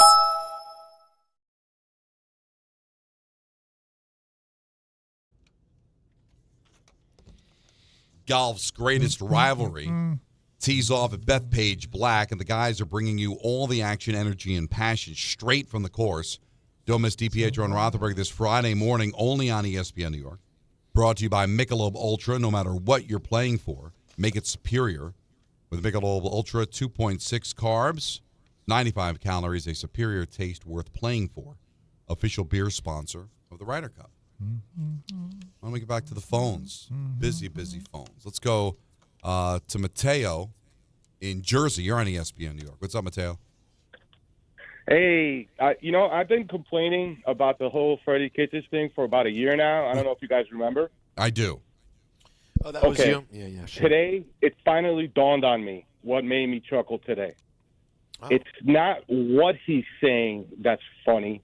It's how stupid it sounds while he's saying it and in the music in the background. It's a complete synchronicity of the idiocy that makes me laugh. It's not just like what's coming out of his mouth, but it's just the way it's all going down. Like, it's taken me this long to appreciate Freddie Kitchens. I got to tell you, Freddie Kitchens. I both appreciate you and also think there's something wrong with you. Why would it take so long? No one thought it was Shakespeare. Welcome to the party, buddy. We're so glad to have you. I mean, I don't laugh at everything, and sometimes things just need to grow on me for a second. Right. And I appreciate. I really appreciate this. What is this, like a hack Southern impersonation or somebody from Texas? That also. Well, now we know why you didn't get it originally. Because I think the origin story of it speaks for itself. But it's all right. He found it though, Don. That's he the did thing. I appreciate him revealing. You know, he went on the journey and now he's here. He's here. It just took him hearing about Cam Scatterboo. Do you think sometimes, like, name dictates how things go? Like, if his name was Jimmy Williams, is he as big a story? But like Scatterboo, there's just something about like, I love name. That. It just puts you in a situation where you become a character. You become something a little bit different. You don't get lost in the mix. He's a heck of a player. Don't get me wrong, but the name suggests like a wacky story or something kind of cool, offbeat. I wonder when you have a name like that, do you automatically start gravitating to people looking at you that way because of your name? Are you better just because the name just suggests you got to be better? Or you're better, or you're offbeat. You're memorable. You're right? memorable, and people seem to kind of root for you. Like, you just, when you hear Scatterboo, it feels like, without knowing a lot about him, it's like, this guy came out of nowhere, and he's a big fan favorite, and he's not supposed to be here, but I don't know if any of that is true. It suggests it's not true, but it does have that. Yeah. Yeah, and by the way, if you watch, like, there's something circulating from his high school game tape, like his highlight reel. They couldn't tackle him. It's hilarious. Yeah. Like, you got to watch it. You talk about Bo Jackson. They're not going to be able to tackle Bowl. the pros. He's not a very tackleable guy. No, but I mean, that's Bo Jackson Tecmo Bowl. Like, when you watch his high school, it's crazy. Highlight tape. It's hysterical. Let's go to Adam in California. We're on hold for a while. We appreciate that. What do you got, buddy? Donnie Pucks, Hollywood Hahn, and Peter the Rosenberg. How we doing today? Rosenberg. I love it. Hey, buddy. Hey. Yo, so I'll get right to my point. I wanted to harken back to the Yankee conversation. I didn't catch the game last night, but when I turned on the post game and saw the Yankees celebrating with champagne, it made me absolutely sick to my stomach.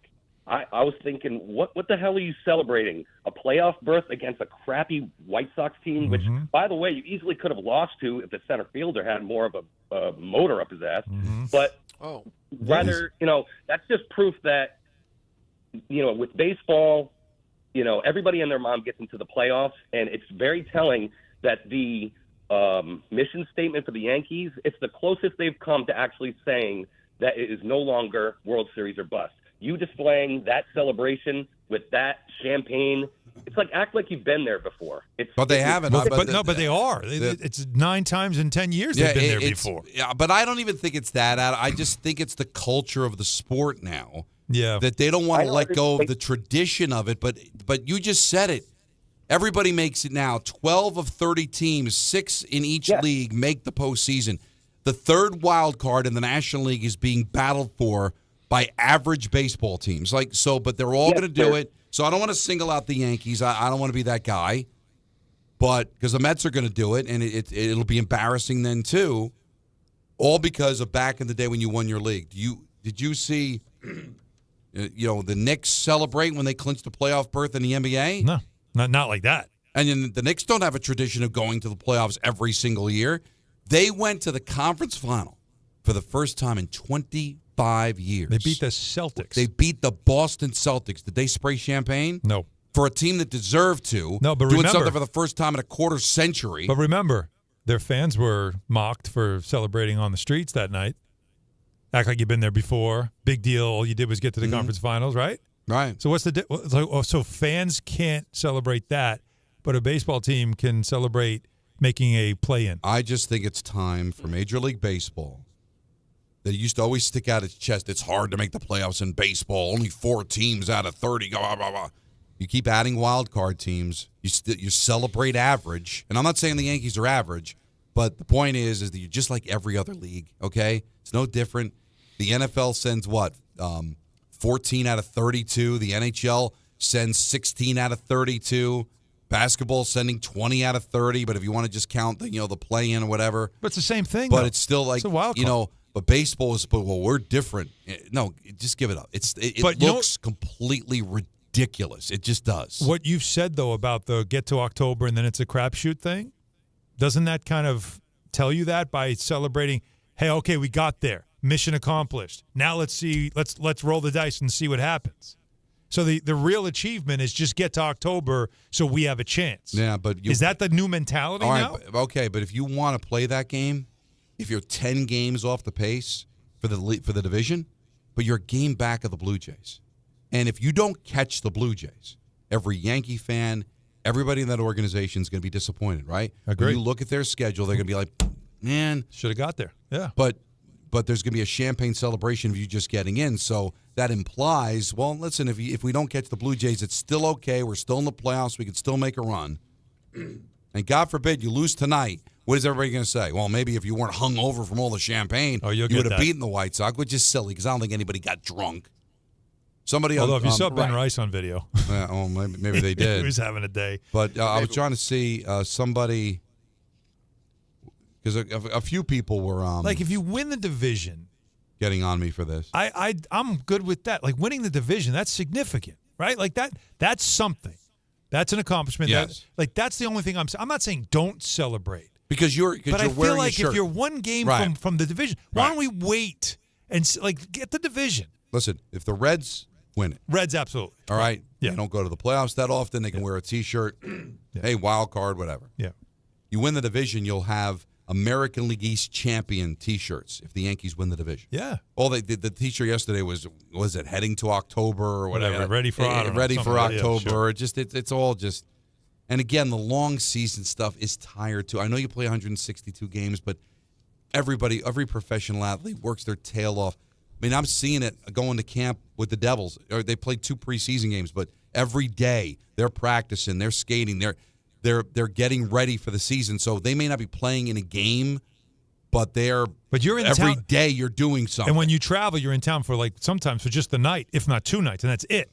Baseball, you settle in for a couple of days. Everybody's got the grind, okay, and everybody goes through it. But it's the only sport because it used to be hard to go to the postseason. Yeah.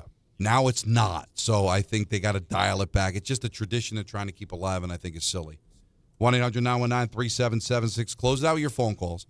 7 o'clock, we got Dan Grasso, who's going to lead you right into Mets and Cubs right here on ESPN New York. Friends, it's summer, and you should be out there enjoying it. But if you're living with neck pain, back pain, sciatica, or nerve pain, that can feel impossible.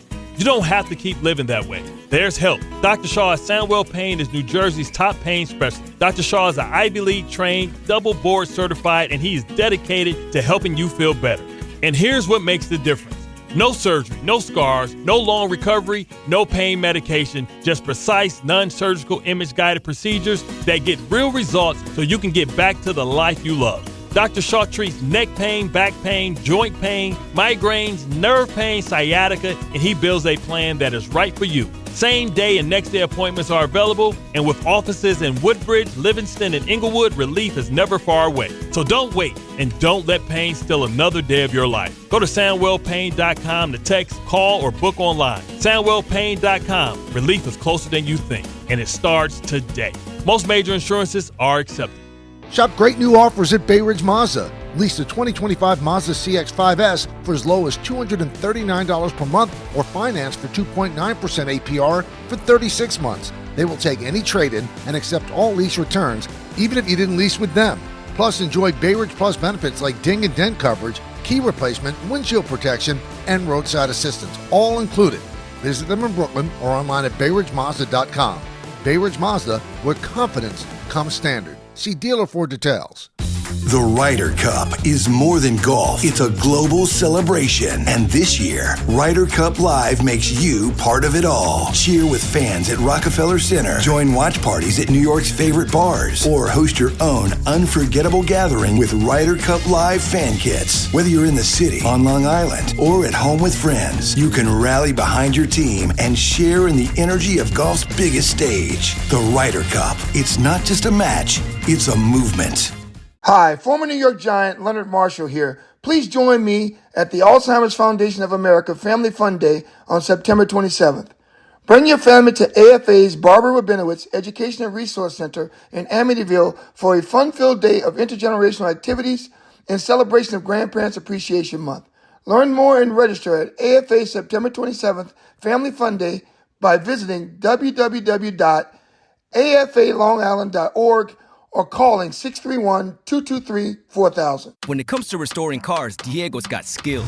And with Total Wireless in his corner, the whole world sees them. With the dual camera system on his new iPhone 13, he can take amazing car photos and post them on the fly with super fast 5G, and even turn this hobby into a full-time gig. His claim to fame? Claiming iPhone 13 with 5G on us. Get iPhone 13 with 5G on us when you switch to the Total 5G or 5G Plus Unlimited 3-month plan. Total Wireless, in your corner.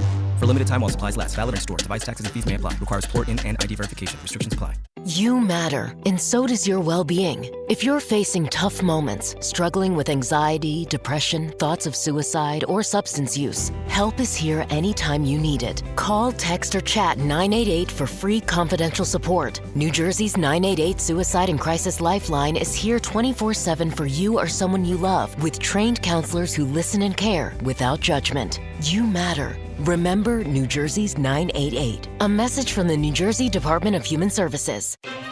Game time isn't just on the field. It's in your driveway, too.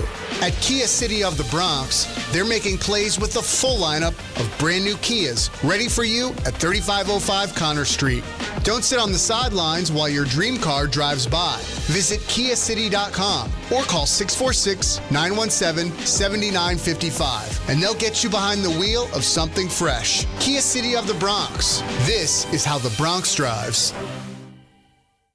Are you ready to make a difference for the environment while helping the visually impaired at the same time? Then donate your vehicle to Heritage for the Blind today by calling 1-800-983-6530. Every donated vehicle will either be properly recycled in an eco-friendly manner or given a new life through reuse. Donating your vehicle is easy. Simply call 1-800-983-6530 and Heritage for the Blind will do the rest. They'll even arrange for your vehicle to be picked up at no cost to you. And for a limited time, when you donate your car, you'll receive a $200 restaurant voucher and a 2-night, 3-day hotel stay at one of 50 locations. Call 1-800-983-6530 right now to schedule your vehicle donation and make a positive impact on the environment while helping others. Heritage for the Blind, where every car donation counts and every person makes a difference. Call 1-800-983-6530 now. This advertisement is paid for by Heritage for the Blind.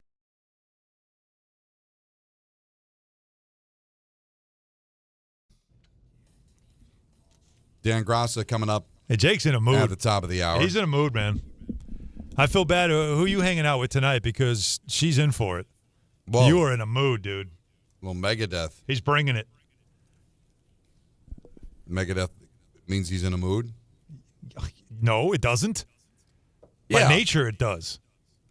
I love it. I love when Jacob Perry is aggressive. I didn't get any kind of sense that you were in a mood, Jacob. No, I'm not in any mood. I mean, you mentioned greatest guitar riffs, and I just He's just looking them up. I just started going through it. Love it. But now you're in a mood, though. Oh yeah, I see it got you. Listen, I walked in. I played the Doors. I was into the Doors album coming in. That's not bad. I had a little greatest hits. You playing? No, no. I was at their first album. Okay. I just ran through it.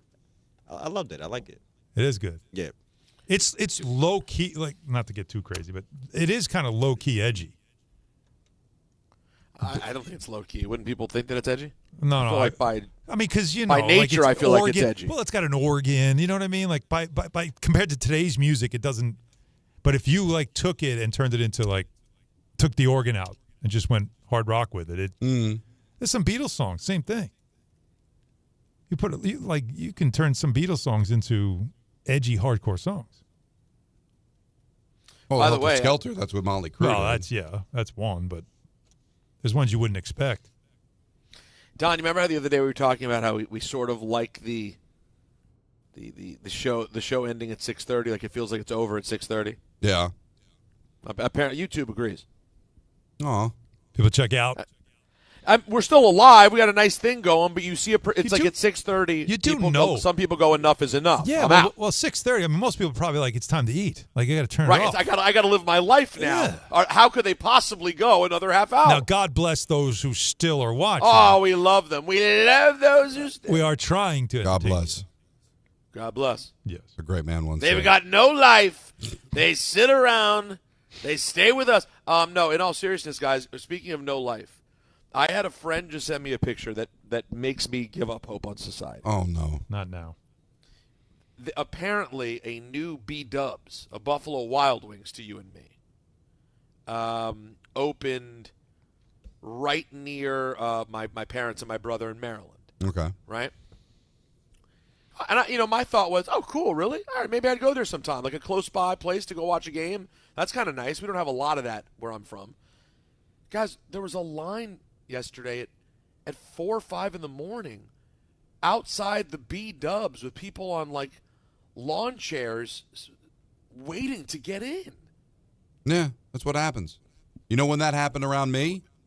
What? About 10 years ago when they opened up a Sonic. I'm serious. Because we never had Sonics here. They opened up a Sonic. You couldn't go down the street. It was on. Chick-fil-A by me. People when that opened, it was on. It was as if they were giving it away. Dude, isn't that absolutely insane? Like for B-Dubs, you haven't been to B-Dubs? Well, because if it's a place that doesn't have it, you just said that's not. Never had it before. Known for that. I could swing a dead cat and hit 7 B-Dubs where I live. Swing a dead cat. The Buffalo promotes very well, and they do promote. But if you don't have it, you know what? You give it 2 weeks, 3 weeks, and then the Sonic walk now in and get a table. Yeah. There's no line. But when it first opened, it was like, what's going on here? What, are they giving it away? Right, exactly. But it is odd for B-Dubs. Jack in a Box, because they don't have them around here.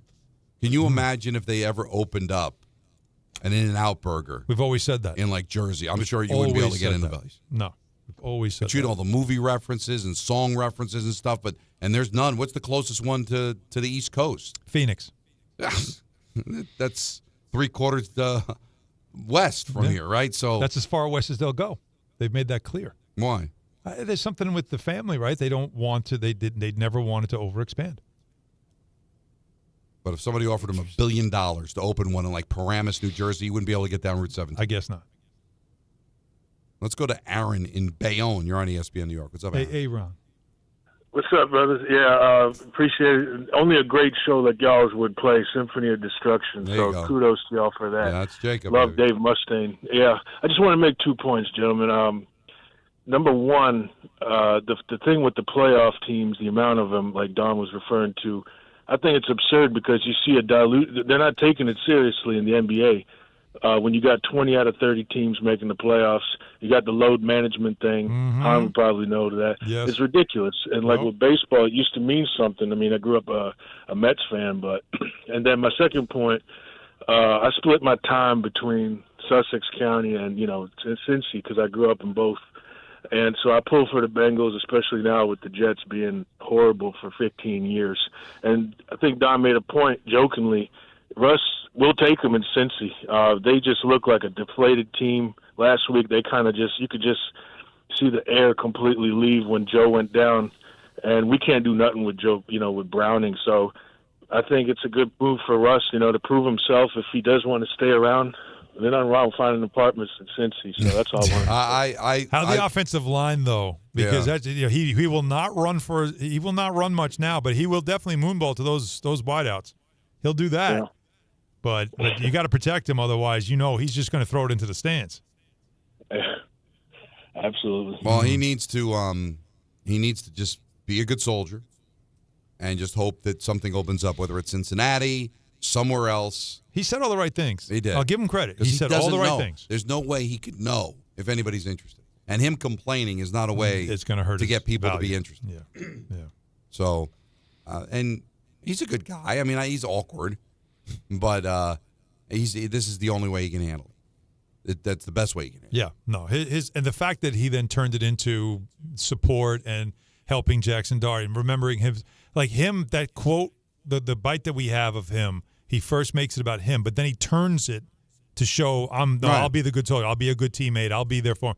That was important for him to put out there. And he's the backup quarterback, which means just like One when we hit were away. talking about with Dart, you're one hit away from now being the starting quarterback again. So we'll watch out for that. Jay in the Bronx, you're on ESPN New York. Hey, guys, great show today. Just two quick suggestions for top five. One for Peter and one for Alan, if I may. Nice. Peter, I'm an old wrestling fan. I'd love to know your top five wrestling entrances. I think they're as theatrical, as entertaining as the actual matches. I'd love to know what you think, which are the best That's a very good entrances thought. ever. All right. And for Alan, how do I word it? Worst Nick passes in the draft, guys they should have picked. But I could write a book. Not including. I could write a Yeah, book. not including Donovan Mitchell. No, not including Donovan Mitchell. That's a very obvious one. But your top five guys that we should have picked but passed on, and I can they're give you becoming really good players. I can give you number one right now with a bullet. Without Donovan Mitchell? No. Oh no. This is a much bigger name that they passed on. Much bigger name. Okay. You want to hear it? Who's that? Larry Bird. Yeah, please. Larry Bird. Really? Larry Bird. I didn't even know they could have got Larry. I had no idea. They took Michael Ray Richardson instead, and the reason why they Not passed, nobody. Well, no, but the reason why they passed, and then Red Auerbach, the minute they passed on him, traded up and got Larry Bird. Yeah. And the reason why they passed on him was because the word was, this is back when you could do this, word was that Bird was going to stay at Indiana State regardless. He was not going to the NBA. And Red had 1 year to convince him to sign with the Celtics, or else he would have gone back into the draft. And so Red knew it, drafted him, and then spent the whole year trying to get him to sign with the Celtics. Because he knew he could. Like, Red knew he could do it, so he did it. The Knicks didn't want to take any chances. But you they can didn't have the same understand. kind of leadership. They were afraid, so instead of just getting his rights, Yeah, but you know what's they interesting? passed on him. No. You look like Done. a hero. You passed on Larry Bird. But you look like a hero if you're the Celtics because you convinced them. But what if you didn't? Right? You traded up, draft the guy. But if he goes back to that college, goes back they to look like leadership, fools. though, Don. That's Red Auerbach ran that organization. He had the confidence and the belief that I Okay. can do this. And it the worked. Knicks didn't have leadership then. They were corporate owned. They had, it was I think it might have been Sonny Werblin. This is a good list. It is a very good list. Great job by everybody. This was a lot of fun. Peter, safe travels. Enjoy the rest of See your you trip tomorrow, in guys. LA. All right. In the stew. Dan Grassa's next. He's leading you up to another big game for the Mets in Chicago versus the Cubs here on ESPN New York.